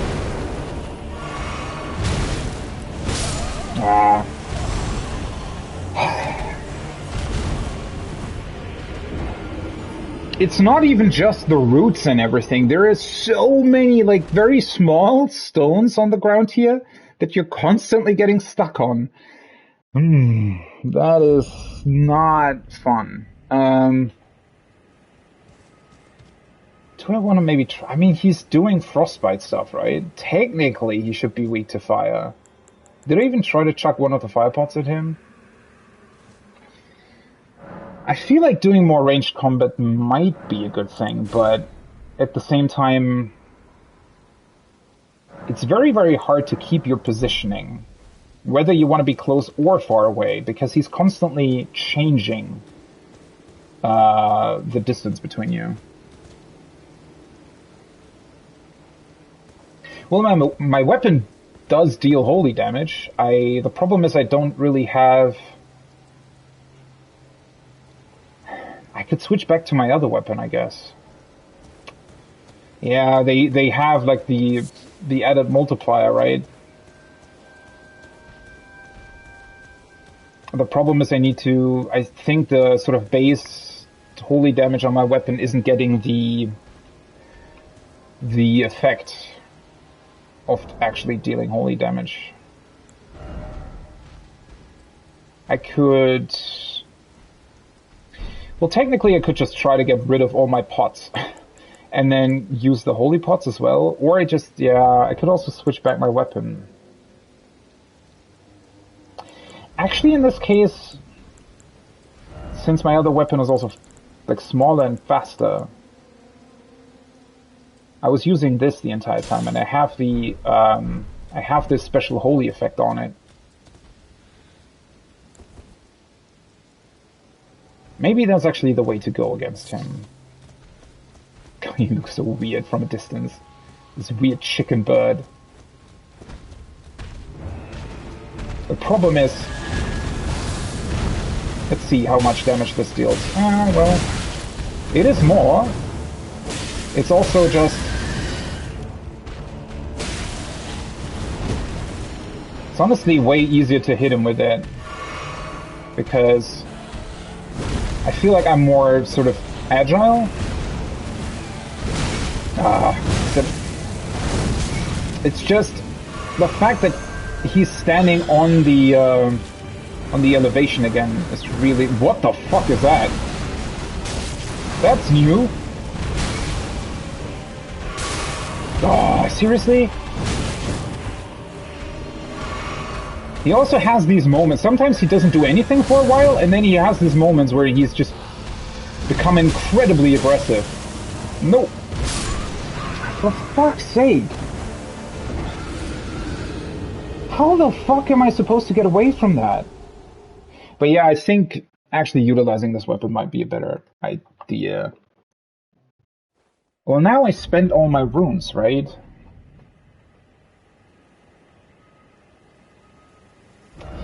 I'm actually gonna go back real quick. Hopefully nothing new happens at the roundtable hold, because otherwise I'll have something else to deal with now. But... everything's still alright, guys? Yeah, that whatever that thing is sitting there. Okay.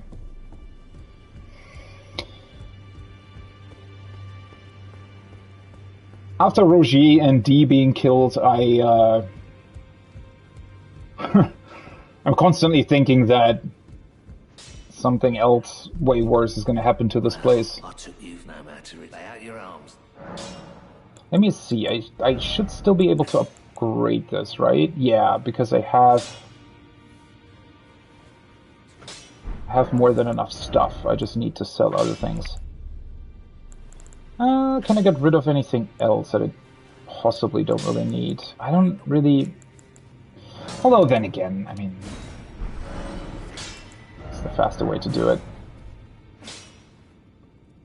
I can get it to plus 13 as well. So, 4 more of these. What was it, 50?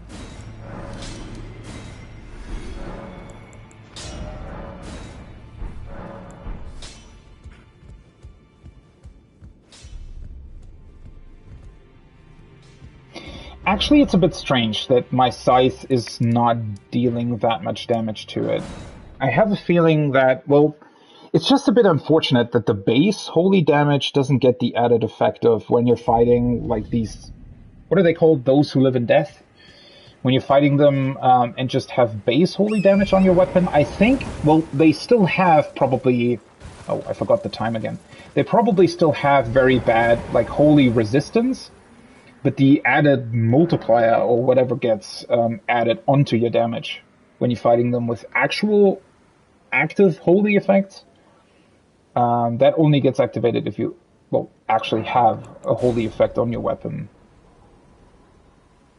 Which is a bit unfortunate. I wish that the base holy damage would maybe also already count towards that, although I can maybe see that being somewhat...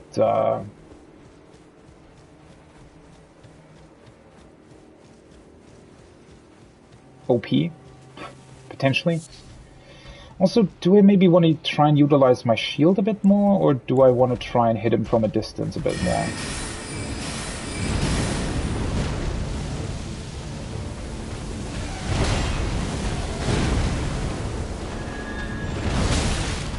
Whoa! Did I hit his head? Oh. Okay. Did get a little bit lucky there.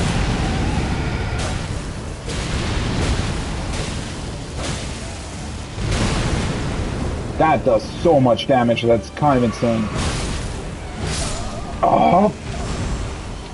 I think that was the frostbite effect stun locking me or something, because I definitely pressed circle on that. That's a bit unfortunate. I'm at this point I feel like I'm just brute forcing it, because I'm dealing so much damage to it, it's just gonna die at some point anyway. I just...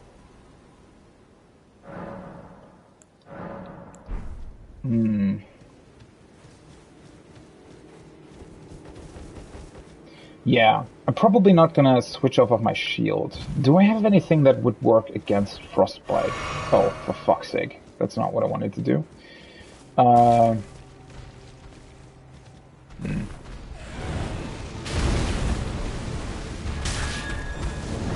I really dislike that sometimes the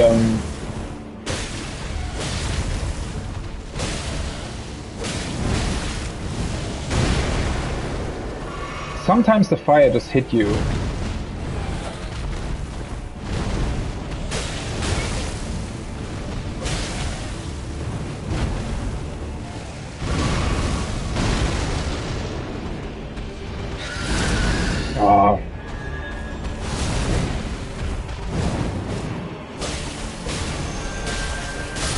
Well,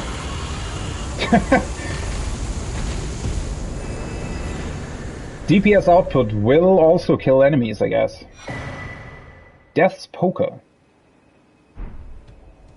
That's the weapon he was using, huh? Honestly, didn't think that switching back to my old weapon would help me that much in this encounter, but yeah. Guess it worked.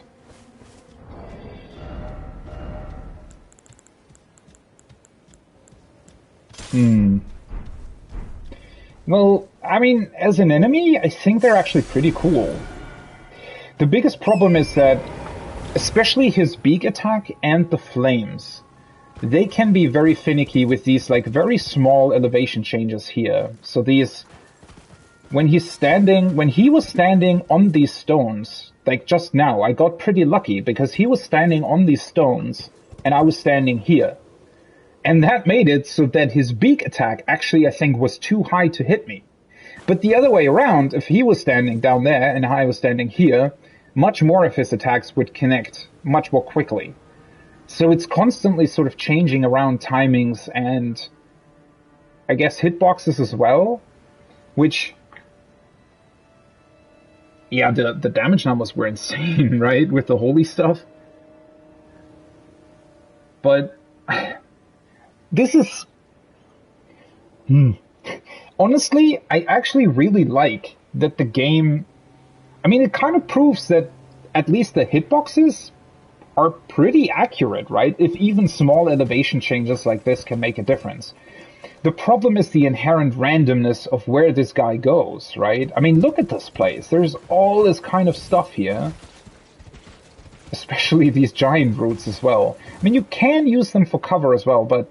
The problem is with his, like, flying attacks, sometimes he can sort of, like, awkwardly glitch around them, and sometimes he goes through, sometimes it doesn't, and then sometimes there were instances when he created the flames on the ground. Sometimes they didn't hit me, I think because probably I was standing on some elevated place, sometimes they hit me. And... It's pretty cool that the game takes it into account, but on the other hand, I think fighting this guy on just like a sort of plain surface overall would have been more enjoyable, because at that point you would have actually engaged with his timings and attacks, and this way it just felt, I don't know, just felt like I needed to get a little bit of luck. Or I needed to get lucky in terms of where he landed and that kind of stuff. Well, and that killing him in about, I don't know, 25 seconds probably also helps a lot, but yeah. I mean, that's not necessarily always the goal, right? You want to have enjoyable encounters. If they're over quickly, I mean, I guess that can be cool as well. But, sometimes I feel like they're honestly... They're selling a couple of these enemies short, in a way. Because they're placing them in places where their design doesn't sort of fully come through. Oh, right, I completely forgot that this guy exists here as well.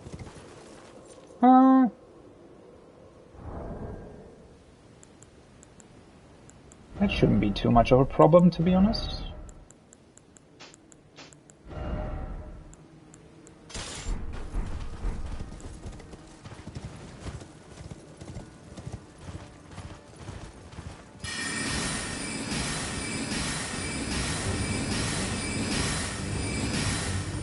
Why was I shooting in, like, random directions? And the same problem exists with them as well. They always get stuck on the environment somewhere. Oh. Which is a bit of a shame, because they're actually fairly enjoyable to fight, but they have a lot of awkwardness in them.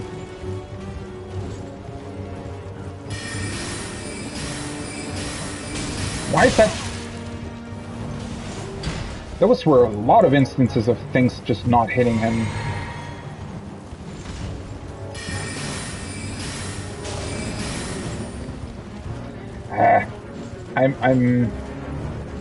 If I'm sort of standing at an awkward angle to him, yeah, I need to actually face him to make my spells connect.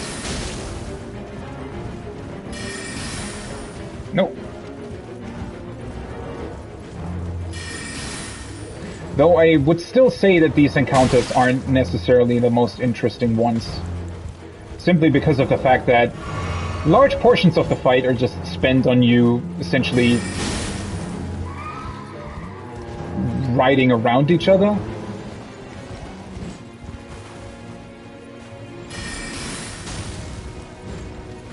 Did that only hit the...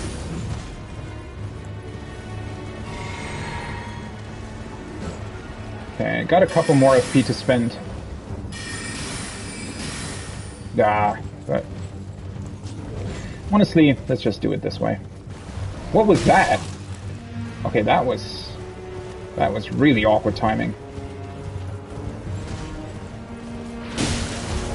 But yeah, these fights are equally as weird.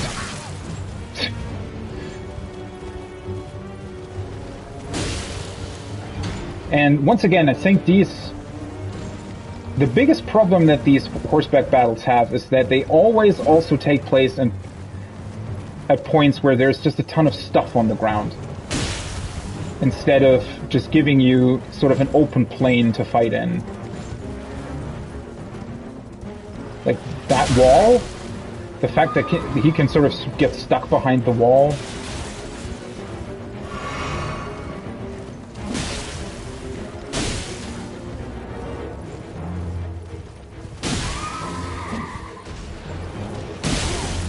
Oh, you actually hit behind him. That is...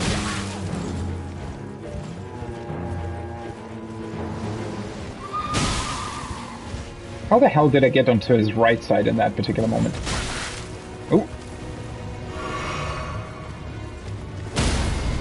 Bye-bye. Can you... Oh. See, that's exactly what I mean. There are so many really awkward instances where suddenly I was standing on his right, even though I wanted to go onto his left. Wait, is that correct? Well, either way, I stood on the wrong side because my weapon's on the right side. And I didn't actually want that, it's just that, I don't know, through some awkward thing that I was riding over, it just happened to be that. Poison moth flight. That sounds interesting.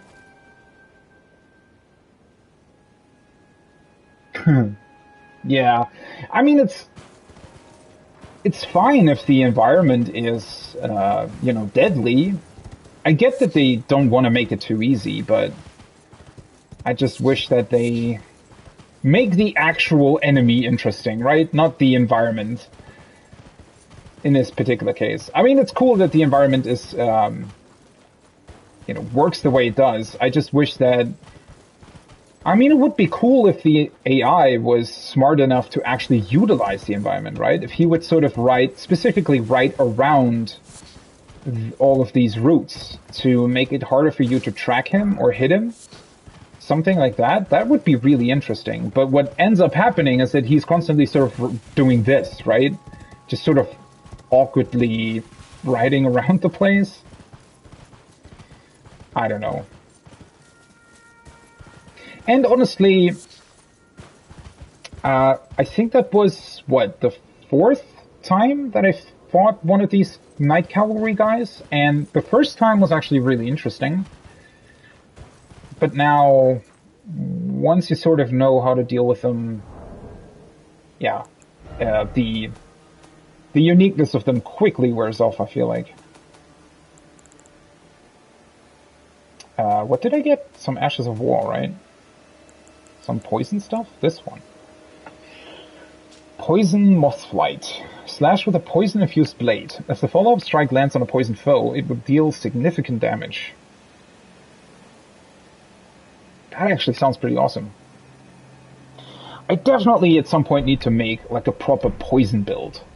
Because there's a few times that I've actually utilized poison in the playthrough. Was always pretty fun.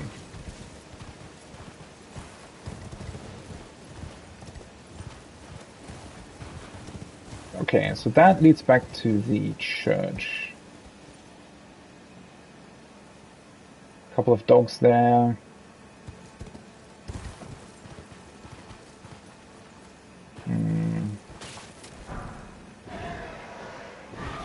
Oh shit, he already saw me. Honestly, I just want to replenish my flasks real quick. And potentially level. Instead of losing the runes again. Why is this side of Grace so much? I wish they would have just put it next to the merchant. It's a bit of an awkward spot here. Oh, he's right behind me. Never mind.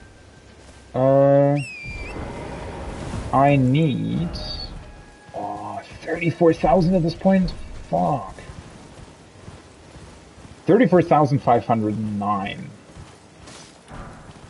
Well, I did spend a couple of runes upgrading the other weapon, so... Trade again. Let's see. Oh, well, that's not going to be enough, is it? It's only about 3,000, 4,000, 5,000, 6,000, 7,000. Well, it would be close. Do I have other stuff that I can sell as well? Only things that aren't really worth much, I feel like. Well, I can sell these, though. Godric Soldier. These are the same ones, right? More or less.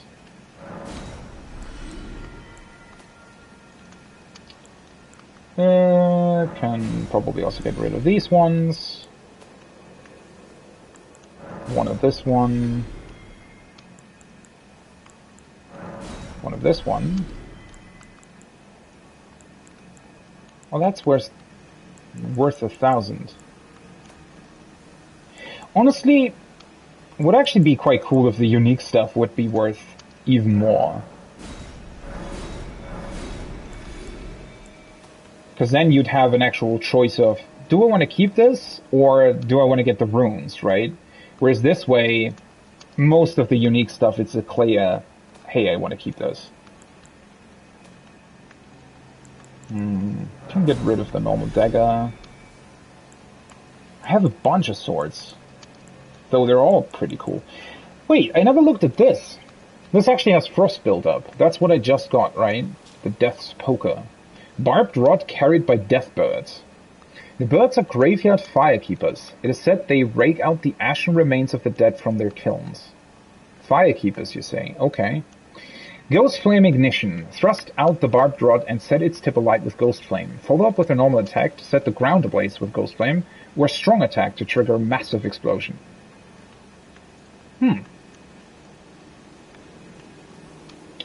Well, I mean, he used it against me, right? It was pretty effective, so... I have so much stuff. Probably don't need that.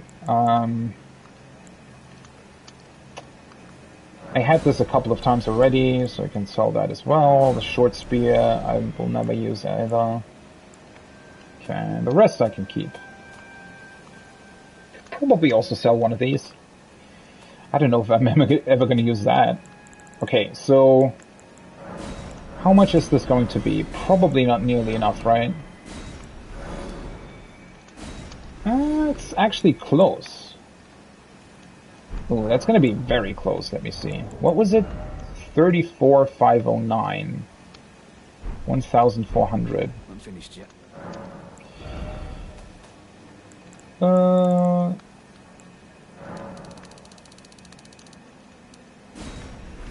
Let's just sell a bunch of this stuff. I have so much of a couple of these things. We'll never use that anyway.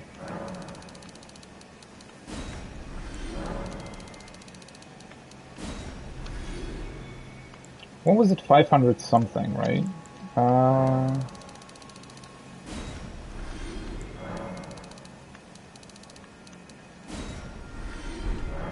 That should be enough. This actually was even a bit too much. Okay, at least that gives me one other level. It's always kind of great to get rid of your runes.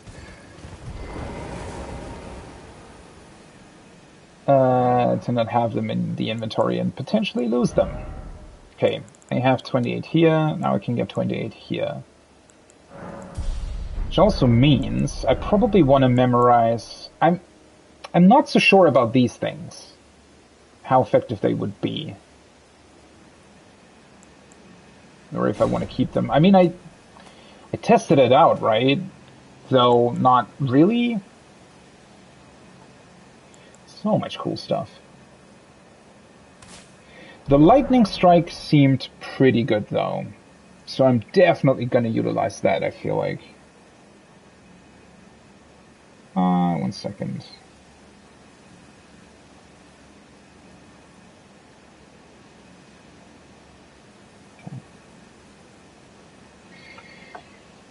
Okay. That was the spell. I leveled up. Okay. That's fine.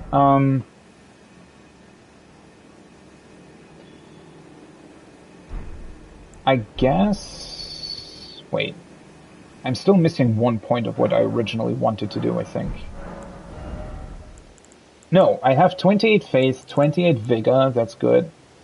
So now I think I'm gonna go for 15 arcane and 24 intelligence, because 24 intelligence will get me to the next... to the, like, homing missiles, the 5 ones. I don't know if I'm ever really gonna use that, but I kind of wanna. And 15 arcane will let me use the more powerful dragon breath. Even though, yeah, I'm not entirely sure if I'm ever really gonna use that, but yeah. I mean, it's only 3 levels. That'll be fine. And then after that, I'm just gonna pump a couple more points into vigor.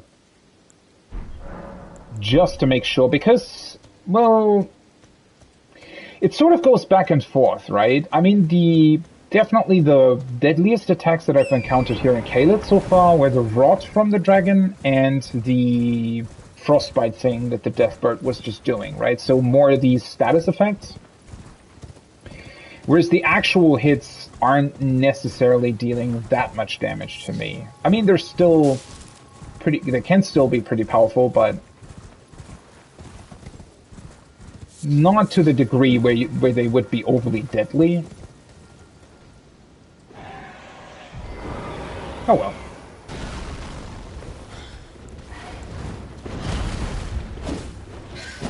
How did that not hit?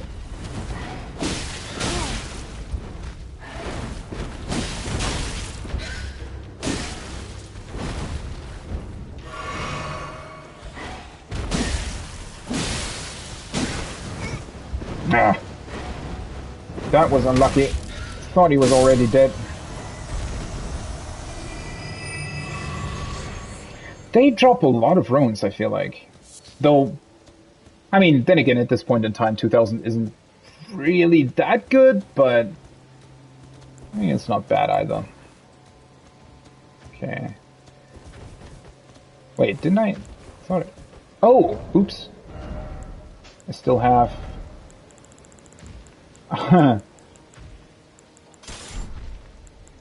still had my stuff switched around from the horseback battle.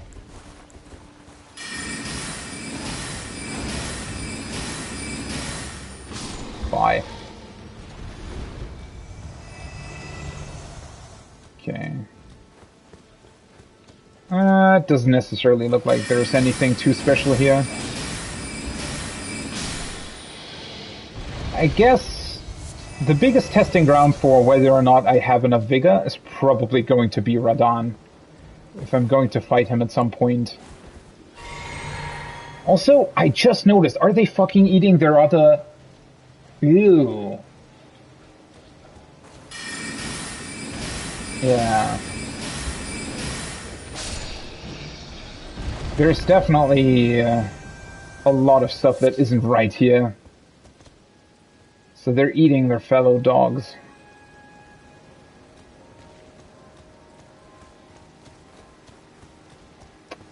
Not great.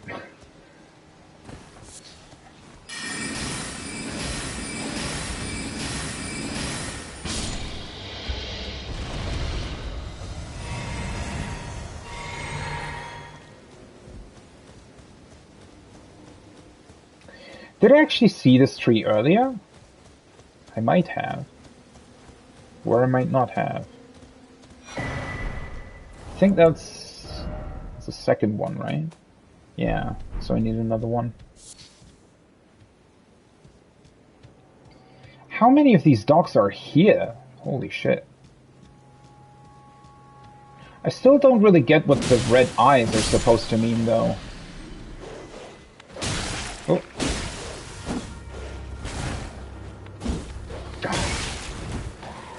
It's so annoying when they jump out of range. That's the only thing that I don't necessarily like about the scythe, is that the after the roll, it would be cool if it had some sort of stab attack after the roll. I mean, obviously it's a scythe, so having a stab attack doesn't really make a whole lot of sense, I feel like. But just to, I mean, it doesn't need to deal a whole bunch of damage. It's just mainly, I don't know, maybe to push the enemy back a little bit or something. That would be pretty awesome, because this way it's just a bit... can get a tiny bit annoying if enemies jump out of your range. Why the fuck is there one of these lions here? What are you doing here? What is going on? How many of these... There's so many of these stronger enemies here that I just didn't really expect. Do I want to... He's really annoying to fight. Okay. I'm gonna try and get in a sneaky hit from his back.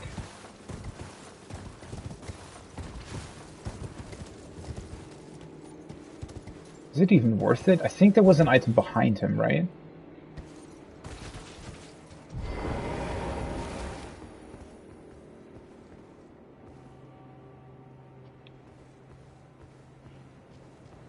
It looked like there was a purple item somewhere here.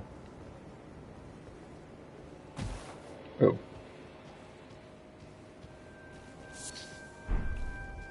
East blood?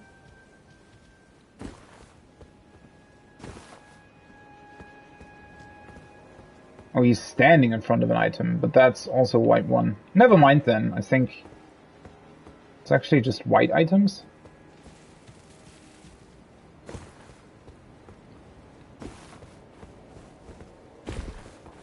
One thing I have to admit though, even here in Caelid, some of the environments look pretty beautiful.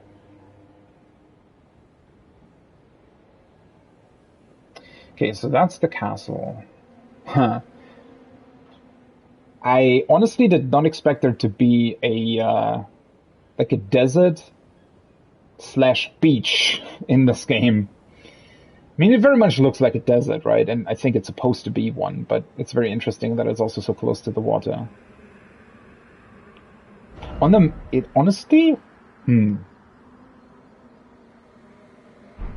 almost looks a bit bigger on the map, doesn't it? But I think that's the whole thing, yeah. It is pretty big. It's just, looking from here, I guess it just, looks a bit smaller because I can see over the whole thing, I guess.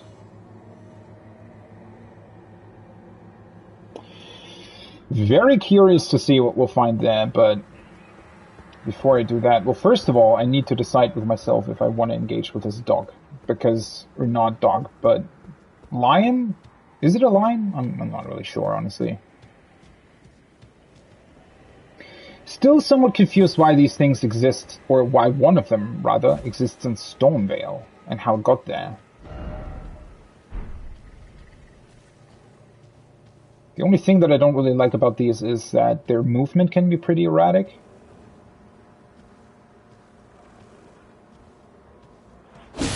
Well, that didn't really work out, did it?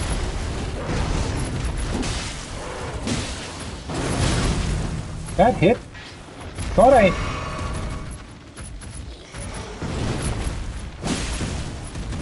I had actually... Oh.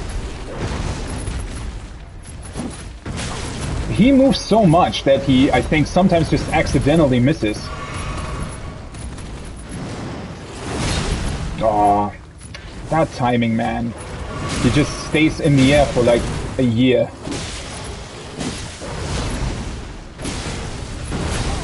Ooh.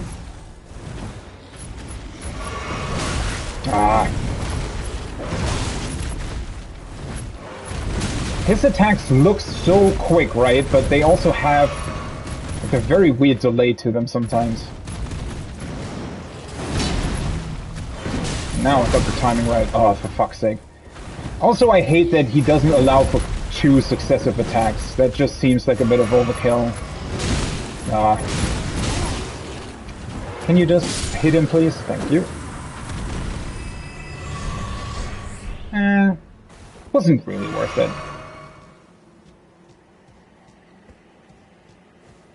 I would definitely, if he would deal more damage or had higher HP as an actual boss fight, I would definitely have to learn his dodge timings better. I mean, the dodge timings aren't that difficult to hit necessarily. The biggest problem is that he has a bit of a delay on most of his attacks, and they just initially don't necessarily look like that. They don't look like they have that delay because he moves very quickly, but then his attacks have a delay. And you just really need to get used to that, I think.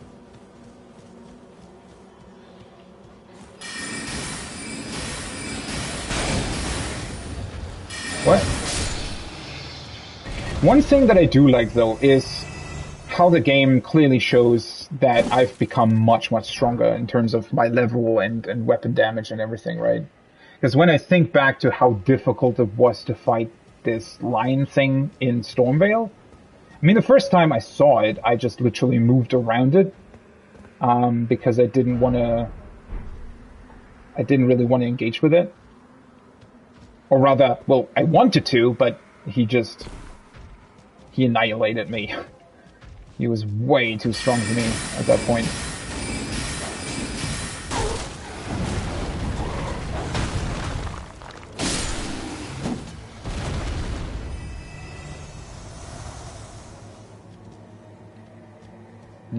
Okay. Looks like there are a couple of catacombs here, so let's do that for... Oh, hello. Who the fuck are you? Why can't I summon here?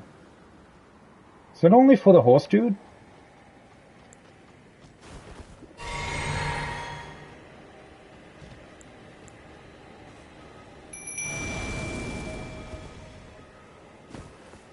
Is that for him?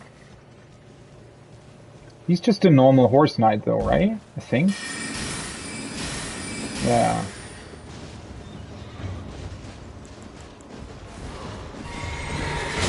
Ah. The timings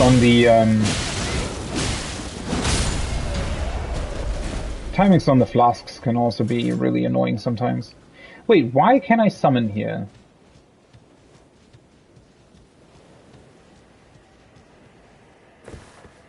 Because it looked like that was the only real... Yeah, huh? And now I'm moving out of the range already.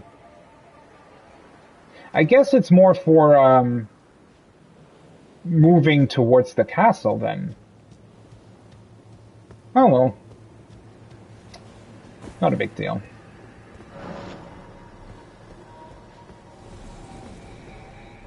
I just want to take a look at these catacombs first.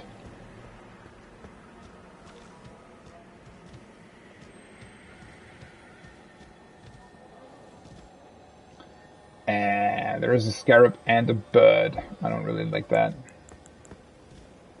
Kind of running out of flasks here. I want to try to sort of bait the scarab, not towards the bird.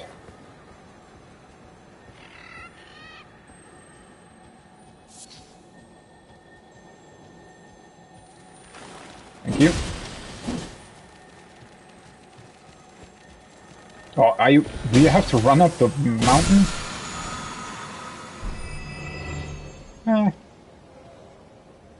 Not really worth it.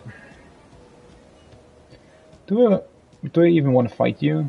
Does he see me if I sneak, I wonder? Yes, he does, okay. Never mind then.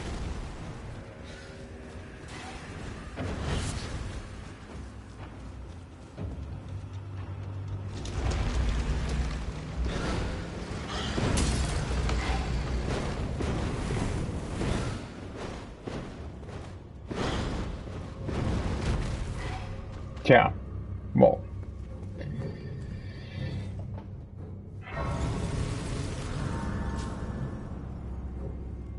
Okay. So, a couple of catacombs here. Hopefully going to be interesting. That should be everything. So after these catacombs, I think I can move onwards to the castle, I feel like. Honestly, moving towards the castle took a bit longer than I expected. Mostly because, well, I fought the dragon, right? I fought the deathbird, and I fought the knight's cavalry. So a bunch of open world bosses that I didn't necessarily expect to be here. Oh well. Also got us a bunch of stuff, so I'm not complaining.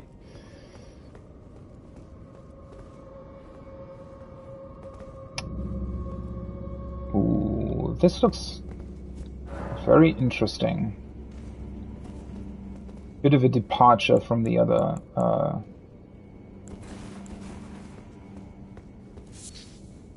catacombs, I feel like.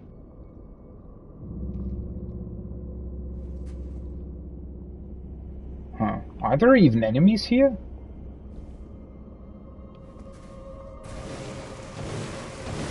Aha! Well,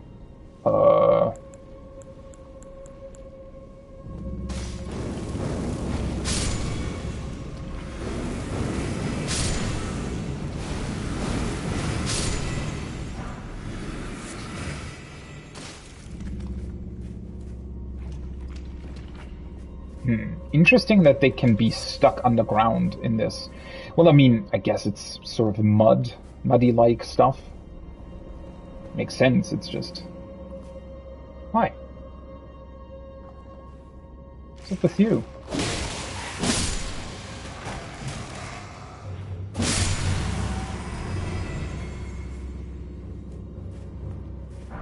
One thing that I am sometimes wondering about these catacombs, especially in these sort of later areas of the game, the catacombs more often than not actually seem like they are a bit underleveled almost. At least in terms of the normal enemies, right? I mean, the last catacombs that I was in, they had like this double boss fight against two watchdogs at the same time. So obviously that was a bit more challenging, but in terms of the normal enemies in here, they seem somewhat, I guess, quote-unquote, stuck on their original levels, which, it's not a big deal. It's just kind of interesting to me that they would design it this way, I guess. That's one of the big flowers, though. It's going to have a huge health pool, most likely.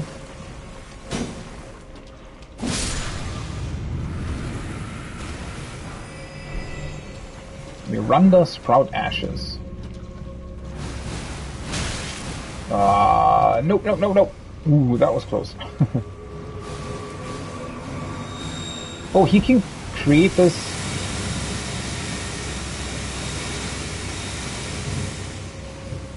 Interesting. And where the hell did you come from? Did they all wait to get up until I found the secret wall? That's kind of neat. But I thought that they actually weren't capable of doing their bigger attack, right? I thought that they, or not bigger attack, but the lightning attack that he did, right? Shit, that's not gonna hit. Oh, never mind, it did hit. But yeah, this one, right? The last time I fought these kinds of flowers, I mean, not the rot ones, but the normal ones that poison you. The last time I fought them in like a cave structure, they actually didn't do this attack. So I thought that they weren't capable of doing it if there was like a ceiling above you. Oh, I also still have the fire pots. Probably the better choice in this particular instance, because they're faster.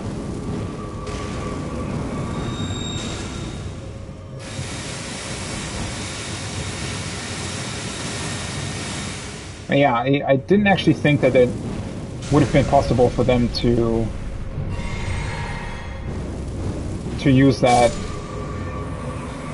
spirit arrow attack, whatever it is. Okay. If there's gonna be more of these things, shit. Now, I really regret having crafted, what was it, like 12 of these fetid pods? Because now I'm constantly missing the space to use the other pods. And I can't even really get rid of them because I'll poison myself if I throw them. At least multiples of them at the same time.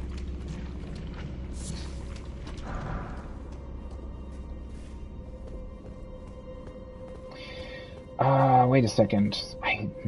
Do I always have to run through here again to get to the end of this dungeon? That would be really annoying.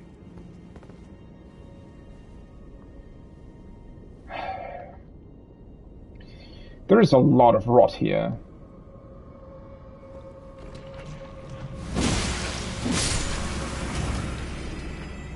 Oh, I always also forget that I probably shouldn't roll through the rot. Because it'll stay on your gear. Where the hell do I have to go, though?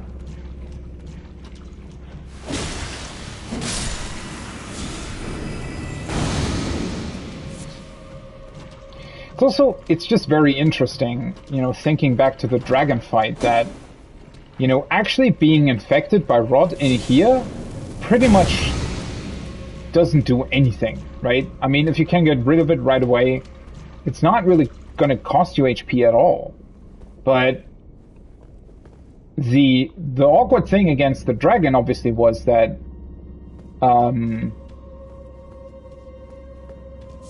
the initial sort of ticks of the rot appliance already, or when it applied to me, it already ticked for so much damage that I was just straight up dying, even though, you know, the rod itself hadn't even really hit.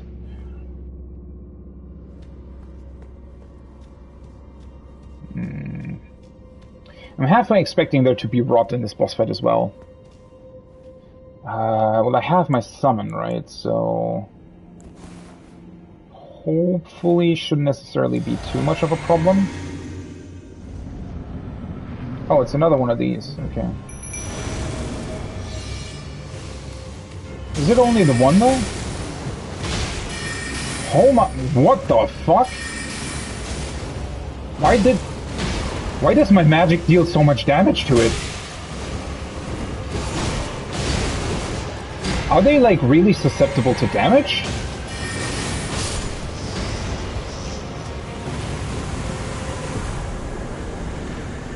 Wait, what? I was doing like 1,000 HP per hit or something. I mean, it also didn't have that much HP, I felt like, but...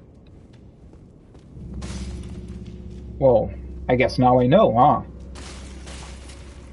I honestly don't remember how I defeated the other ones that I fought. Because I think this was the third time that I encountered the Cemetery Shade. Honestly, when I saw it in this fight, I halfway expected there to be 2 or 3 of them. Simply because that's sort of been the way that they designed these catacombs, apparently, that they just increase the boss counter at some point. Yeah, they're walking dangerously close to too much repetition here, right? Too much reusing of bosses and stuff. It's not the biggest deal overall, but I honestly would have wished for there to be some sort of new boss here.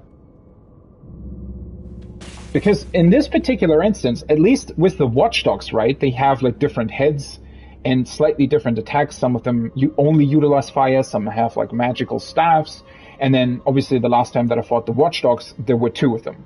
So that breaks up the pace a little bit. But this Cemetery Shade, I think that's actually the 3rd time that I fought it, and it's always been the absolutely exact same enemy, right, without any changes whatsoever. So...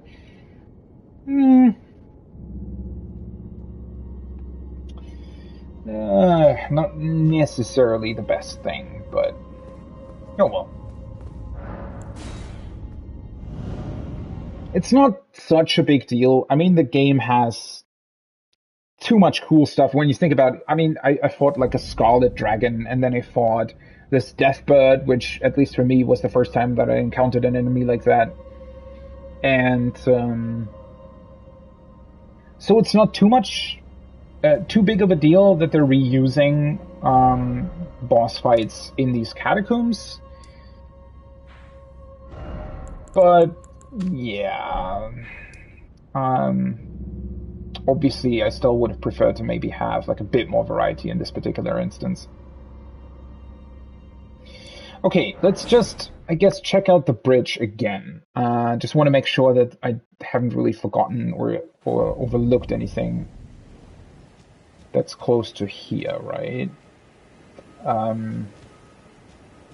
Because I haven't really looked at this place. I just unlocked the Site of Grace.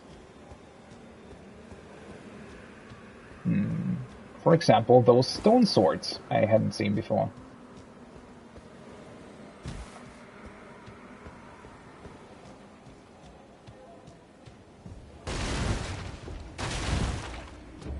Wait.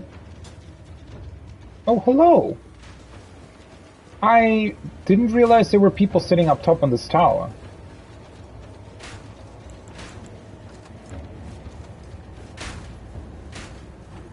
You do realize that you're not really hitting me with that, right?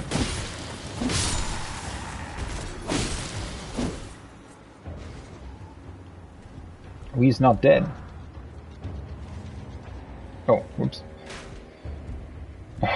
Seriously.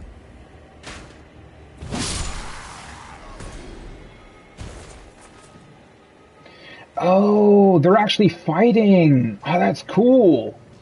So they're still trying to defend the castle, then.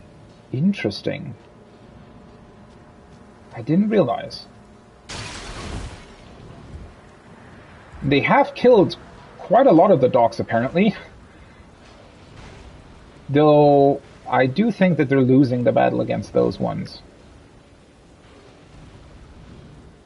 I guess the pile of burning dogs is supposed to, I guess, keep them out or teach them a lesson. I don't really know. That is, by the way, also something that I really, really like about Elden Ring. The fact that they have these instances where there's actually something going on in the world, right? These guys are still fighting. The only sort of weird part about it is that they're also all hostile against me, right? Although technically, all that I'm trying to do is to take part in this tournament that apparently exists. That seems to be hosted by General Radahn, right? So, like, theoretically, doesn't that mean that the soldiers shouldn't attack me? But, That's sort of the issue, right? That's definitely something where I'm not really sure if it wouldn't have been better to, I don't know, have more friendly factions in this game as well. Just a couple of instances of people that would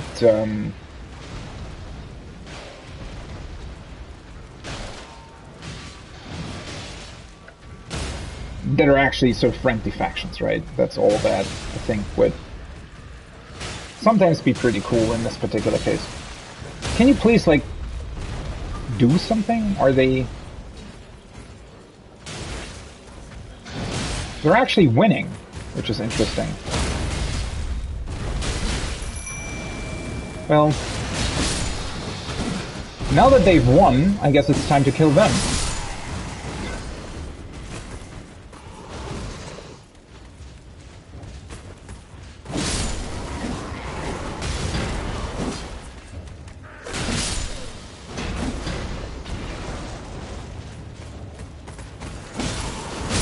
Ooh, what was that? Oh, they're doing some sort of stance.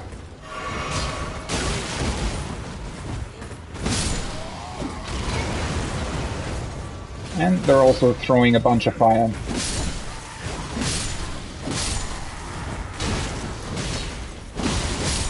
It's quite a lot more here than I thought. That's also why they won against the dogs.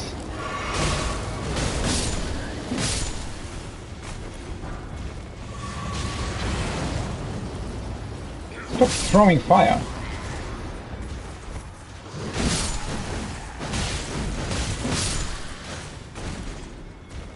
Wow. Absolute massacre here.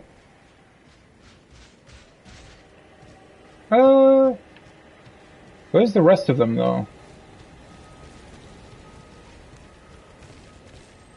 There should still be a couple of ones here, right? Well, that knight is here, but I already dealt with him once. Also, it sounds like there's a scarab up above. Was that all of them? I mean, it looks like it, right?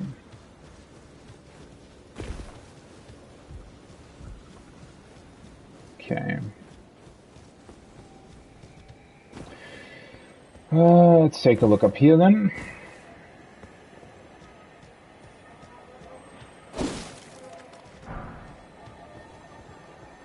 Where's the scarab, though?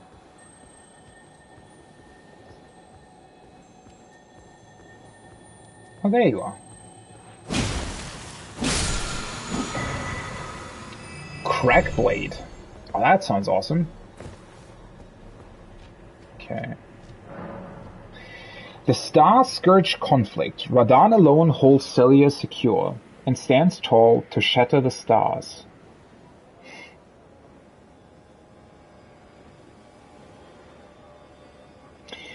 Oh, right. I completely sort of... I didn't really connect those dots, I feel like. So, Celia wasn't really mentioned that much up until this point. But, what was mentioned is that Celia was at one point a sort of sorcerer, I guess, village, right?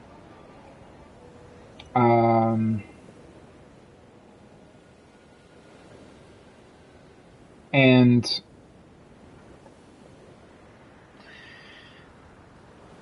So I guess General Radahn took over this place? It's not his original location, I guess, or the place that he originally occupied? Or maybe it was, and he just was a general once, and then ultimately now took over hold of the castle or something.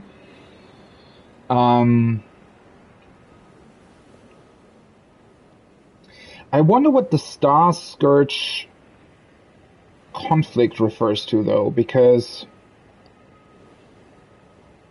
that is not the end of the Shattering, right? It seems like that's something different in this particular case.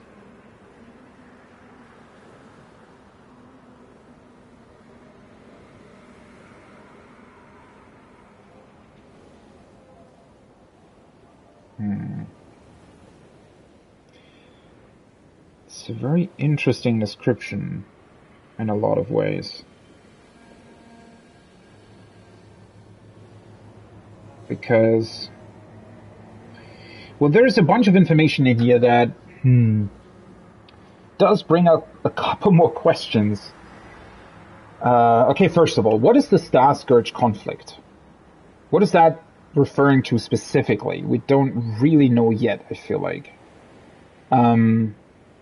It's interesting that it mentions that Radahn holds Celia secure, implying that without his hold over this land, something might happen, or it would be taken over by some evil force, right? Also sort of hinting at Radahn possibly not being evil. And then he stands tall to shatter the stars, also implying that he's not only holding the stars in place, which we've already heard about, right? Apparently, sort of the stars aren't moving anymore. That's why we're supposed to go here, because we're supposed to, well, essentially kill Radahn to make the stars moving again, to find out some destiny about Ranni. But not only does he apparently hold the stars still, his ultimate goal seems to be to destroy them? Maybe? Potentially? Whatever that means. The Starscourge conflict, though, could hint at the fact that maybe something that brought this rot into this place might be connected to the stars, and maybe the Starscourge conflict is referring to the fact when this rot started spreading.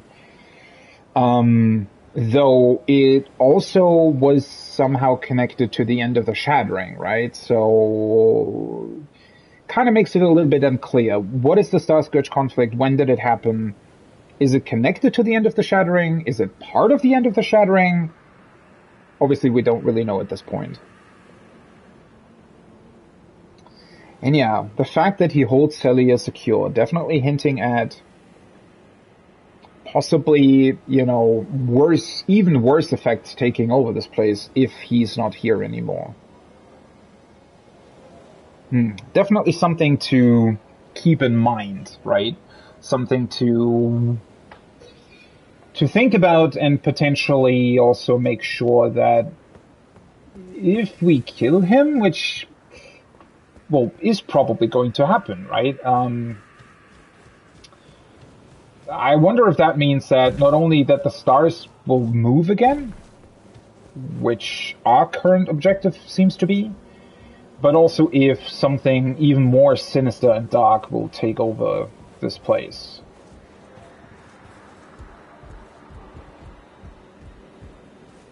I mean, obviously we can't really tell at the moment, right?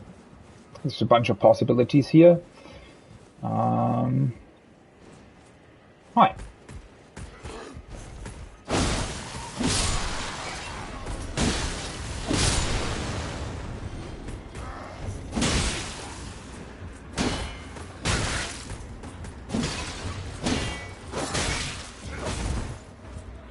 You are standing in a very awkward spot. Makes it very hard to hit you. We have a bunch of weapons up here. Holy shit. Must be a pain in the ass to constantly put them, or to, if you want to move all of this stuff off of the tower. Although, well, then again, maybe they have some sort of not levitating, but, oops. Nope. Yeah. I shouldn't have done that. Well, that was a waste of a rune arc. Oh well. Ah, fuck. Also, they're gonna respawn, don't they? Yeah. I honestly didn't expect that I would slide off the edge there, but oh well. Oh well, sometimes that happens.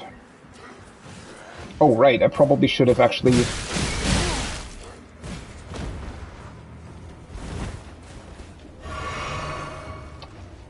Should have taken the other ladder.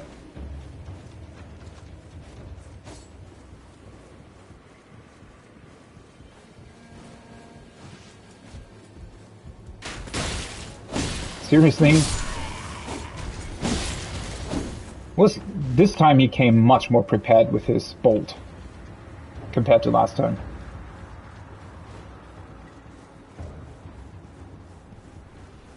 This was definitely a very unnecessary excursion.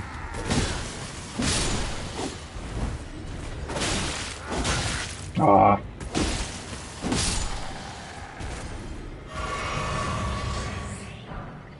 Really not the biggest fan of these stun lock effects.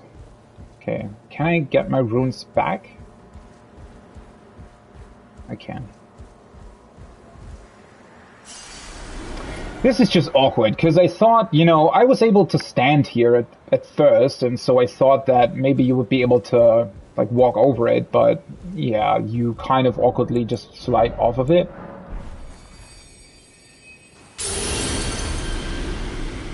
Well, I have more than enough of these rune arcs still.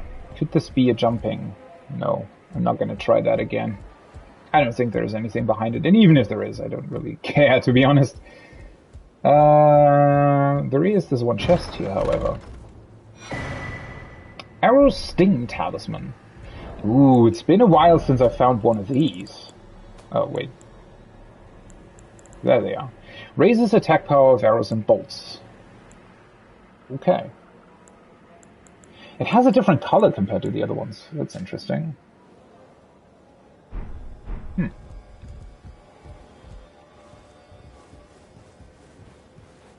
Huh. That is interesting. Can go up there, but doesn't really do anything.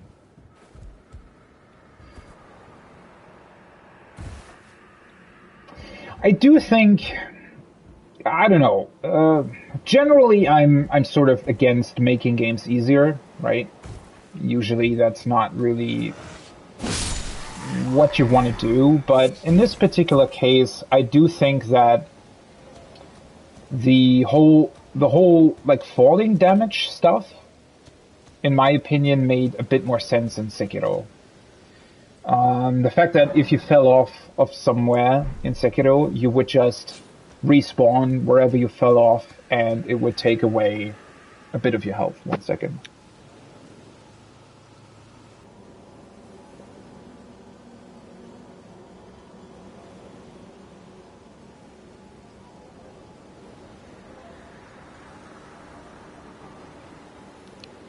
Well, I'm sorry about that. It took a bit longer than expected, but that was somewhat of an important phone call that I couldn't ignore. So, well, let's get back into this, shall we?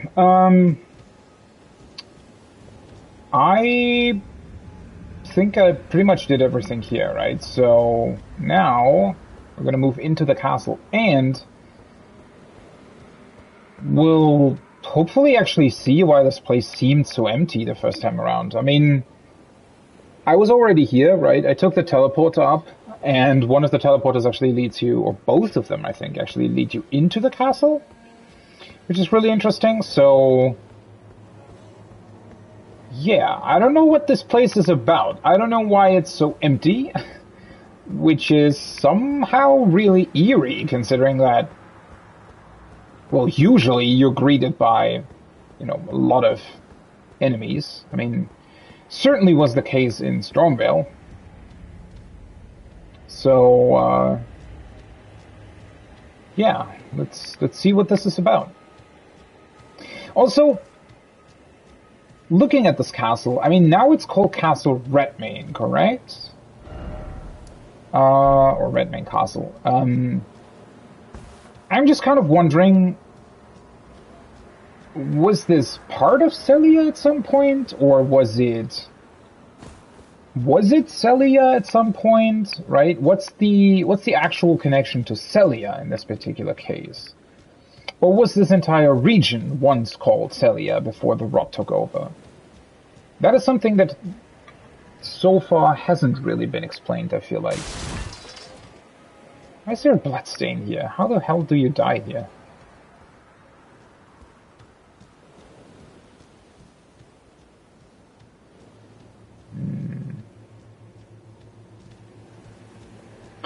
But yeah, that is certainly a question that also needs to be answered as well.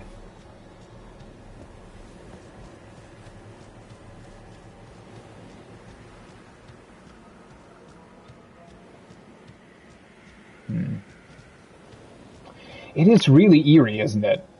The fact that it's just empty? Not a lot going on here.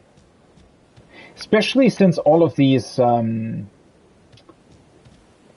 tents and stuff are still standing around here, right? So you would naturally assume, oh hey, at one point there must have been a lot of soldiers here.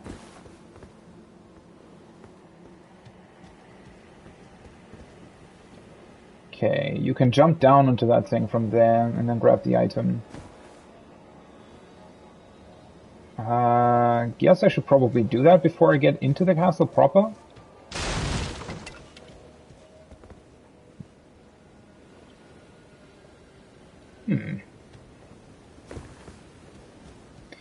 It's also interesting since, like, if you count the bridge as well, it's quite a large region that is just literally empty, right?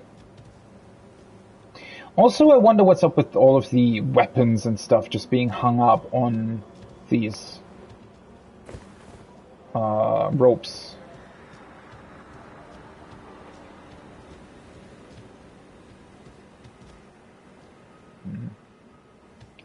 The banners are still here, though definitely destroyed.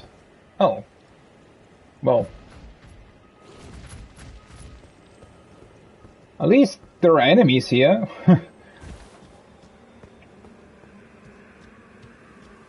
Couple more of these lions, interestingly enough. So, I guess I have to find another way into the castle then? Probably that way?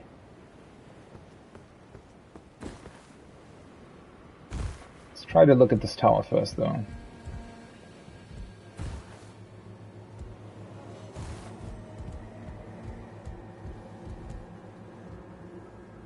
Oh, I just realized. I was wondering about that, right? Like how they... Oh no, never mind. I think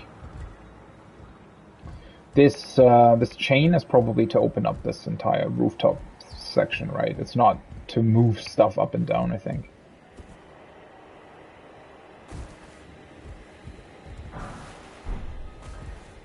Hey, that's our first time seeing a smithing stone 6. I wasn't aware there was another one. Wait, you can increase weapons to plus 18?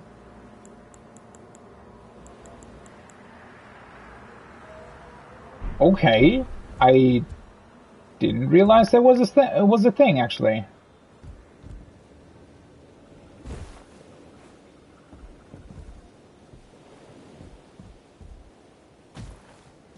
Oh, well.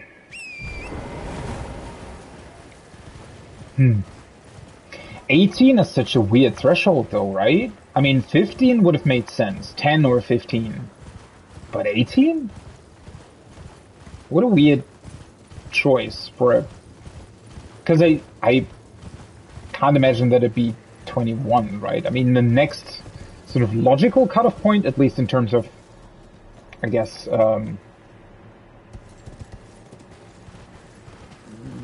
you know, numbers that would make sense as a cutoff point, the next one would be 30, right? Which that doesn't make any sense.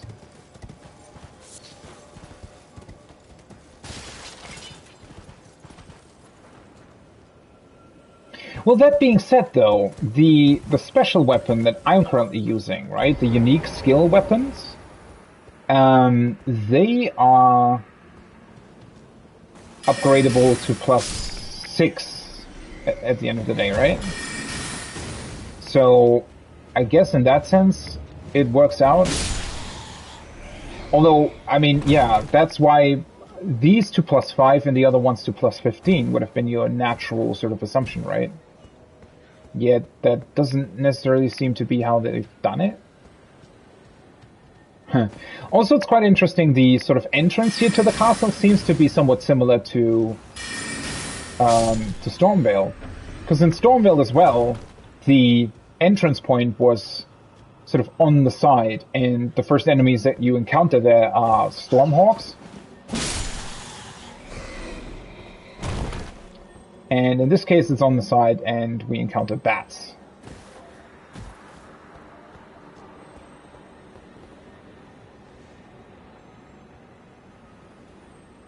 And one of these sirens.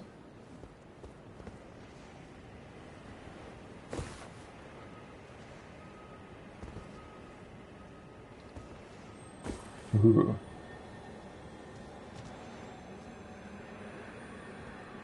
Guess I need to get the scarab first, huh?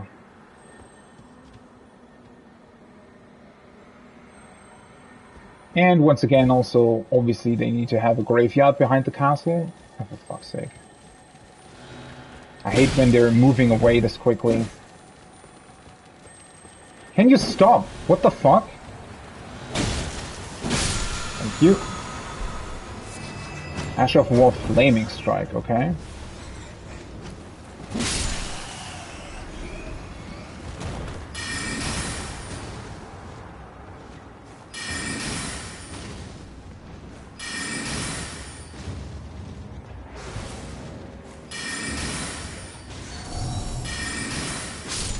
Oh.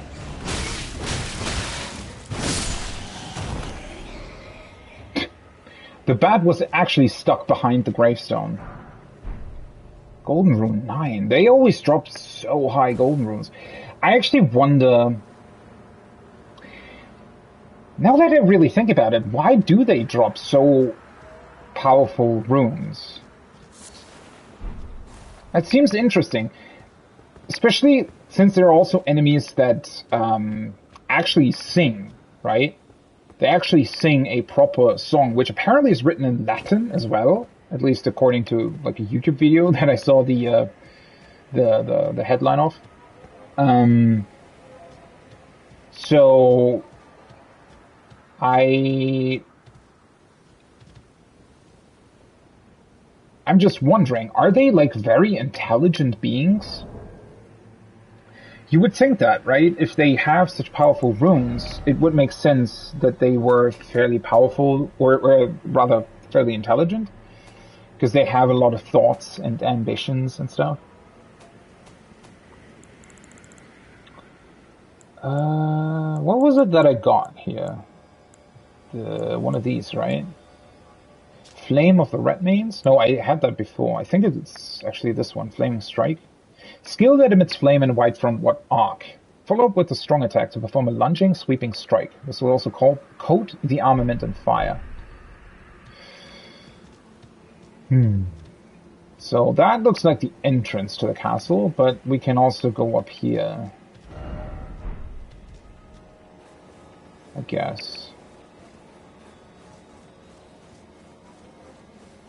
Oh no, never mind. I think that's actually a shortcut. I don't think that door will open, right?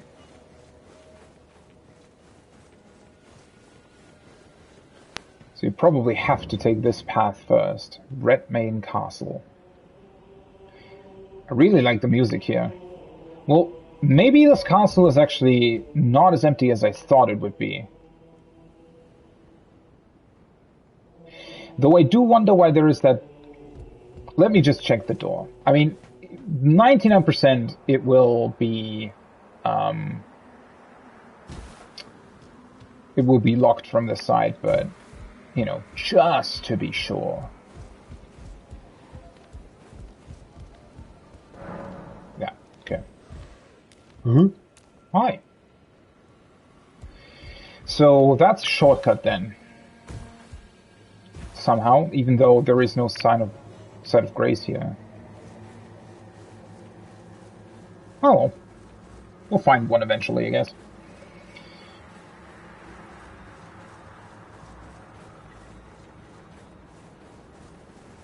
Finally back in the castle. Considering, so just in terms of level structure, right?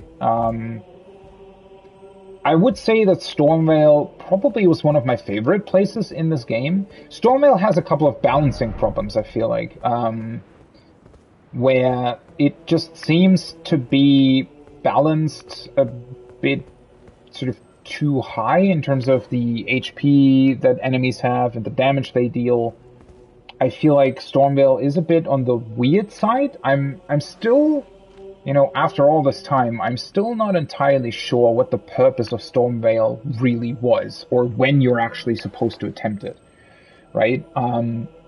Because even after doing all of Limgrave and the Weeping Peninsula, I still think that you're not necessarily meant to go to Stormvale right away. I still think that maybe even going to the Academy first, especially also in terms of the, I guess, quest lines that get activated, I honestly think that Stormvale, yeah, it is somehow not necessarily meant to be the place you should go, right? That being said, though, in terms of its level design, like the overall structure of the castle and everything that you can find within it is pretty awesome. And so I'm really looking forward to having another castle here. Though it seems to be much more empty. In terms of enemies, anyway. Oh, hello there. Terujo? Am I saying that right?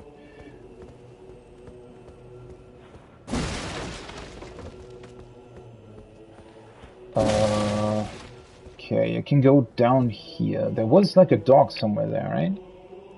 Oh, there it is. I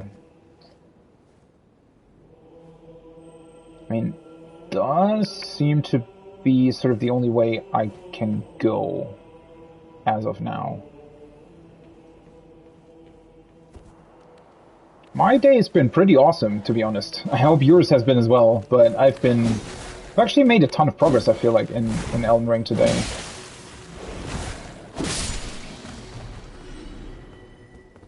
So, yeah, it's been pretty awesome.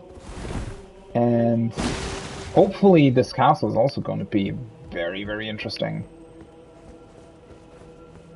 I do like the atmosphere of it. Like this sort of desolate place, yet at the same time there are still enemies here. Oh, hello.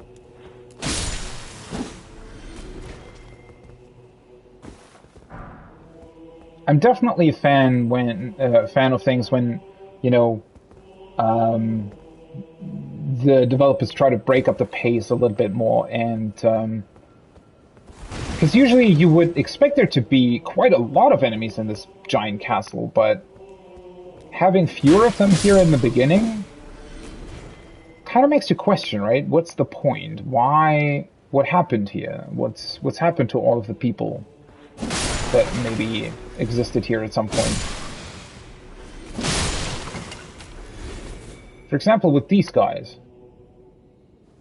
So they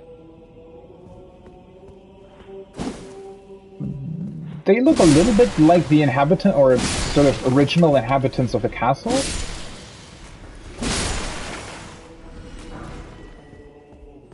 But they're also sort of placed in this room. Hey, an armor's cookbook. And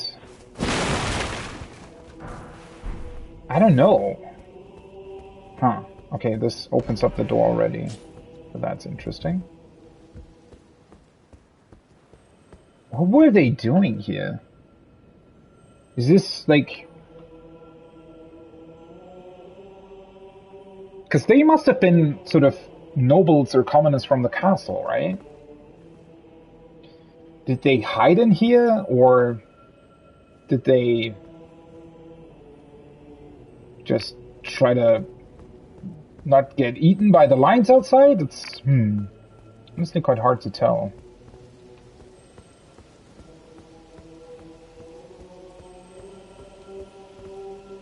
And I can hear the scarab.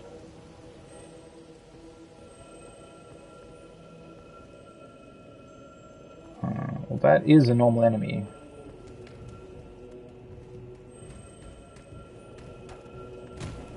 Where's the scarab, though? Why does it sound so close? How the fuck did I not hit that?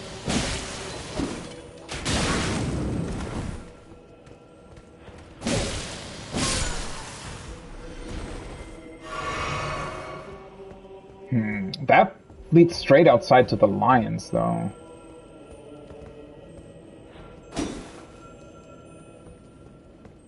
Why does it sound so close? It has to be right outside the door, right? So I guess I have to go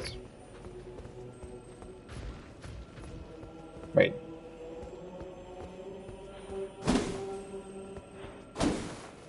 Is this... Wait, what? Can I not open the door?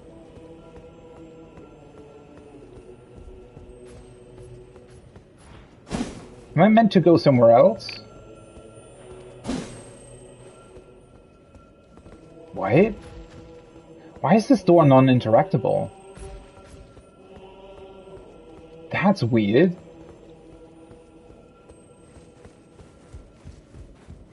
I guess there was a way outside to continue, right? Let's see here.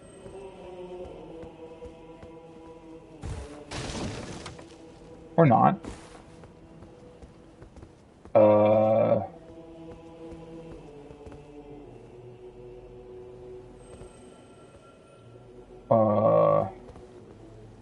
I mean, you can jump up here, right? And go over there. But is that the intended way? It honestly seems a bit strange, to be completely honest. Did I miss anything up here?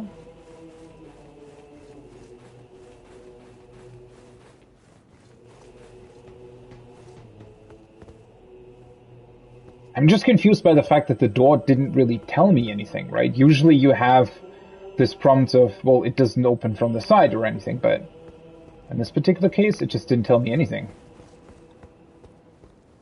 I mean, technically, okay, so that all just leads down to where it already was. I can't really do anything on that tower either. Technically, obviously, I could jump down here somewhere. That's the teleporter I originally went to. So I could also just teleport over there, considering that I have this already unlocked, right?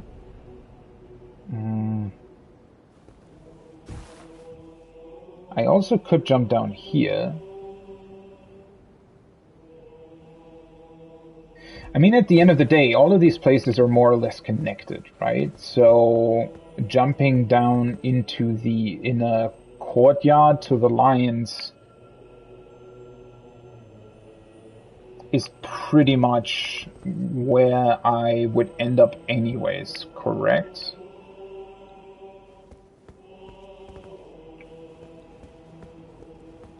Still really strange to me that they sort of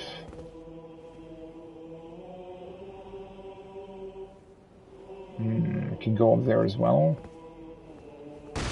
Oh fuck. Well, now they're gone. Can I still jump up there or over there? That is weird, right? Well, I can, because these are indestructible. I guess let's just go here first. Kind of an awkward way to traverse this castle, I wonder. Almost as if you're meant to use the teleporters to get in here. Instead of the quote-unquote normal way. Wait, what?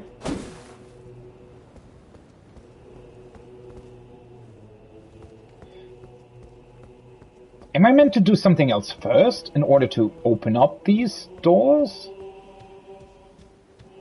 That is strange. really not at all what I was expecting here. Yeah, this is where I was earlier, right? This wasn't the site of grace here close by?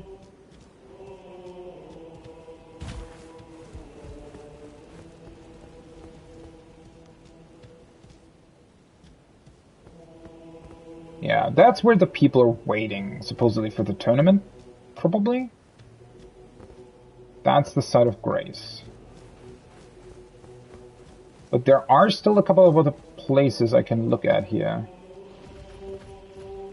Though, it very much feels like the place is sort of closed on purpose, right? It feels like all of these doors are closed because I need to do something first in order to open up the whole castle. Which is very interesting to me.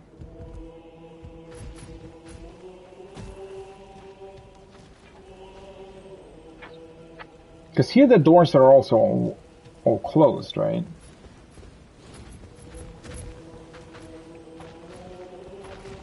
That door's closed? That's the door that I was standing at, right? Huh. What a weird place. Everything's just barred up and closed, and... Huh. Yeah, I mean, did you go in here via the teleporters or the, like, around way? Around the castle? Honestly, you probably didn't miss that much. It doesn't really look like there's too much you can explore here, though I have a feeling, I mean, these doors have to open up somehow, right? Maybe after the tournament, it's just straight up opening up everything? I don't really know. I mean, is there even a point in me fighting these lions at this point? I don't really think so.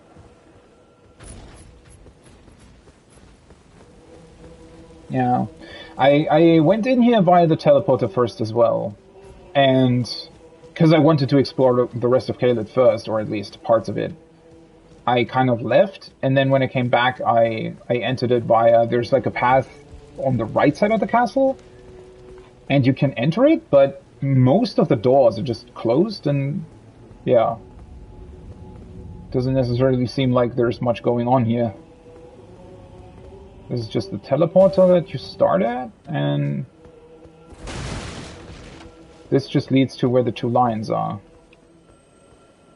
I think there was an item up here somewhere that I still need to get. It is very strange though, since I would have expected there to be way more enemies. But so far I've only encountered a couple of common nobles, or whatever they're called, and, well, these two lions. Oh, there is I think there is an item behind him. Also, he has golden eyes, meaning that he would drop more runes. Do I just want to... I mean, I could just kill them from sort of up above or something.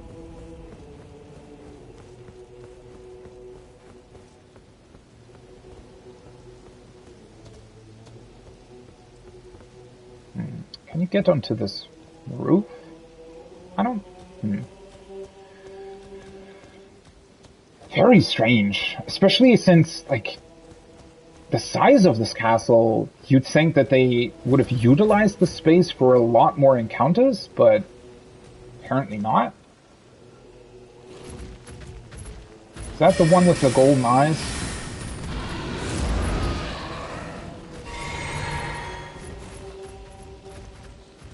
Oh. He actually does know where to go, but I honestly didn't expect that. Wait, does he?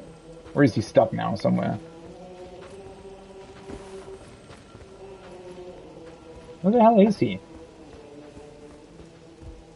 I think he's just going... I think he's just moving back, yeah. Well, that's weird. Oh, for fuck's sake, seriously.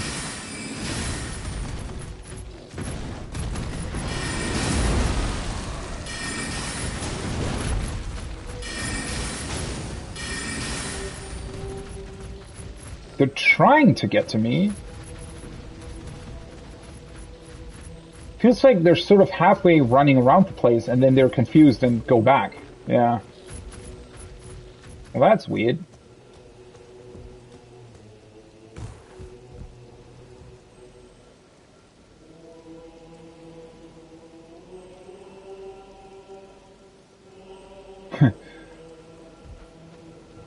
What a weird thing. Well, if they're running away all the time, this is going to take some time, I feel like.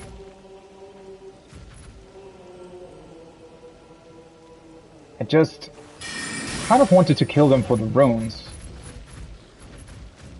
Because it might give me an additional level, but if it takes this long to activate... I mean, I could also just go down and defeat them, but fighting two at the same time... Probably, you know, not the best idea. Not that this is any better, to be completely honest. Oh no, never mind, that was the wrong arrow. Bolt, rather.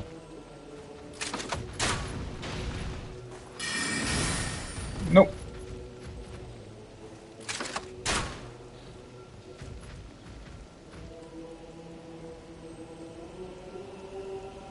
That is so weird, that they not only allow you to do this, but that it sort of doesn't properly work in terms of their AI.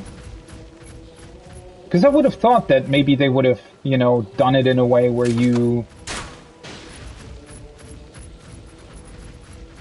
they could just run up here, right? But their AI doesn't seem to be programmed to do that.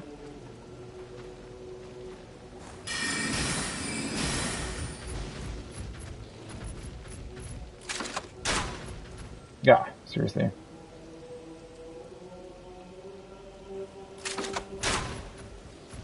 Really?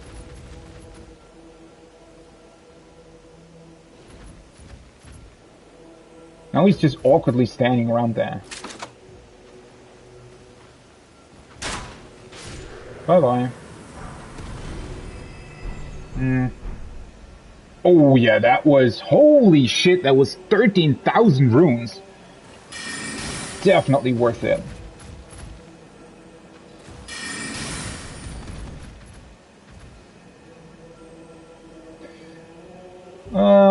Do I want to go down and just kill him normally? Well, where the fuck did he go? Oh.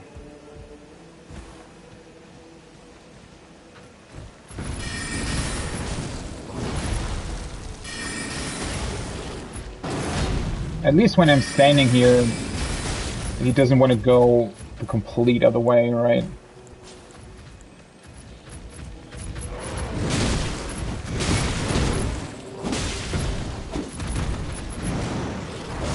I just dislike their insane delayed attack patterns.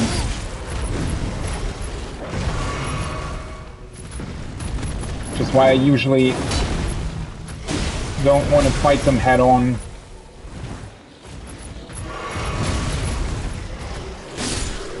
Oh well. I don't really need the items that they drop, but the 13,000 runes I'm gonna take. I mean, yeah, there has to be a way to open up everything. Oh, hi. What are you doing here?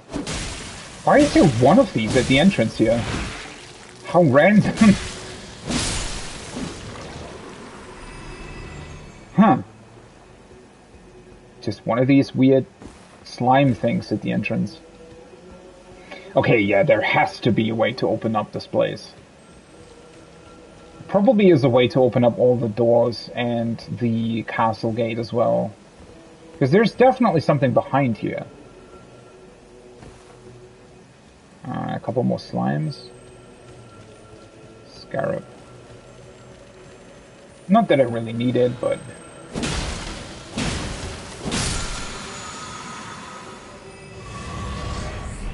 Time for done. Otherwise the sound is going to constantly remind me that I still need to kill one. Okay. Well, I guess... Except for the closed doors, obviously, I guess I have actually looked at everything. So... I'm gonna level, and then let's see what this tournament is about, right? And what the other NPCs... I mean, there are a couple of NPCs here as well. I wonder, actually... So two of the NPCs, obviously, I know, since I've talked to them beforehand, and they now moved here. But that makes me wonder if there are other NPCs as well that could technically appear here if you meet them first or something. The design of this castle is very weird, though, right? I mean, yes, there's definitely a way to open up these doors, but even if you do that, you pretty much explored the entire castle at that point. So the reason why I'm a bit confused by that is because Stormvale was such an intricately designed level, right? Almost sort of its own dungeon, right? And a pretty big one at that. So I kind of expected this castle to be the same. The fact that it isn't, I mean, that's not necessarily bad, but it's definitely surprising. I mean, in a way, I am not against it, because I want to know what happens with the tournament, right? I want to get those quest lines further, right? I want to know what happens with Rani. I want to know what happens when I kill Radan, if that's even something that I'm doing. I don't know, maybe there is a choice there. No idea. But yeah, I mean,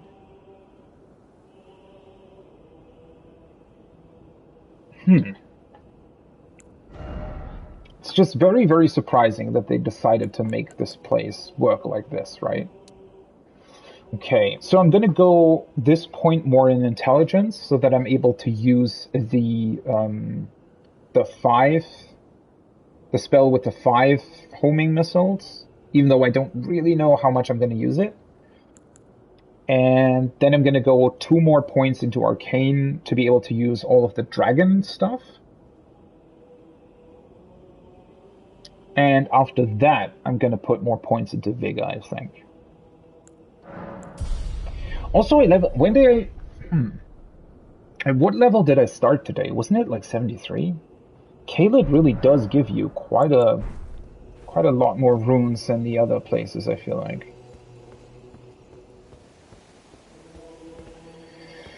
Okay, well, let's see what this is about. Oh, this is actually considered a round table chill place. Huh. Why would they hang up all of their weapons like that? Is it to intimidate opponents? Because you would think that usually you would want to use these weapons, right? Instead of hanging them up somewhere. Huh.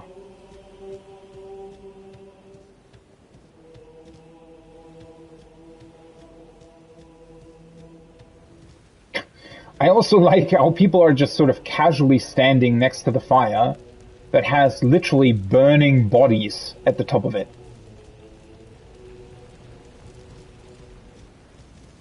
Okay, I guess. Okay, you I know. What are these spirits doing here, though? Are these NPCs that could have been here? And who are you? Champions! Welcome! The stars have aligned. The festival is nigh. General Radan, mightiest demigod of the Shattering, awaits you. Champions, prepare for battle! Defeat the General, claim glory, and grab that great rune! A celebration of war! The Radan Festival! Sounds pretty great. Sure. My native language is actually German. I guess you can probably sometimes hear when I'm pronouncing stuff in a certain way, I guess.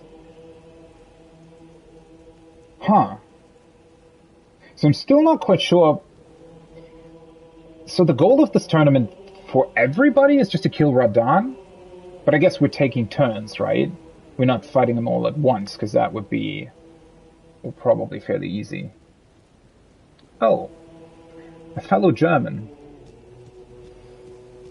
Und dann sage ich mal auf Deutsch Hallo. But yeah, I suppose that, especially, I had a few other people tell me that, well, if you're German, apparently you probably just realize certain sort of speak patterns, right? Because usually I think, like, English-speaking people don't necessarily recognize a German-speaking English that much.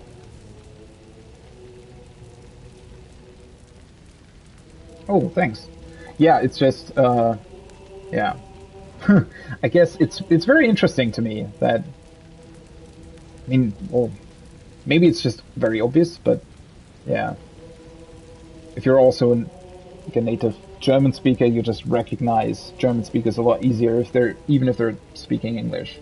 Whereas when you're coming from another country, I guess it's harder to recognize, probably. There you are. Took your sweet time. The players are all made up. I'm waiting for the curtain. Let's give them a show to remember, eh? Just don't you go dying on me. For Ronnie's sake, too. I was actually gonna say the same to you. I like this guy. I don't want him to die. Into the fray together, eh? Let's see what you're made of. I wonder how they're gonna do this. So, is this really going to be a tournament? Are we fighting him all at once? Am I fighting him and I can just choose who to summon for the fight? Into the fray together. Eh? Definitely a couple of possible outcomes here. Well, who are the other people, though? Oh. Not very talkative, eh? She is a finger maiden, though, I think.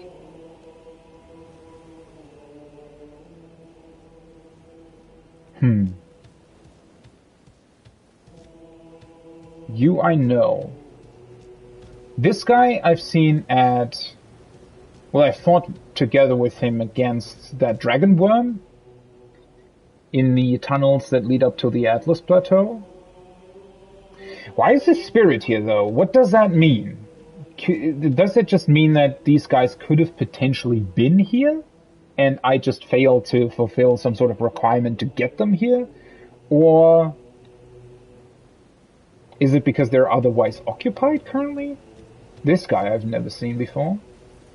Is he a reference to the Onion Knight in Dark Souls? Because he kind of reminds me of that. And this guy's a samurai. Wow. Pretty cool outfit.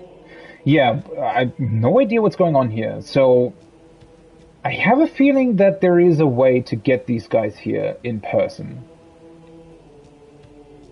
But I suppose you probably have to find them first, right? Which...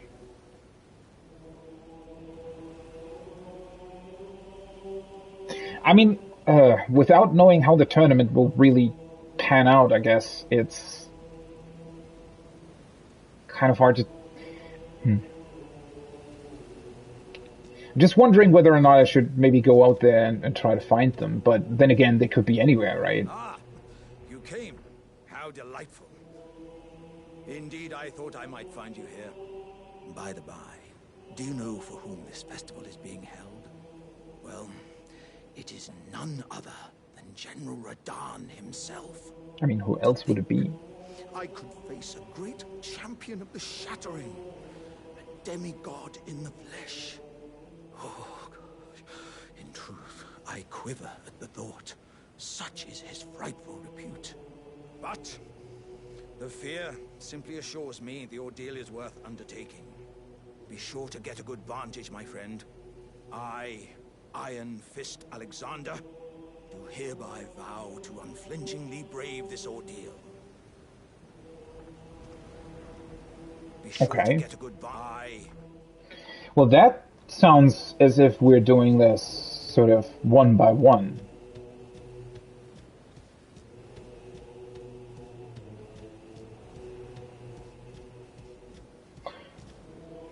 I mean, I guess I just have to go further to find out, won't I?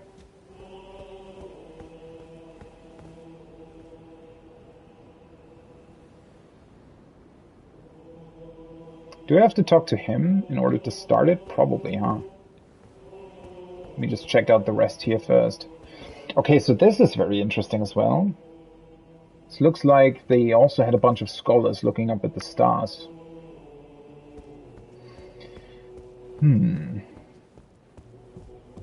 Very reminiscent of the Academy, right? And considering that whatever Radahn is doing, or trying to do, or apparently somehow halting the stars, whatever that means, it does make sense that, I guess, a research place / scholar teaching thing would be here.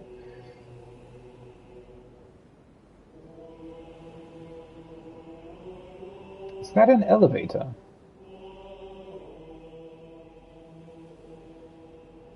There is a teleporter down there.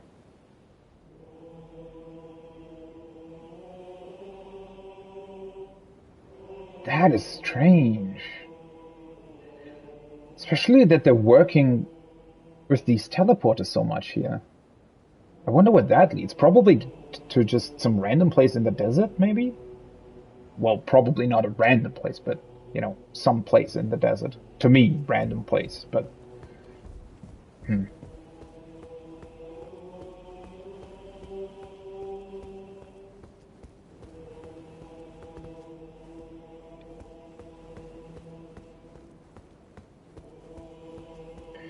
Doesn't necessarily seem like there's anything else here.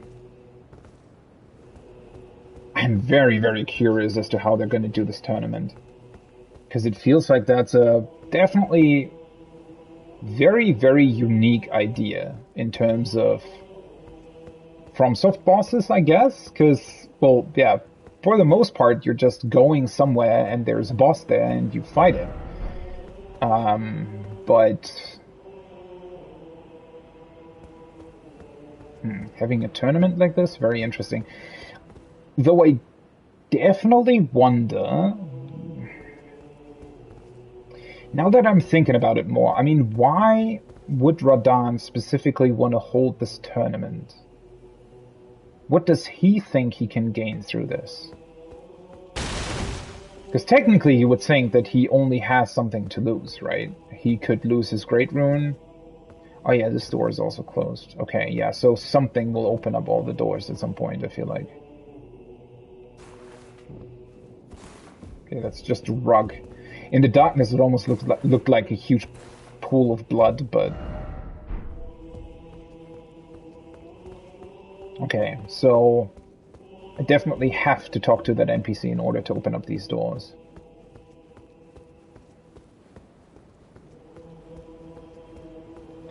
I'm just wondering, so...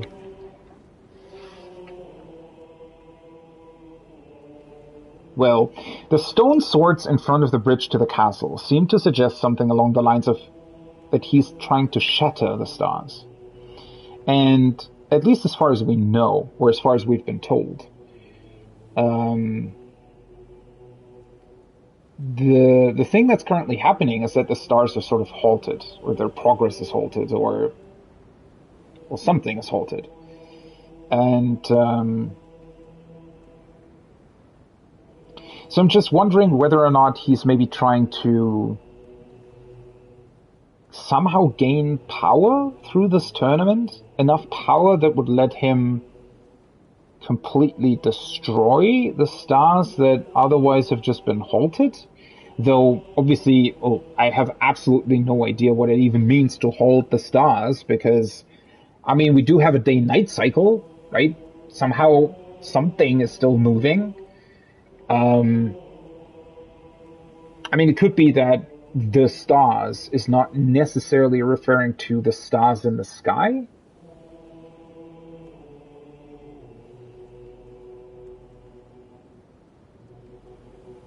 Oh, okay. Well, I'm definitely looking forward to it, if it's such a cool experience. It's well, the whole setup in and of itself, I think, is already pretty cool. Because it's such a unique and completely different way to how FromSoft usually does bosses, right? Or anything in their game, really. The fact that there's suddenly this place where, well, people are somewhat friendly to you, and it's sort of a setup, and I don't know, it's a very, very cool way to introduce a boss as well, rather than just, coming in here and fighting him. And because usually that has a little bit of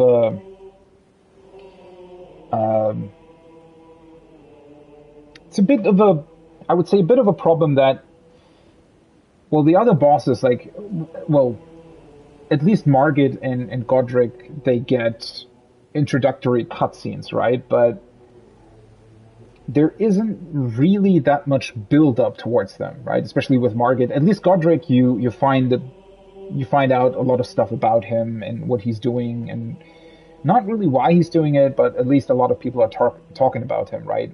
But Margit, for example, you go up to Stormvale Castle, and then suddenly there is a boss there, and well, that's sort of it, right?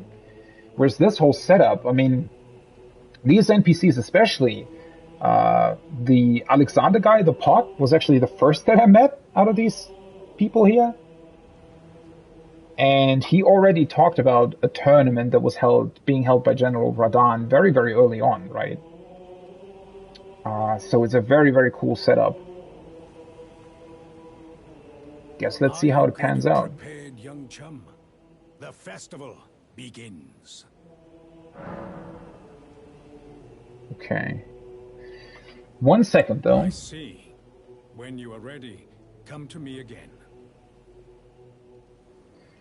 Because if it's actually going to lead into a boss fight, I probably, well, I don't have that many runes currently, but just quickly thinking, would there be a place where I could spend them real quick? I mean, I can very quickly come back here, so. I was certainly very surprised when I first met him, and there was just this pot stuck in the ground that I needed to help, apparently. Hello again. Welcome to Patch's Emporium. I'm honestly, I would really like to know whether or not you can meet the other NPCs beforehand, the ones that are only there as ghosts. I mean, obviously, it seems pretty clear to me that that's how it works, but Patches doesn't actually sell anything interesting, does he? Well, that's unfortunate. Try to find it. Yeah. Sell better stuff, then I'll buy something.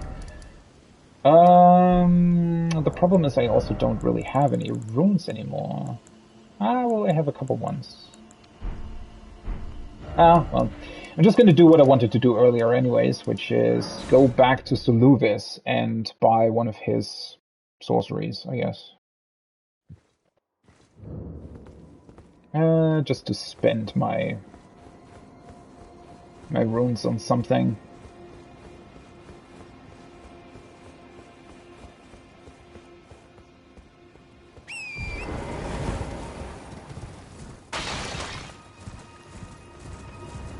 I still wish there would be a faster way to get to Soluvis' tower.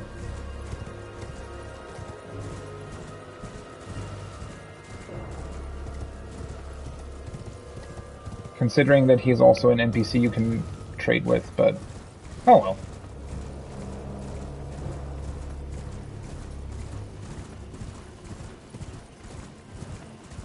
Hopefully it actually works out with the runes. Begging for another. I want a new... Oh, you can exchange the puppet as well. I didn't know that. Would I have to give up the old one? You want another puppet? Quite the keen paramour, aren't we? But I'm afraid each and every one is like a child to me. I can hardly just give them away. Oh dear, what's to be done?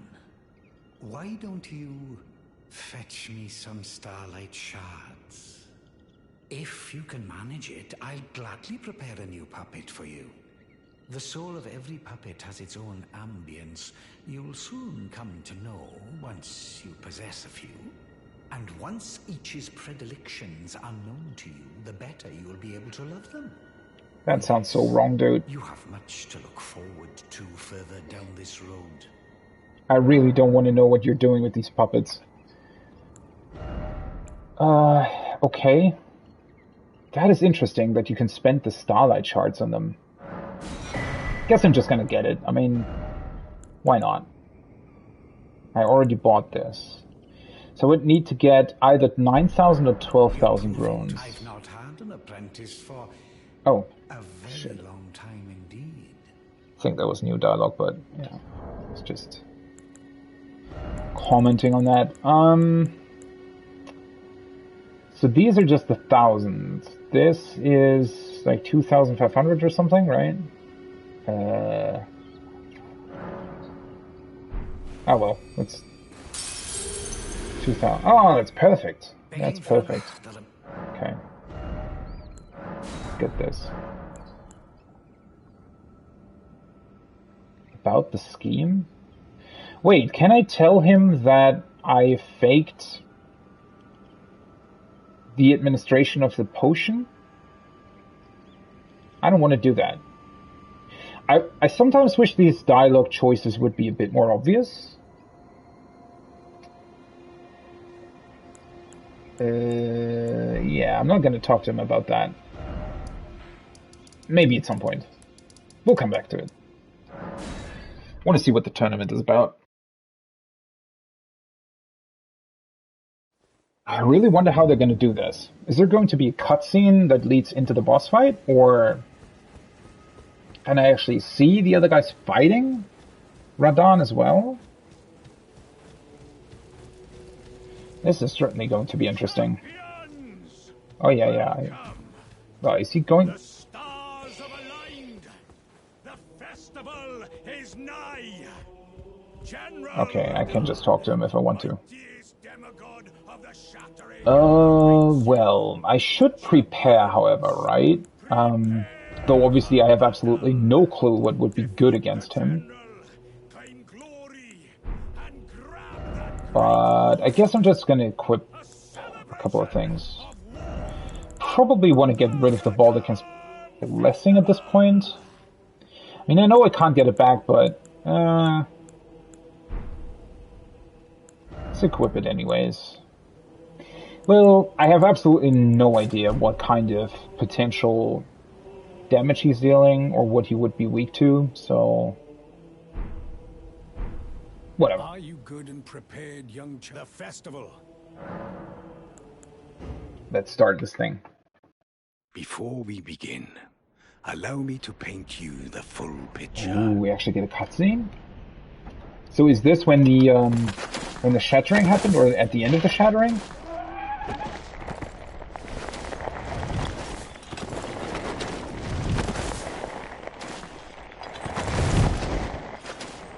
General Radahn is cursed ever to wander. Okay. Eaten from the inside by Melania's scarlet rot, his wits are long gone.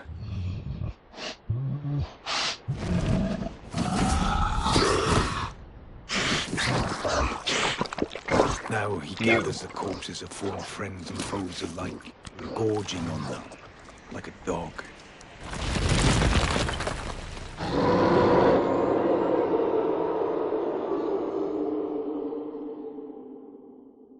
Howling at the sky. But now, we must make merry.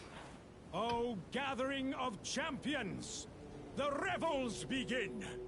The celebration of war. The Radahn Festival. It's a bit weird that I'm standing behind him, but okay. Heartening cry. Okay, so that actually answered not answered a question. I didn't really know I had that question, but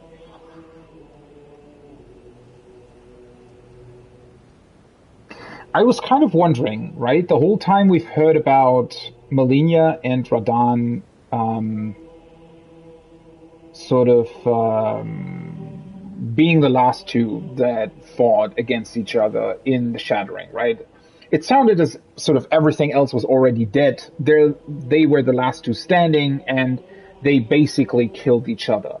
Now, I guess Radahn didn't technically die, but it's interesting. So Malenia cursed him, and that's why this rod exists.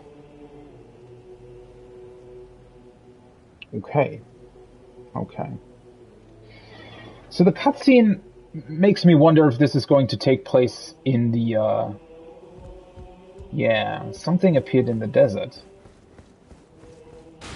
Is this connected to the cutscene, or is this just because it's night? That certainly looks interesting.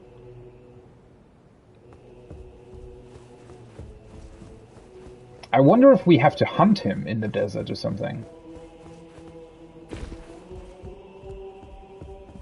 I can't turn back, which is also very interesting. You will find the field of battle past the church ahead, upon the shore under the fort. General Radahn is there, even now, divested of his wits, devouring corpses, and howling at the sky. You will find the field of battle, General Radahn divested of his and howling at the... Well, that is very interesting indeed. So the entire desert is, I guess, the boss arena then? That's pretty awesome. Not gonna lie. These doors are still closed. So I wonder if the other doors will open at some point once you defeat Radahn. Cool church. Another smithing stone 6. Wow. That's also why the teleporter is down there. To get you into the desert right away, right? Okay. Well, this is certainly going to be interesting. I wonder what these white flecks are supposed to be. Are they like maybe some sort of checkpoint? Or a way to summon him? Or... because the desert looks pretty big. Feels like this is going to be not necessarily just a straight fight, right?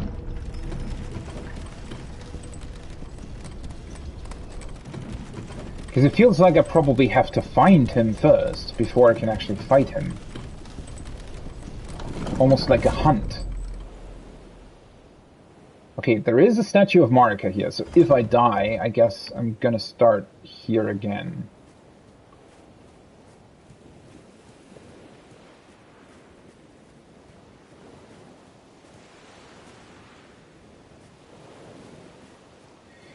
I'm wondering what the role of the other NPCs is going to be, though, because I was halfway speculating that maybe I was sort of able to summon them for the fight.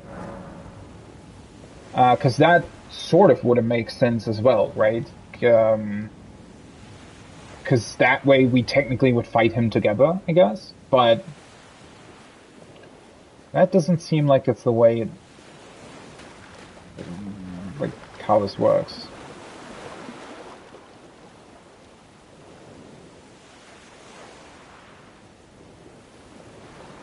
I was just wondering how are those messages actually on the ground? I guess it must be the shallow water from the other side, right? Well, let's see how this will work. Starscourge Radahn. Okay, great start. Cool. Okay, there...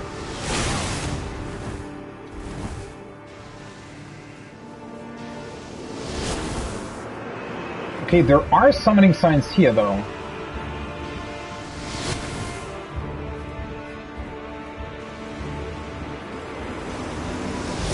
So, I guess the trick is to just summon these guys and Whoa.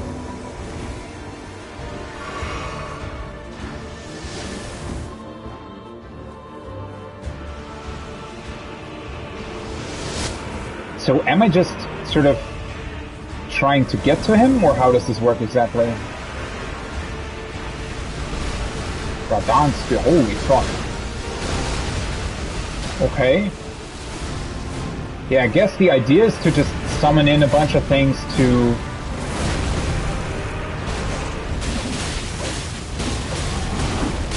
Wait, you can literally summon... Wow, that's awesome.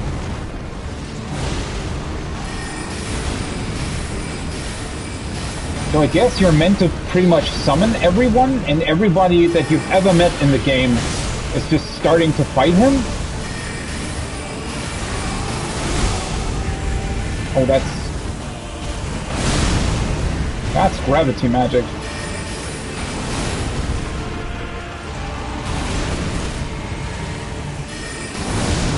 Whoa.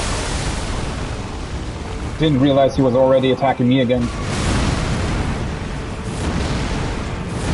His damage output is kind of insane.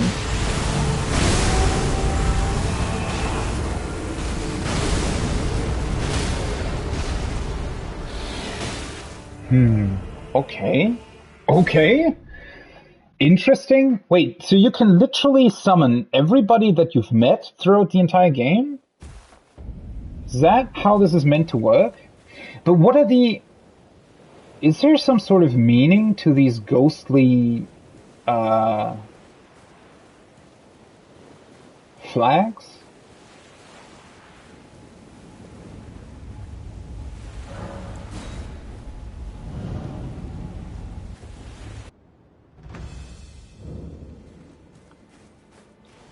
Is there even a way to hide somewhere? Oh, the timing on that is really annoying. Yeah.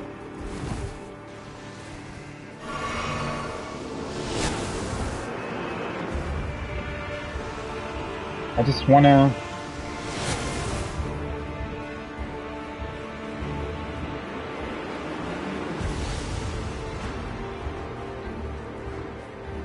So what happens if I just hide? Oh, you can also summon your horse. Oh, that makes this whole thing a lot more interesting, yeah.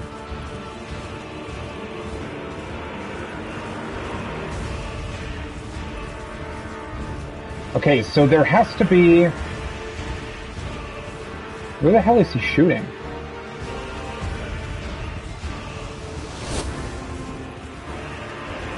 Okay, the fact that you can summon the horse makes this whole thing already a lot easier. Or not. Is this first fight or first phase literally just avoid his arrows? Or what?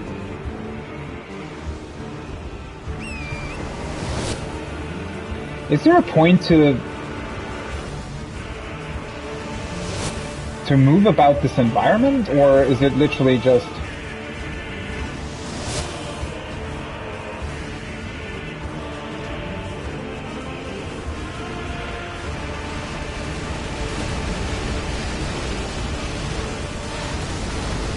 So he's definitely doing other stuff as soon as you get close.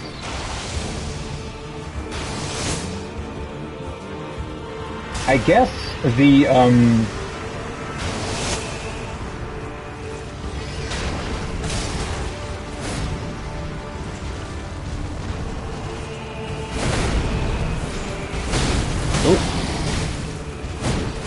I guess these ghostly flags pretty much just mark where summons exist, right?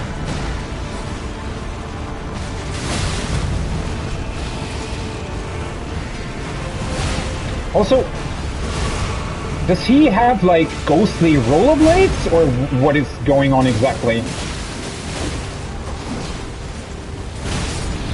So I guess the idea is that you sort of move from flag to flag, summon in other buddies to help you, and then sort of try and kill him?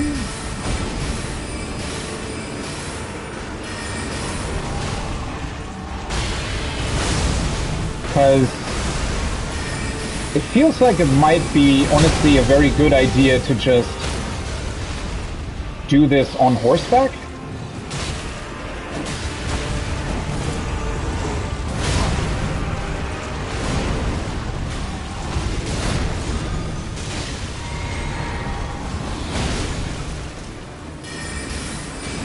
It's certainly a very chaotic thing, I feel like. Oh, for fuck's sake.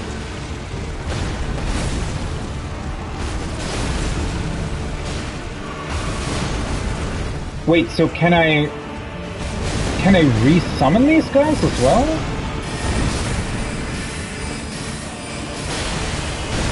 I think I have a basic idea of how I'm gonna do this fight. Maybe?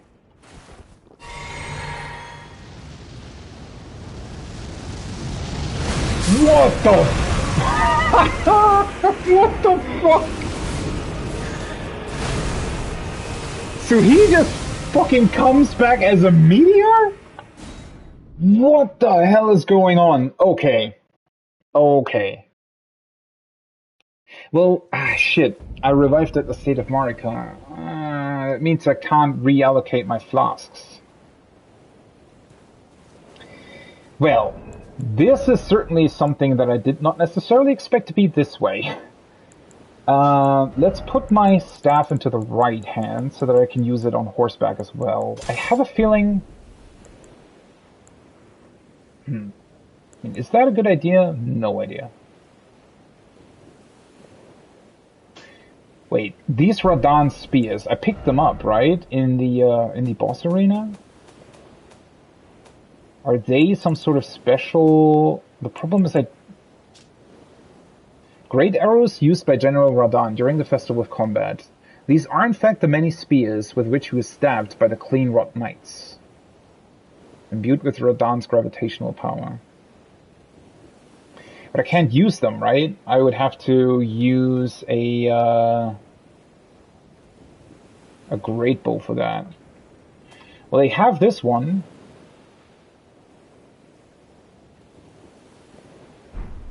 Honestly, don't know if that'll work. Oh, also, I completely forgot that I should probably unequip my shield, yeah. So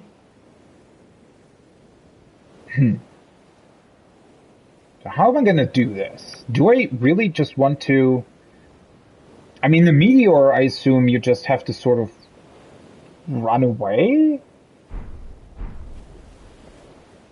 I feel like you want to do this on horseback, right? At least to a certain point.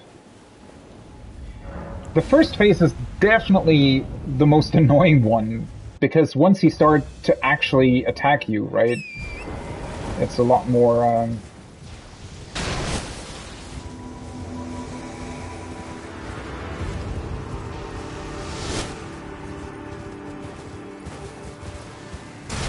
Right? Oh, it's a bit finicky to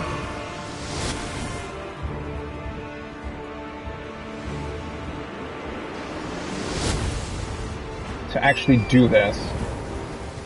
Because sometimes I'm not quite sure if I actually summon everything that I wanted to. Okay.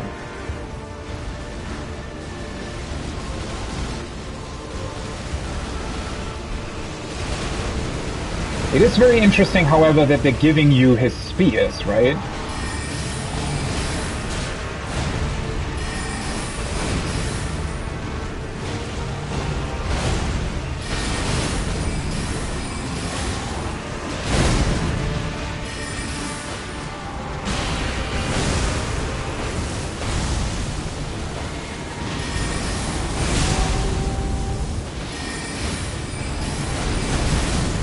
Well,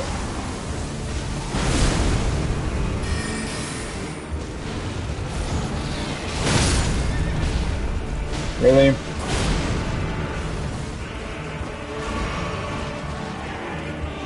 Yes.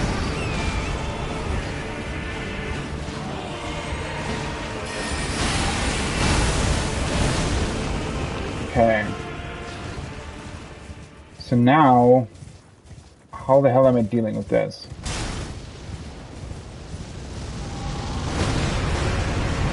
Okay. So kind of just move out of his path, I guess?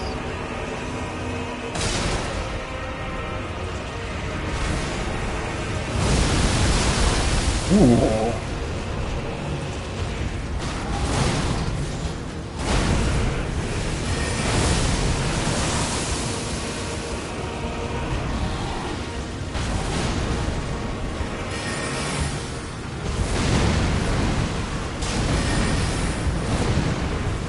What are those orbs doing anyway?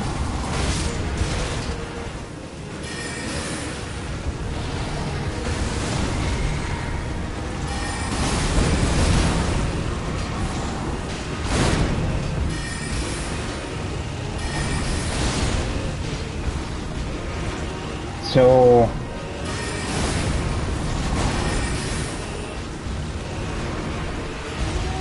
I probably want to summon in a couple more people, huh?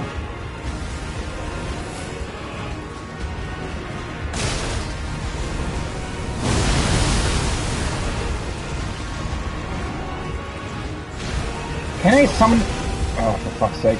He almost killed my horse again. I can just summon them in again and again, huh?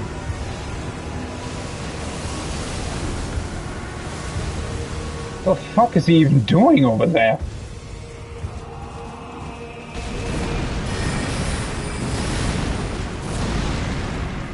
Okay.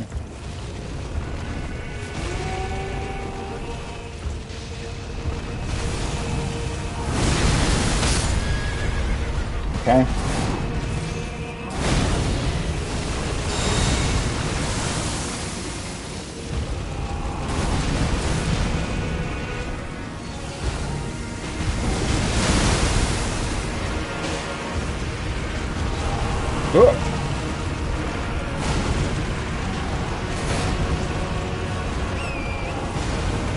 I wonder if this is even going to be the end of the fight.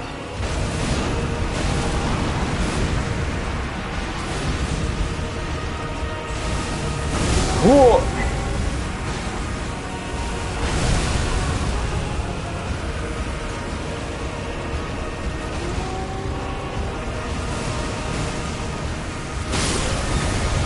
Well, that was unfortunate.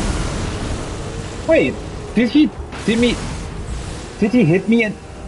well, that was... I didn't realize I was at like 60% HP for some reason. Well, that is certainly interesting. I wonder if there's like another phase to that. I probably should have... This would be a lot easier to have more FP at the ready.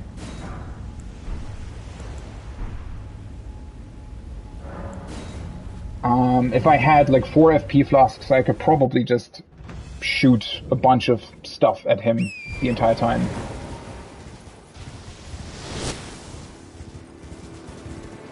The idea of this fight is pretty cool, I have to admit. Though, you definitely have to get used to this whole thing.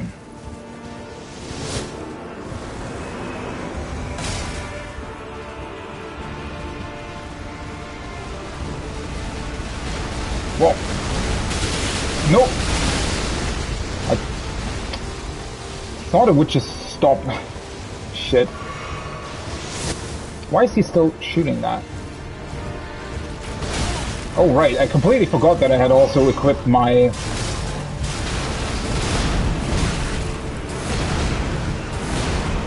What happened there?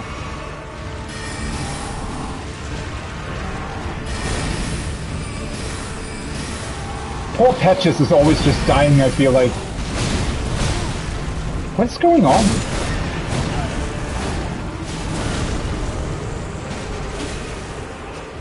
I feel like his range was very different all of a sudden. Do I wanna... Ah, no, never mind. I'm gonna just... If I'm out of FP, I actually made a mistake, right? I should have probably just used my bolts to kill him off. If I had done that, I probably would have had the kill already. It is a bit annoying that you start off, like, very far away from him, though. Not gonna lie. Because this beginning setup just takes a bit too long, in my opinion. Though it's, like, visually it's pretty cool, right? The fact that you're sort of going towards him. It's a bit finicky summoning all of these guys in, because sometimes I think messages next to them sort of prevent you from clicking on them.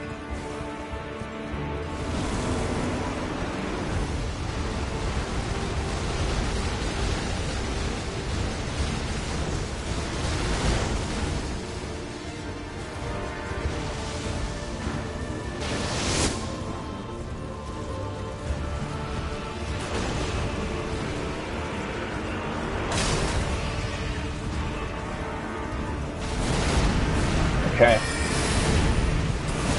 Let's do this.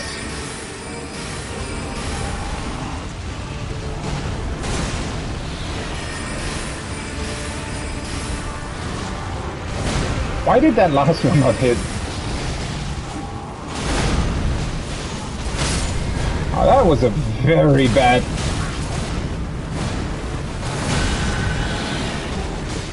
Very bad point for, using the FP flask.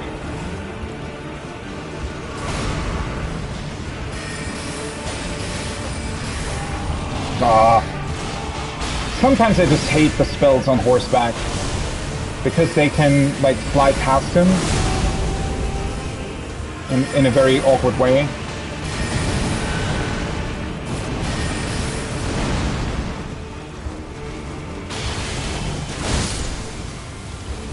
What is that?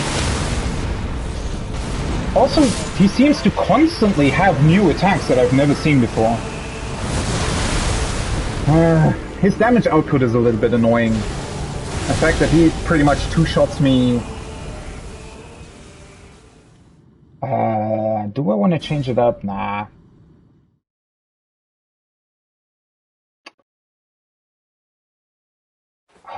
The setup of the fight is really, really awesome, but it gets old pretty fast. I don't know if you're... I could probably fight him up close as well, right? I don't think you necessarily have to. For fuck's sake, seriously? Yeah, I definitely don't like this beginning. That is sort of unnecessary.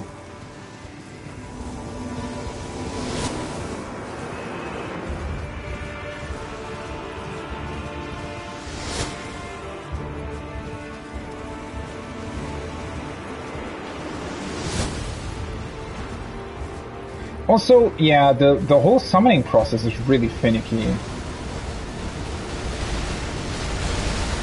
Honestly, don't know why that is.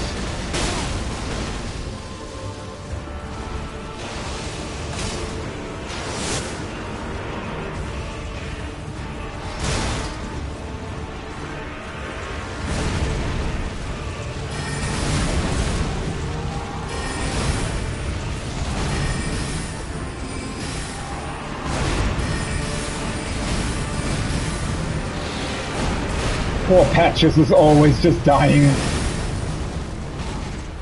Okay.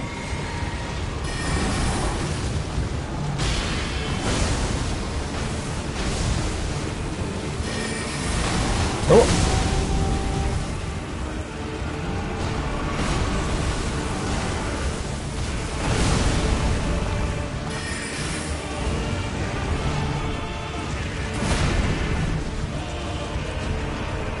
Oh, I just realized he actually has a horse sort of beneath him as well, right?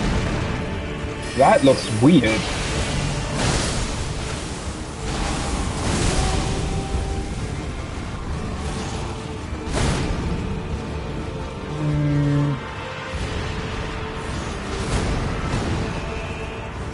I think I need to summon in a couple more people. What the fuck was that? Okay, so is this... Because I felt like they were coming back the entire time. But it seems like there is sort of a finite number to how often you can summon them. What the fuck was that?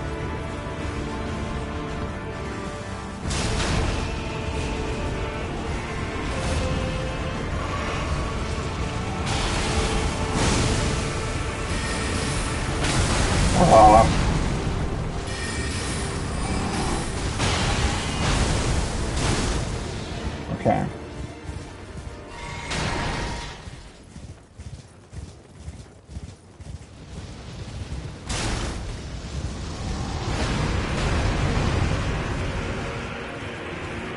Also kind of wonder what that range is on that.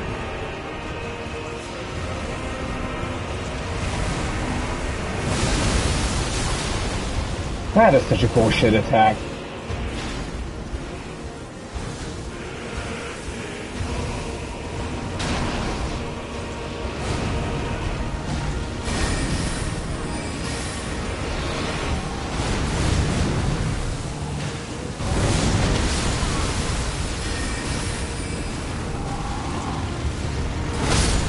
Fucking hell, what the Are you fucking kidding me?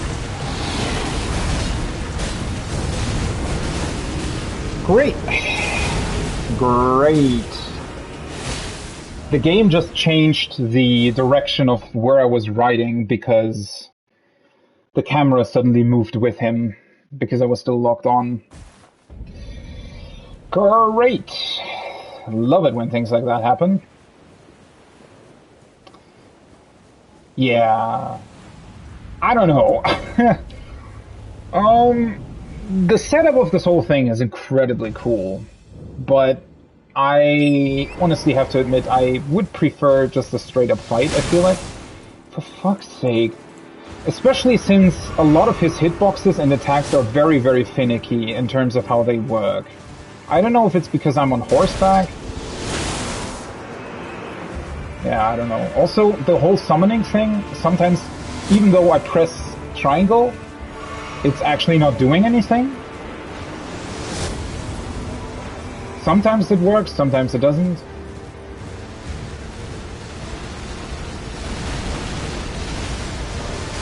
Oh, for fuck's sake, I forgot that that attack continues for like a million years.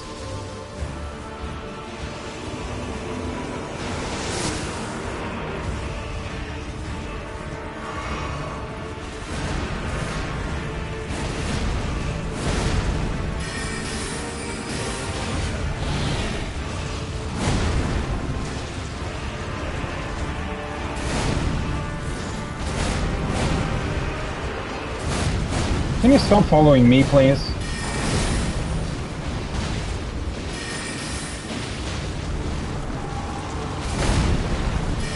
Also, the fact that it's sort of random who he actually attacks, it's a bit weird as well, right?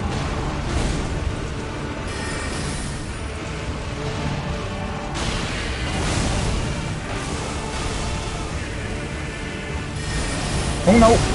Fuck, I completely forgot that he does that afterwards.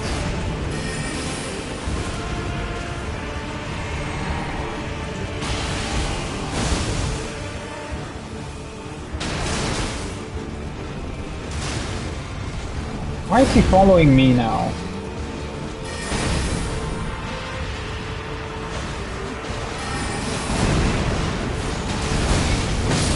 That is...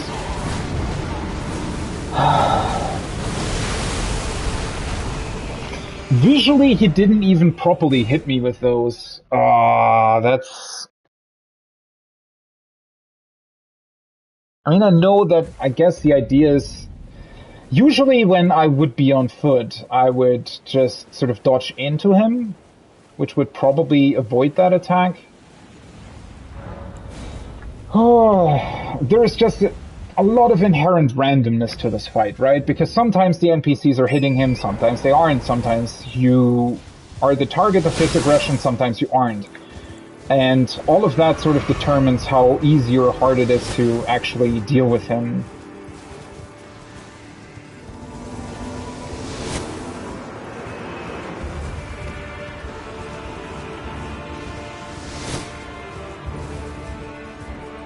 What is up with these things anyway? Are some of them just sort of stuck in the ground and I can't summon them because of that, or... Why did that suddenly hit me? It never hit me before.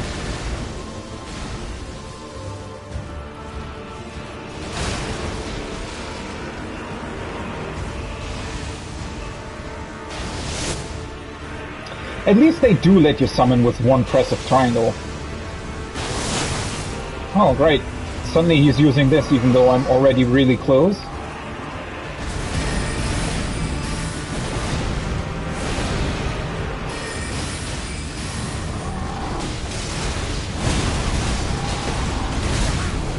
For fuck's sake. The bullshit on that is that it's just literally stunning my horse into completely stopping, right? I can't do anything against that.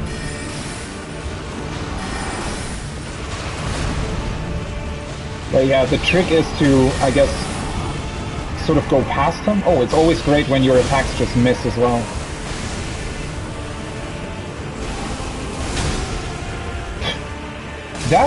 That seems to be a bug, right? If you're too far out of his gravity circle, that he's just sort of awkwardly... I don't think that's supposed to happen.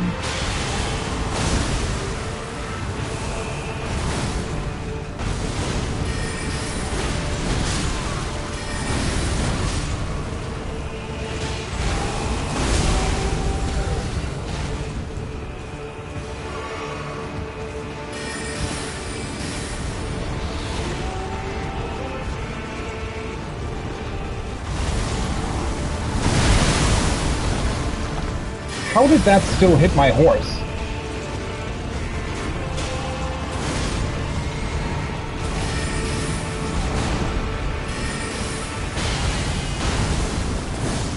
Okay.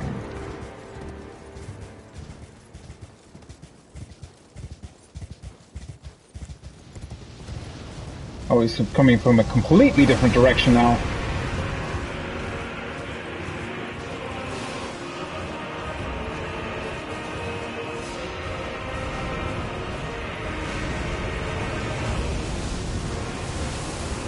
I like how the other guys are sprinting as well.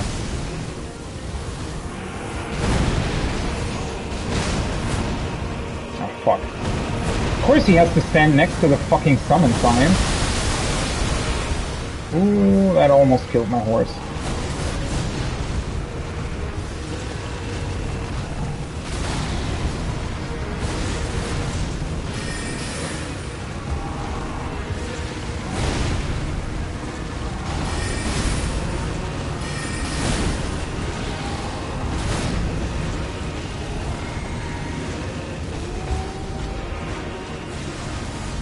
What's he even doing sometimes? Ooh. Okay.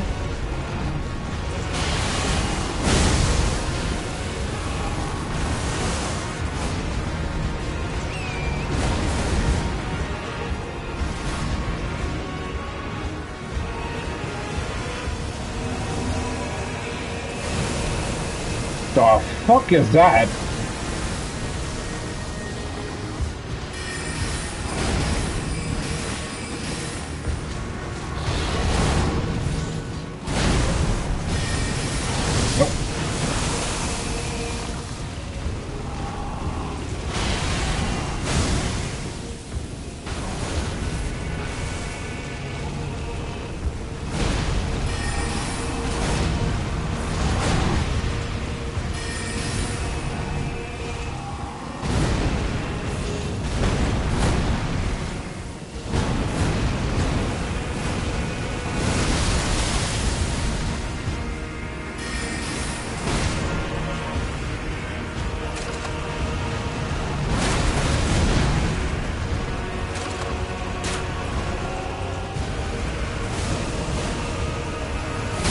Oh no! That was... I did not expect that to happen. Oh, that was really... I had him already. Ah, that's annoying. Man.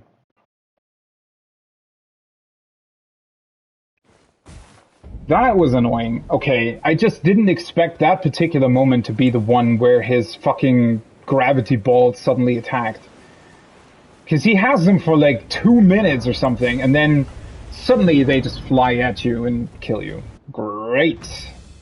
Fun, fun, fun.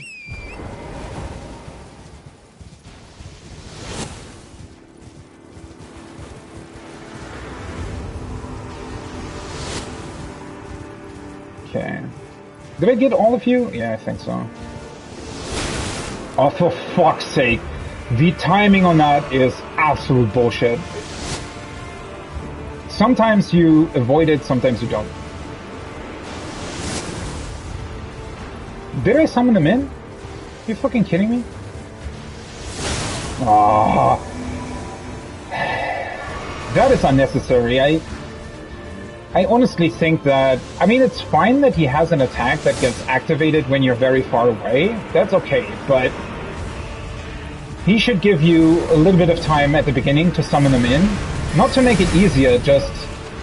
I don't know, his sort of thing... It's just a bit finicky, all of it.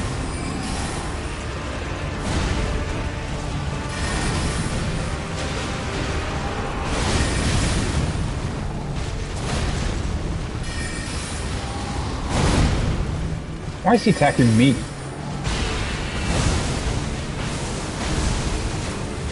Oh.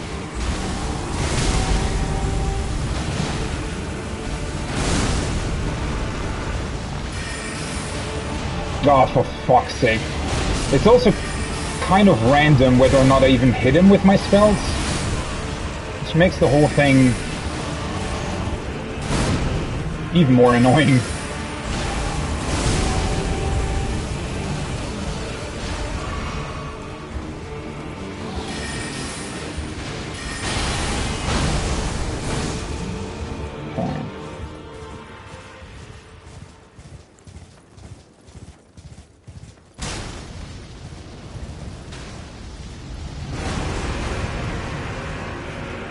The problem is also that the summons are kind of far away, to be honest.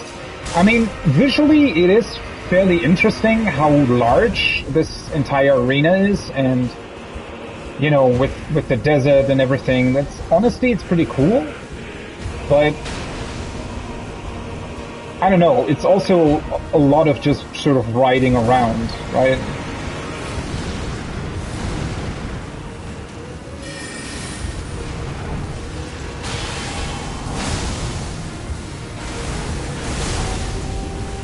That is so weird that that can happen. Where the fuck are you going?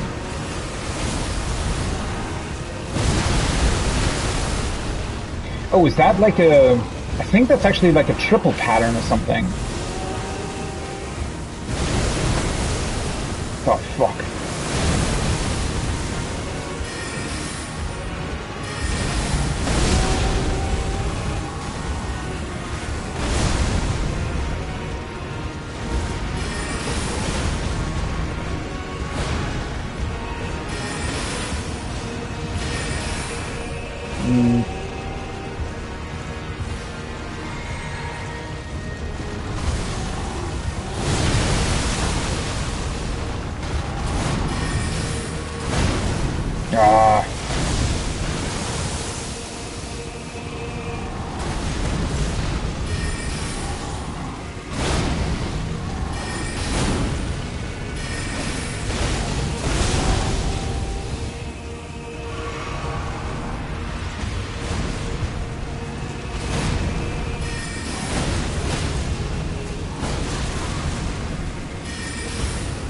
Oh, seriously?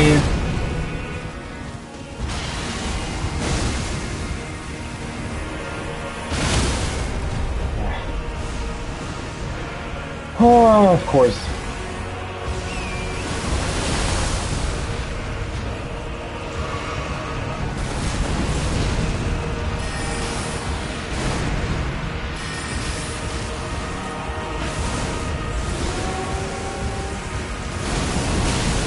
What the?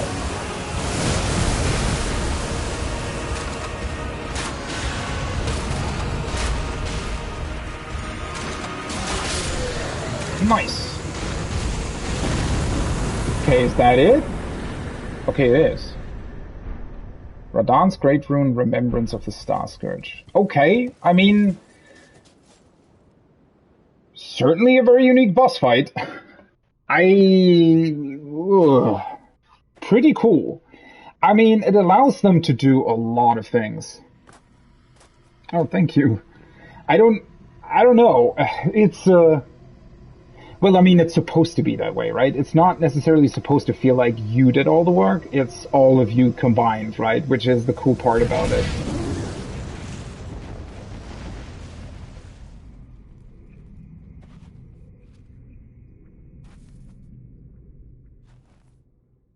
Okay.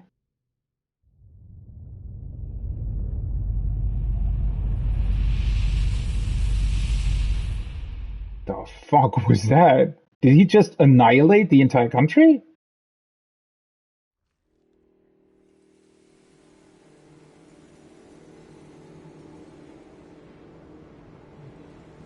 What the hell happened?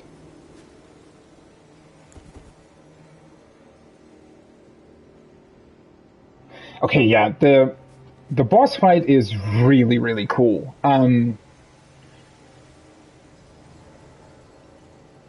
I wonder how it goes if you actually don't summon. Because it very much feels like you're meant to, right? It's all of you against him. I'm honestly not so sure if you're supposed to do this fight on horseback. Maybe? The thing is, he's jumping around a lot, right? And that's what I find really cool about this fight. It's visually absolutely stunning. And the attacks that he does and just sort of the scale of everything is pretty incredible. Though, well, I wonder. First of all, I wonder how does this actually pan out when you're a melee build? And, well, second of all, if you just want to fight him one-on-one, I wonder how well that works. Because he's a very big, very sort of a radical fight, right? There's a lot going on. I mean, I do like it a lot. Obviously, I just think that the only thing that was a little bit annoying to me, I feel like they should give you, let's say maybe 10 seconds or something at the start before he actually starts firing his arrows. Just to be able to get to the first summons without necessarily being... I don't know, that was the only part that was a little bit annoying. I feel like that was kind of unnecessary. Especially since later on he doesn't use these arrows anymore. I guess he would only use them if I would be the only person here and would ride very far away from him, right? I suspect that he then would switch back to the arrows. But yeah, that's sort of the only gripe that I have with it. Otherwise, the fight is really, really spectacular. I almost wish that they would have done a bit more in terms of the meteor stuff as well. Because that's pretty awesome, right? When he jumps up and then suddenly comes back. Especially with how visually it looks completely different, right? Because you have this red sky, and then suddenly the sky turns darker and you see this meteor coming in. That's pretty awesome.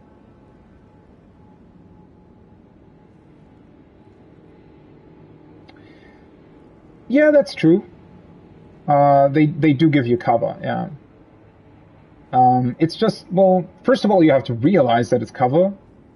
I mean, I guess that's not a big deal. I think because it wouldn't make the fight more challenging, right? If they gave you like a 10-second head start, let's say, just to, summon in your horse, maybe summon in the first summon if you want to do that. I don't know. Wouldn't be that much of a difference overall. It just felt a bit annoying, especially if you'd need a couple of attempts. It's a very small thing though. Otherwise, the fight is very, very. I mean, it's visually incredibly stunning. Obviously, it's in terms of the actual execution, you're not necessarily doing that much, depending on your build. The problem is that the horseback combat is obviously a lot more limited. Though, yeah, the basic idea, it's very, very cool, especially since it's such a unique fight as well, right? It's unlike anything else in the FromSoft games, that you can just summon in like 10, 12 people, or I don't know how many were even here. And I suspect there's probably going to be even more, maybe, depending on how many people you've already met as well, right? Or done their quest lines. I'm not so sure. I at one point I honestly felt bad about Patches, because I think I summoned him in and he just sort of immediately died every time. Poor guy, but at the end of the day, he kind of deserves it, doesn't he? But what it allows them to do, obviously, with this entire like huge desert as a boss arena, he can just do these really, really awesome attacks, right? Where he's flinging around and there's this huge gravity balls, that kind of stuff going on.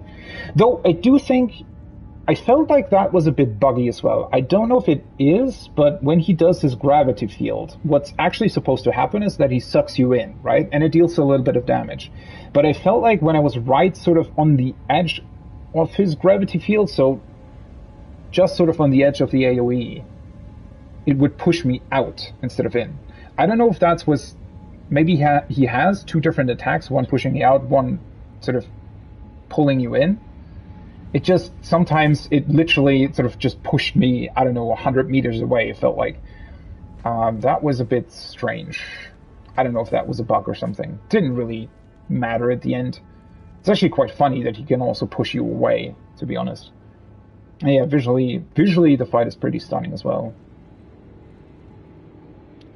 I kind of wish that they would have done the whole meteor process twice. Maybe have an even bigger one the second time he jumps up, something like that. And, well, one thing, but that's not necessarily specific to this fight, but sometimes I do wish that the, I guess, AoE indicators of bigger bosses would be a bit clearer. But, I mean, that's...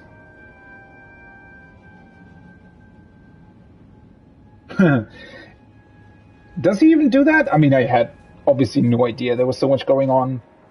I can almost see him doing that. That would be funny as hell. Ah, good.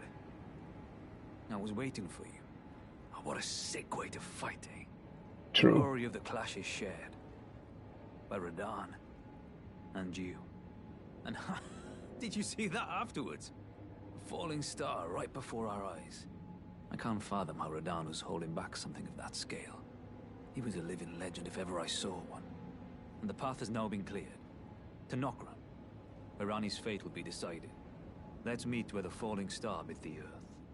We'll take up our swords once more. For Mistress Ranni. The only thing... So, he held back a star shower? Or not really... I mean, it's not really a star shower, but one... Star, what is it called? Starlight? I don't know. He was holding that. I'm just kind of wondering how. Did he employ some sort of magic that made that not hit the earth, or? Let's meet where the falling star bit the earth, and we'll go into battle again. Side by side. My only purpose is to fight for Ranni's fate, sword and fang. The curtain's rising. On the final act. Sounds great. Let's meet where the fun will go Okay. into. My only purpose is the curtain's rising. I wonder what that has changed as well. Since Nokron is also underneath the earth, right?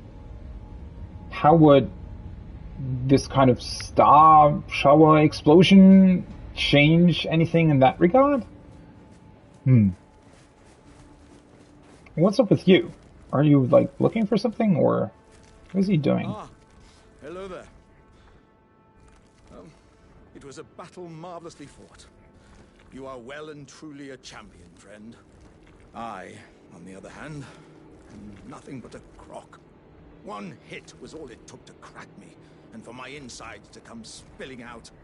After that, I hid like a coward, and as such, I can hardly stand to face one such as you. Didn't I summon you multiple times? That's not quite true, is it? But don't you think I've given up just yet. As luck would have it, there's a veritable mountain of warriors' bodies right here. If I can just squeeze this bunch down inside me, Okay. I'll be a mighty warrior again in no time. And you know, the bodies found here are exceedingly fine. Who could expect any less from the very warriors who fought in the Shattering? The greatest of all wars. Just you wait and see, friend. I'll grow even stronger. Just you wait when next we meet. So these pots are literally just eating corpses then. I mean, I already knew that they were made up out of sort of human corpses, but I mean, I guess it makes sense that the bigger ones would be made up out of multiple corpses, but the fact that they can sort of restore themselves by eating corpses? The bodies found here. Who could expect any less from them? Okay, yeah. Just you wait. So that does somewhat confirm, though, that the opening cutscene of the game definitely takes place, or, well, not the whole cutscene, obviously, but the part with Melania and Radahn takes place here in the desert, right? That sort of face-off between the two at the very end of the Shattering. I honestly wonder if there are other things to be found here. I don't necessarily think so. Maybe a couple more of those arrows that I found earlier.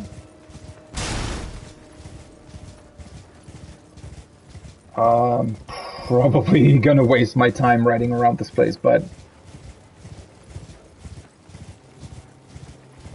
the scale of this is pretty insane, right? This is definitely something that probably just wasn't possible in the other FromSoft games as well, right? Having such a huge place of the map dedicated to a fight like this.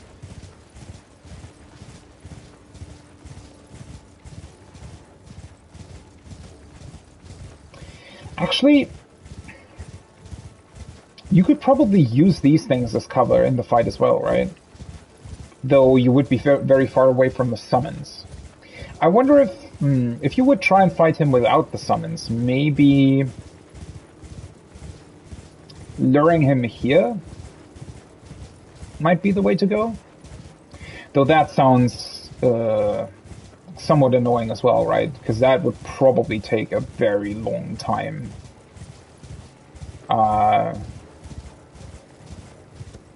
To sort of set that up right.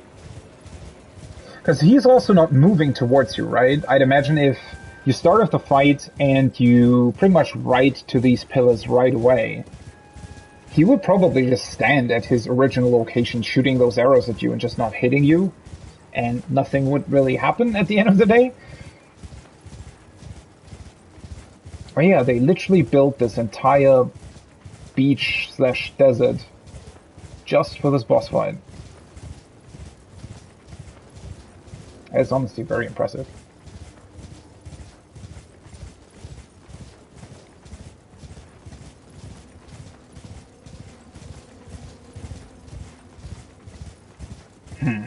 I still would like to know a little bit more about him, though.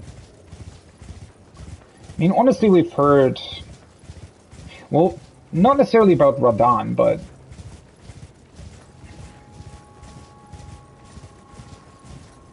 there is still a couple of sort of things that don't really seem to add up with that information that we've now been given. Considering that... So, Melania has cursed him, right? After they fought in the Shattering, essentially. Which made him more or less rot away, and this entire country rot away. What the fuck was that? What the hell died? Okay, well, never mind. But some of the things that we see here in Caelid, on the other hand, seem to be somewhat different to that. I mean, for example, the giant skulls, right? That is one thing. And then obviously, though, I mean, there is still a lot of things where the connection isn't quite clear, I feel like, between certain elements of the game. And obviously, you know, that's probably going to be explained in the future, but I'm just wondering, with the whole death root business and those who live in death, and how does it differentiate itself from the rot, right? And if Ranni killed the death god first, I mean, maybe this isn't necessarily all connected, but there are definitely still bits and pieces of information that were kind of missing in terms of the shattering, how that took place, who sort of got involved when. Because just Ranni killing the death god doesn't necessarily mean, I guess, that the whole country needs to get involved. So there's definitely a piece of information that we're still missing. Obviously, you know, now we're doing more stuff for Ranni and the questline continues, so I expect there to be a lot more information about that as well. He can kill himself? Okay. Well, with his movement, I can definitely see that happening, yeah. So can he, like, what, fall into the water, or can he sort of glitch himself into the mountain?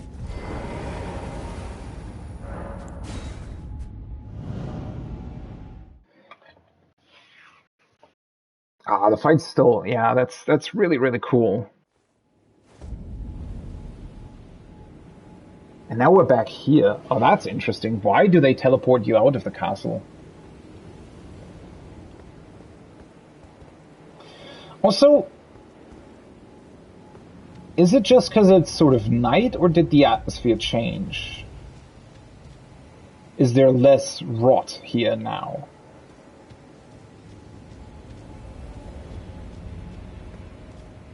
I feel like before I fought him, the whole place was always this sort of burning red.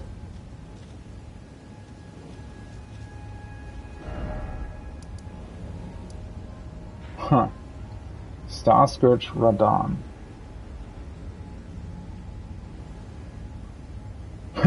So there's now just this random site of grace in the middle of nowhere on the beach, essentially. Okay, I am going to take a look back into the castle, though, because I do want to know whether or not they opened up the other doors. Because it would seem kind of strange if that wasn't the case. Also, I think it can level. Only once, though. Okay, I'm already at 24, so now I wanted to go for more arcane, right? To 15.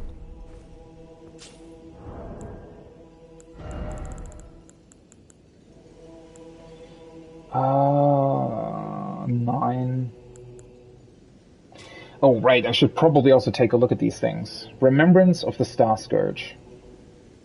The power of its namesake can be unlocked by the finger reader. Alternatively, yeah, I know. The Red Line General wielded gravitational powers, which he learned in Celia during his younger days. Also, he would never have to abandon his beloved but scrawny steed.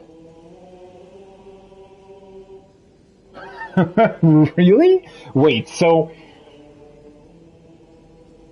he essentially became a master of gravitational sorcery so that he would be able to sit on his horse even though he was really big? That's honestly really funny.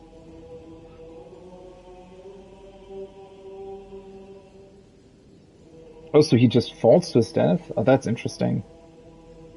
I wonder why that happens, though. It sounds like he's...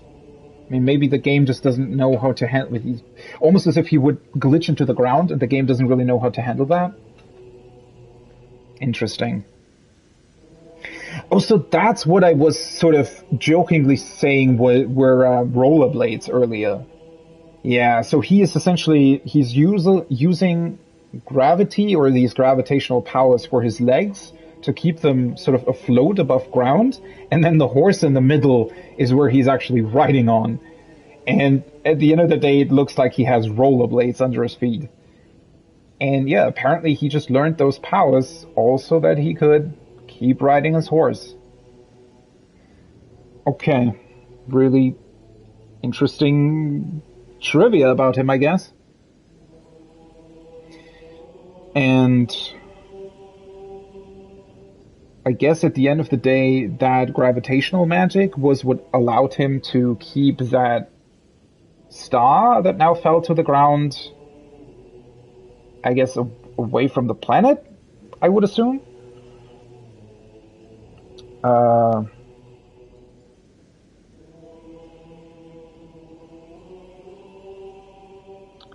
So if he was, yeah, that must be it, right? If he's very, very proficient in these gravitational magics, I guess he employed some sort of gravity field to keep that star away. Well, that answers my earlier question then, because I was kind of confused what they meant when they said he halted the stars, and that would sort of lead to Rani not really knowing her destiny, right? But I guess what they actually meant is not necessarily the movement of the sky or all the stars in the sky, but rather the stars, or quote-unquote stars, the meteors that fall to Earth, right? And, I mean, as we've seen multiple times throughout the game, we have these, what look like sundials or something, all over the place that seem to sort of attract these small meteorites, right? And somehow, apparently, they're utilizing those to, I guess, read, right, for astrology at the end of the day, right? To read certain destinies of certain people and stuff like that. And, well, obviously, if he was able to employ some sort of gravity field to keep those things at bay, that, quote-unquote, would be halting the stars, right? That would mean that the people that were reading the stars or reading these meteorites and to see what kind of destiny would be, I guess, in the stars for certain people, obviously that wasn't possible anymore while he was keeping those at bay. I do still wonder, though, why he even did that. I mean, he must have known that by doing that, I guess he would work against Rani, probably, but why would he do that? I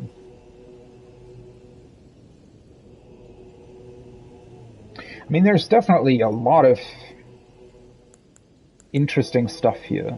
Well, obviously I'm not finished, right? So there's probably a bunch more information that Rani will tell us as well. It's just... Yeah, I'm beginning to really like Radon, both the fight and the person. I mean, obviously I have no clue whether or not he did good or bad stuff before, but the fact that he literally learns this really, really powerful gravitational magic just to be able to keep riding his horse, but then also utilizes that to apparently, I don't know, influence destiny in a very meaningful way, whatever that means specifically.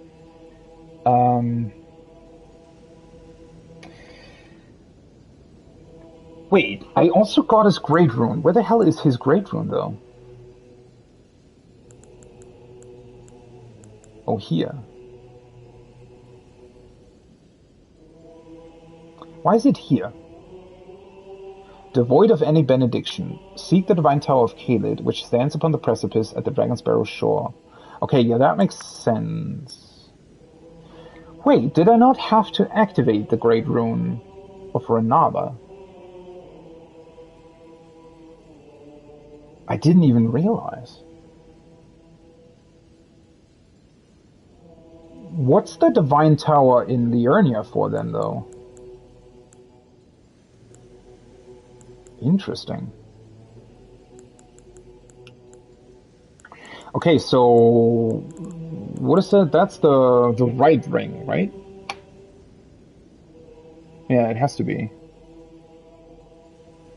Okay, so we have the middle ring, we have the left, the bottom left ring and bottom right ring, And now we're still missing the upper ring, I guess, and then potentially something else.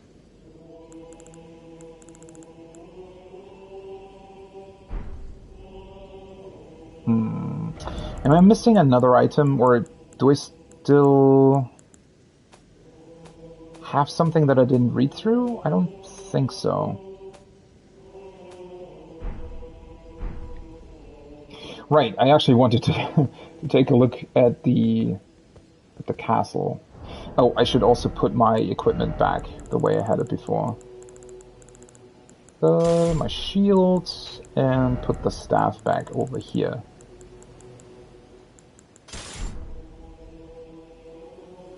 That's it, right? Can get rid of that.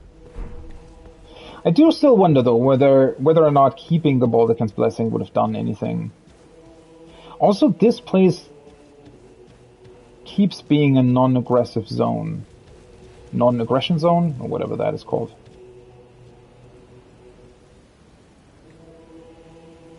Okay. Why are these guys here in spirit, though? Why aren't they actually here?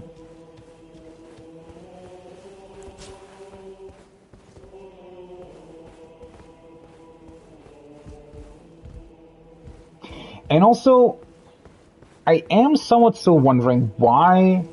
Was it really Radahn's goal to, essentially at the end of the day, truly be defeated and killed?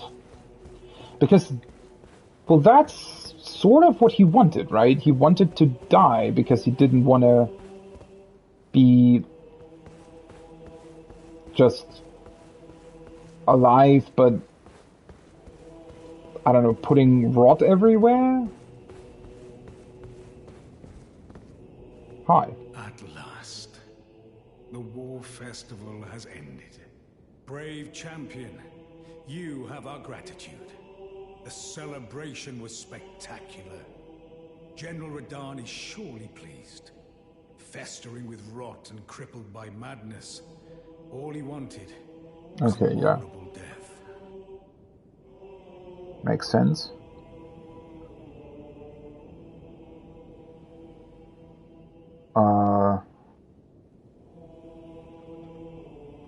It is very interesting, though, that we're actually able to kill him. Finally, my work is done. I'm no longer bound to this fortress.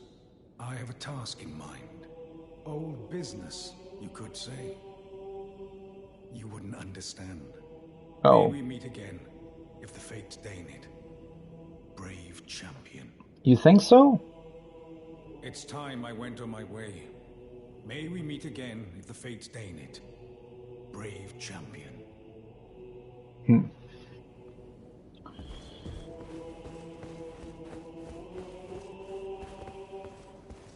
I mean, this door is still closed, though. So I guess just defeating him doesn't necessarily open up all the doors here in the castle?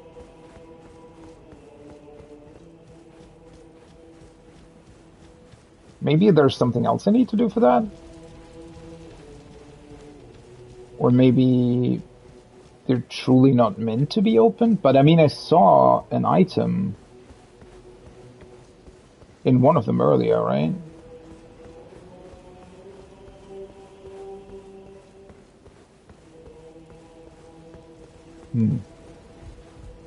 But I mean, this door is still closed.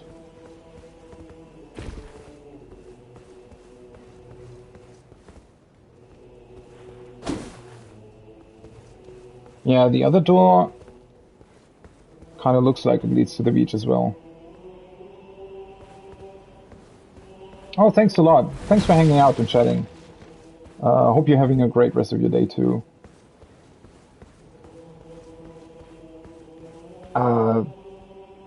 There has to be a way to open up these doors, right?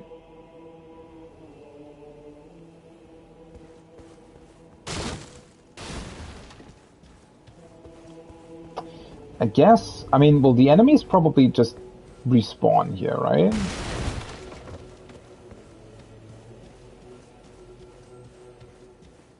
Or not? Wait. Or maybe these two just stay dead? The lines aren't here anymore. But all of the doors are still closed.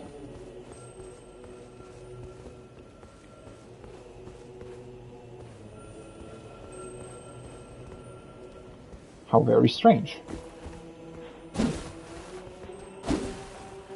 Oh, hi. Well, you're still here, though. Door fight. Okay, but the weirdest part about this is that these doors literally don't really tell you anything, right? They're just sort of... They just sort of exist. For some reason. Okay, where was the actual item that I saw? I think it was behind that door. I mean, I guess maybe there's more to the story of this castle? That could also be a thing, right? That maybe later on somebody else, I don't know, moves in here and opens the place up. I feel like that could very well be a thing.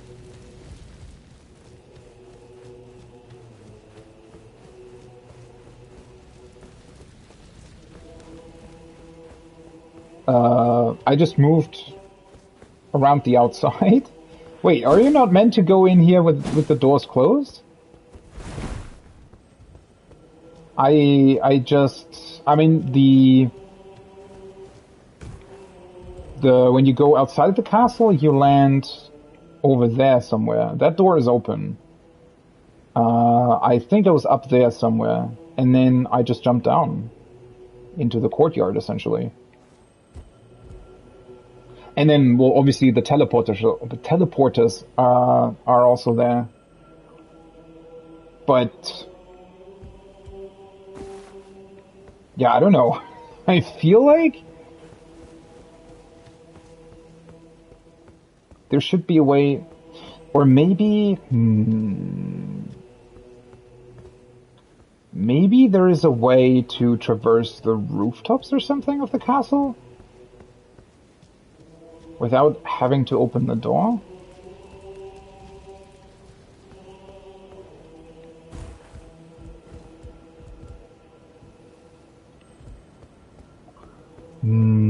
For that, I would have to go all the way to the outside again, though. I mean, I can always come back to this. I don't necessarily need to do this right now, I feel like. Yeah. I'm gonna check the castle out at some later point.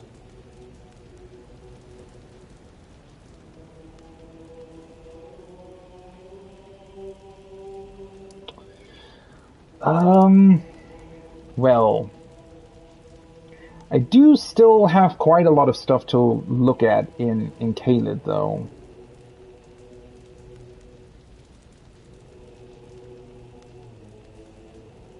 So I think before I move on,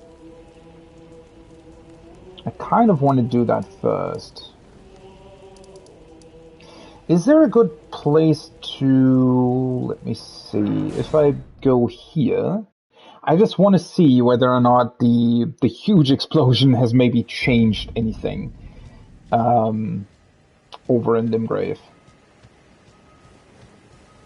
If I can actually see that visually.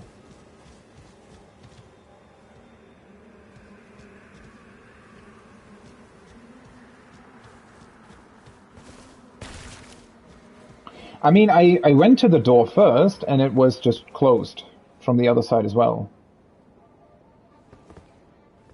Okay, what the fuck is that? Holy shit.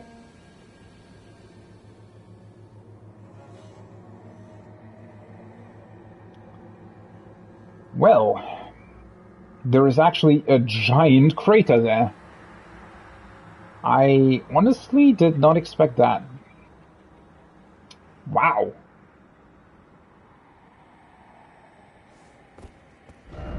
Does that get reflected on the map? No, I don't think so. So it's the crater seems to be somewhere here, right? Wow. Also interesting that the stones are still floating. Almost as if some of the gravitational power magic still remains. What does that mean, though? What am I doing next? I mean, I can always check out the castle again. I think I'm gonna move through the rest of Caelid, and then just gonna go back to the castle and check out whether or not I can get to the item or something.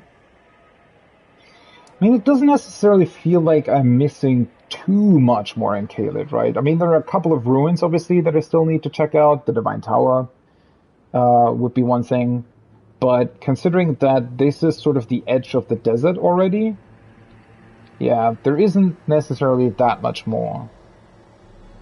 So I think I'm probably going to finish up Caelid before I move on to whatever happened to that star shard and how it possibly opened up the way to Nokron. Though I am very interested to hear what the NPCs possibly have to say about this. First of all, I want to see whether or not Ranni says anything. I don't necessarily think so. I mean, technically we haven't really finished the task, right?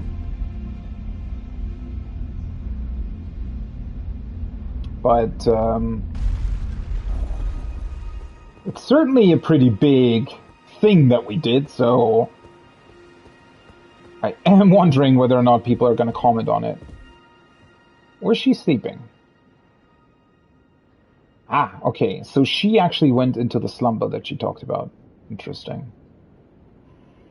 So here, she will just sleep probably until we retrieve her body, or the mark on her body or something, out of Nokron. Okay.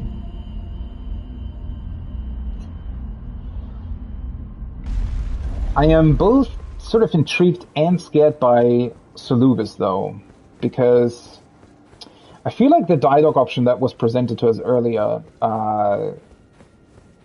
probably means that we can possibly tell him about the fact that we deceived him with a potion? I'm not really that sure about it. And I don't really want to tell him. Because, well, I don't know what that does, to be honest. I don't want, what's her name? Nefali? To die, or to... whatever would happen if Solubis knew about that.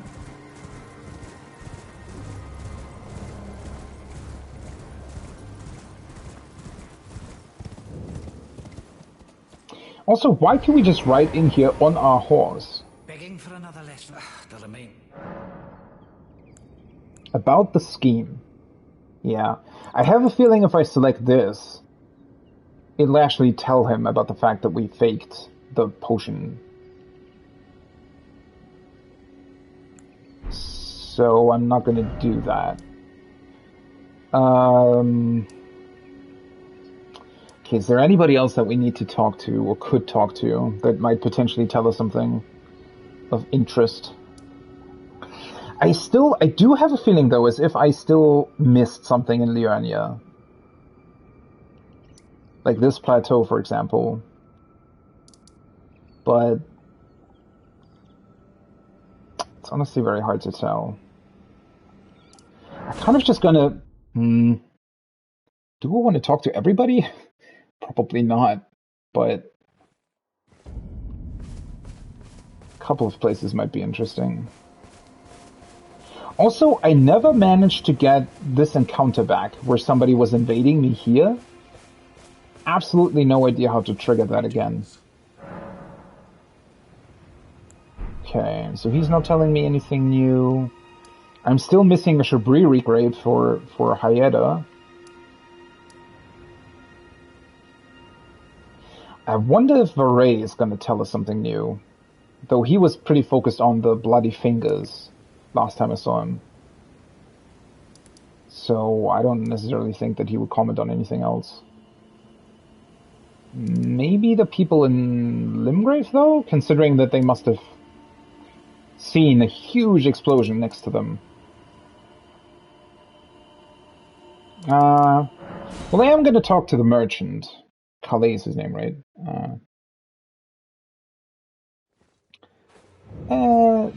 Oh, you're talking about the encounter in the church with the invader? I mean, well, I already know it exists, so I guess it's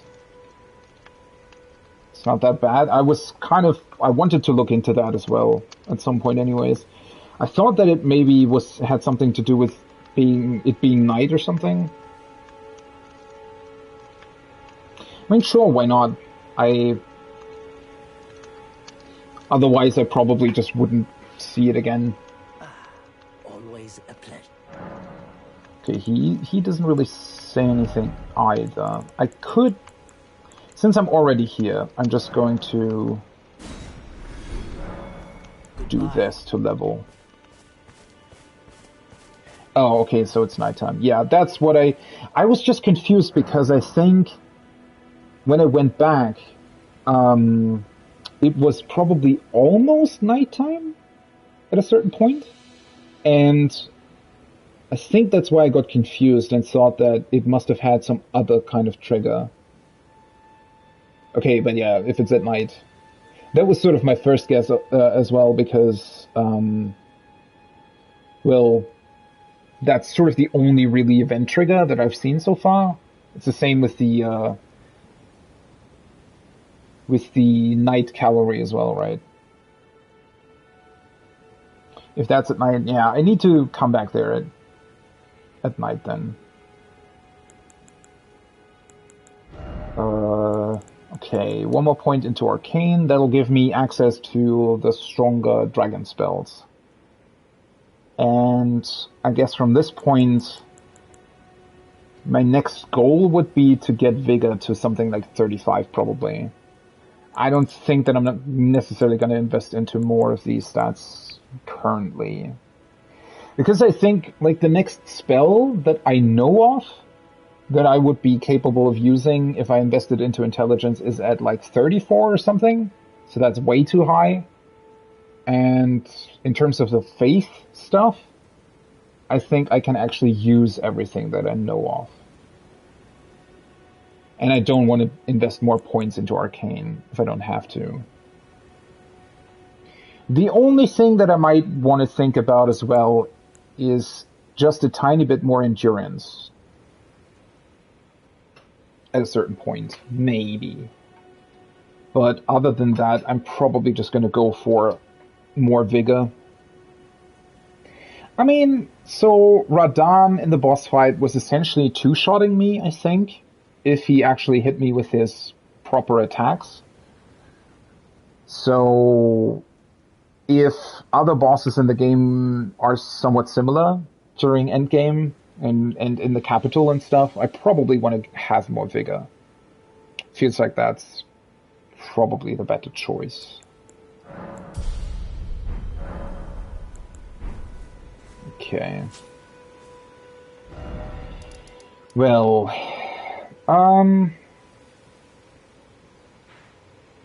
yeah, one other thing that I definitely want to do is check out the roundtable hold. Talk to those guys and see if the event changed anything here. I mean, unfortunately, not many people actually remain here since Dee and Roger died. Fia went away. But let's see. First of all, what can we get for this? Do I have another mausoleum where I could duplicate this? I mean, there is probably another one somewhere, but I don't think I know the location quite yet. Starscourge Greatsword. So that's his sword, requires 38 strength. Well, I'm certainly not going to use that. Ah, that looks pretty awesome as well, though. Curved greatswords of black steel, wielded by General Radahn. Oh, right, he had 2 of them, right? Huh. A pair of weapons decorated with a lion mane motif. Wait, that's supposed to be a lion mane? Or are they talking about the hilt? Radahn earned considerable renown as the Starscourge in his youth, and it is said that it was during this time he engraved the gravity crest upon these blades. Oh yeah, I was wondering about that. So the main motif is on the hilt, those flowing manes, and then he has a gravity crest upon the blade. Pretty awesome thing. Honestly, a lot of the sword, and especially greatsword designs are pretty awesome in this game as well. Which, I think, if I'm going to do a second playthrough, I'm probably going to go with strength.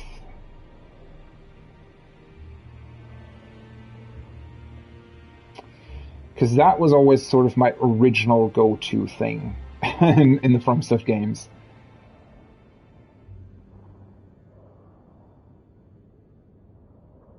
Maybe, since I didn't really invest that much into arcane, maybe like a strength arcane combination, if that makes sense. But then again, like pure arcane stuff? Does there exist like pure arcane stuff? Isn't that mostly combined with intelligence or faith? Ah well, gonna think about that when it comes to it. And then we have the Starcaller Cry. Bring the 2 swords together and roar into the skies, pulling in enemies with a gravitational wave. Yeah, he was doing that multiple times to me. Follow up with an additional input to slam down with gravity-infused swords. I wonder how well that works on something like boss enemies. If that's actually... because that would be quite fun, to be honest. And then his bow as well. Great bow of black iron wielded by General Radahn, decorated with a lion mane motif. Imbued with gravitational power of the Starscourge, when used along with Radahn's spear, it becomes a true weapon of a champion. Wait, the spear? Okay. Radahn's Rain. Archery skill performed from a low stance. Ready the bow and fire a sudden flurry of arrows up into the sky. The arrows will pour on foes like rain. Yeah, that's what he was doing. Not the first thing that he was doing when he was shooting those purple things at me, but the second thing that he was doing, where that giant rain of arrows came down. Sounds like a pretty awesome skill, to be honest. 22 strength, okay. I mean, well, I'm not going to use either one of these, but let's just get the greatsword. Obviously, I could also just get the runes, but I just want to have... I mean, I don't know. Maybe at some point I'm also going to do like a New Game Plus run or something. It's always great to have those kind of really cool boss weapons and stuff in the inventory. Alright, let's take a look at this. Well, there's nothing here anymore, right? Nobody here? No. Place is feeling more and more empty. I wonder if there's going to be other NPCs that move in here eventually. That guy's still sitting all the way at the back? Let's see if Gideon has anything new to say. Journey to the capital. The 2 things new nope. may be out. Do you have anything new to say about Radahn? General Radahn, the famed Red Light. He fought millennia, and by my reckoning, though, I doubt it. No. Interesting. Well, he's probably only gonna update his dialogue once I actually do what he's talking about, right? What is up with you? Will you do anything at some point? I asked you not to be thankful. Yeah, I know. That keeps your death. I have a feeling he's going to try and, I don't know, invade this place at a certain point in time, maybe.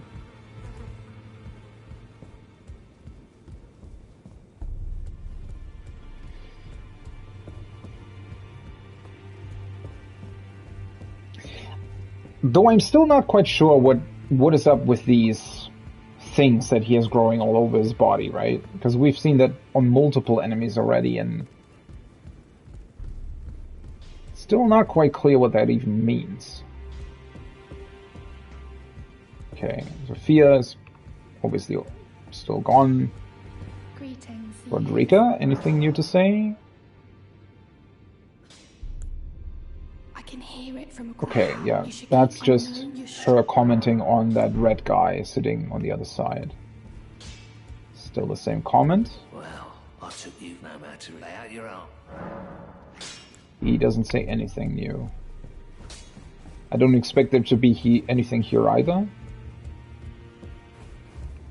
That door is also still closed.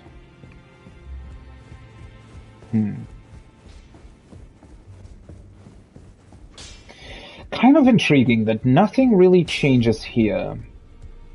I mean, obviously, I haven't really, I guess, fulfilled the entire quest yet, right? Because the only real reason why we even went to Radahn was to release that star shower thing in order to gain access to Nokron in the Eternal City.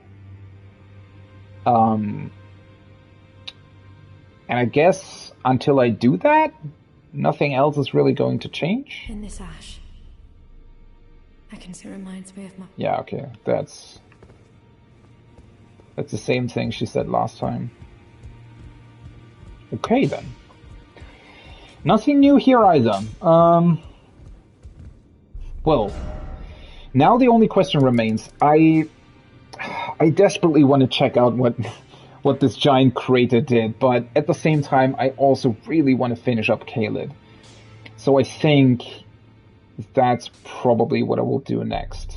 I mean, technically, hopefully, shouldn't require more than like one stream or something. Depending, obviously, I have absolutely no idea how many, I don't know, bosses or something are still here. And ruins and whatever. But, yeah. I definitely want to finish up Caelid, and then I'm going to return to Nokron to find out what that's about. So next time I'm probably going to start on this Rot Lake, then maybe move through the ravine towards this place, which I assume is probably going to be similar to the other one, in that it's mainly connected to PvP, though obviously I don't know that. The Divine Tower, something that I need to check out.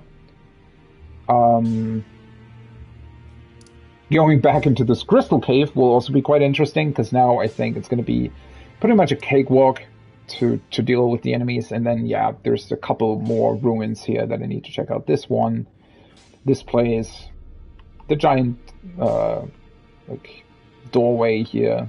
Not doorway, but, you know, the wall. There's like a small hut here. The other minor tree, obviously. And then there's something else here. Probably like a cave or something here on the side. There is still this giant dark angel in front of this place as well. Yeah. So I'm gonna do that next time, and then I'm gonna move on to Nokron, and hopefully find out what that's about. And after that, it's off to the capital. Potentially, yeah, I mean...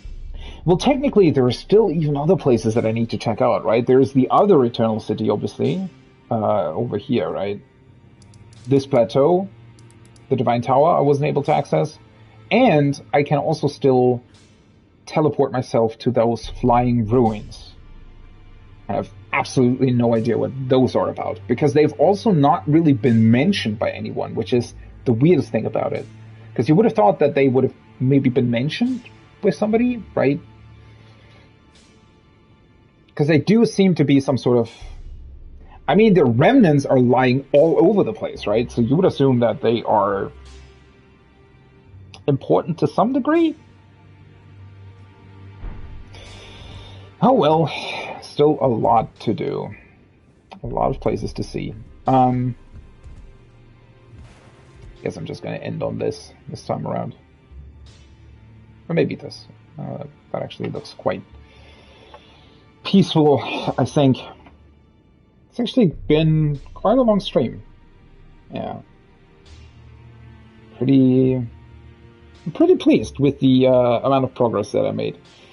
Considering that I pretty much started more or less at the beginning of Caelid today. Dealt with a lot of bosses. Killed Radahn. Pretty cool. I mean, I mentioned this earlier as well, but Caelid, I actually really like. I wasn't quite sure at first because it has this oppressive atmosphere, right? I mean, obviously that's what it's meant to be like, but I like it. It's a very unique atmosphere as well, right? I mean, obviously, Limgrave and the Eonia are somewhat similar to each other. I mean, obviously, there are differences, but they're somewhat similar. Whereas Caelid is really, really different in a lot of ways, and it's definitely a nice change of pace. And I'm just... At this point, I'm really wondering where all of this sort of leads, right? I mean, obviously, we're still missing a second medallion to actually activate the Grand Lift. I mean, yes, I have the other way to get to the Atlas Plateau, but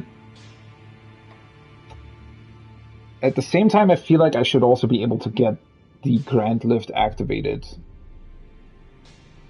when I actually need to go there. And then it's just going to be very interesting. I mean, at this point in time, honestly, I have absolutely no clue where this game is going to go. Which I find also really, really cool, because at the beginning, I was really unsure, and it took a very, very long time for the game to really hook me on its sort of plot, if you want to call it that. Obviously, FromSoft doesn't really have your traditional sort of storytelling, but the problem with Dark Souls, for example, and or Bloodborne as well, is that there isn't really a story, right? It's more lore in the background. Whereas I feel like Elden Ring does actually have a story that is going on. Obviously, a lot of that sort of happened in the past as well, so there's a lot of sort of historical information that you need to find and sort of piece together what might have happened in the past. But there's clearly also stuff happening right now, right? And with our sort of agency as the player, we're influencing these events. And so I'm honestly very intrigued to see where that goes and what kind of... I also have a feeling that I already potentially decided a couple of fairly important choices, right? Especially the whole thing with Rogier, Dee, and Fia. I feel like could have been done in multiple different ways. So, yeah, at the end of the day, I'm really wondering what kind of choices can you even make, right? Because ultimately, even though currently I'm mainly working for Ranni and I'm doing the whole thing with, I guess, trying to find the death mark on her left behind body, the sort of the greater will and the two fingers and the golden order and me becoming Elden Lord at the end of the day is still somewhat on the table, right? So I guess what I'm mostly wondering about is how they're going to bring those things together, how they're going to bring together the Death God stuff with with Ranni and the quests that we're currently on, and how is that going to sort of funnel into the whole Elden Lord business and the Erdtree itself? Because technically, yes, we've been collecting these Great Runes now, right? I mean, even though one is still deactivated, we technically have 3 Great Runes at this point. So we're sort of picking up the pieces of the Shattering, right? But at the same time, the sort of bigger meaning behind that? Or, I mean, what would technically change when we would become Elden Lord, right? What would that mean? Would we rule over this country? Would people become normal again? We don't really know yet, right? So that's what I'm mostly looking forward to see how that sort of gets combined in the end, and how these different bits and pieces will hopefully come together into something hopefully very interesting. Though I do suspect, to be completely honest, the different choices, I mean, I think, obviously I don't know that, but I'm somewhat sure, considering that all the other FromSoft games also have different endings, right? That this game probably also has multiple endings. I mean, at least it seems like it, right? Since there are multiple sort of different parties involved here that all want different things, apparently. But yeah, I wonder when that sort of central choice will happen, and, well, if there's going to be a choice at all, what it will be if there is one, and, well, I mean, I guess, for example, in Bloodborne, at the end, it's very unclear what those endings sort of even mean. But that's also because Bloodborne is just really unclear in a lot of ways. So that's also going to be interesting to see. Is there actually going to be well, obviously not a happy end, but an actual end to this, right? Would us becoming Elden Lord permanently change this world? Or is it just the beginning of another cycle? Right. Well, a lot of stuff still to look forward to, and hopefully I'm going to be able to stream tomorrow as well. Though I'm probably going to start a lot later than today, but then go for longer. Hopefully, if that works out. But that being said, it's been a great stream. I had a lot of fun. I hope you had a lot of fun watching and chatting. And I guess I hope to see you back next time. And with that, have a great rest of your day, evening, morning, wherever you are. Thanks for the follow, by the way. And yeah, until next time. See you. Bye-bye.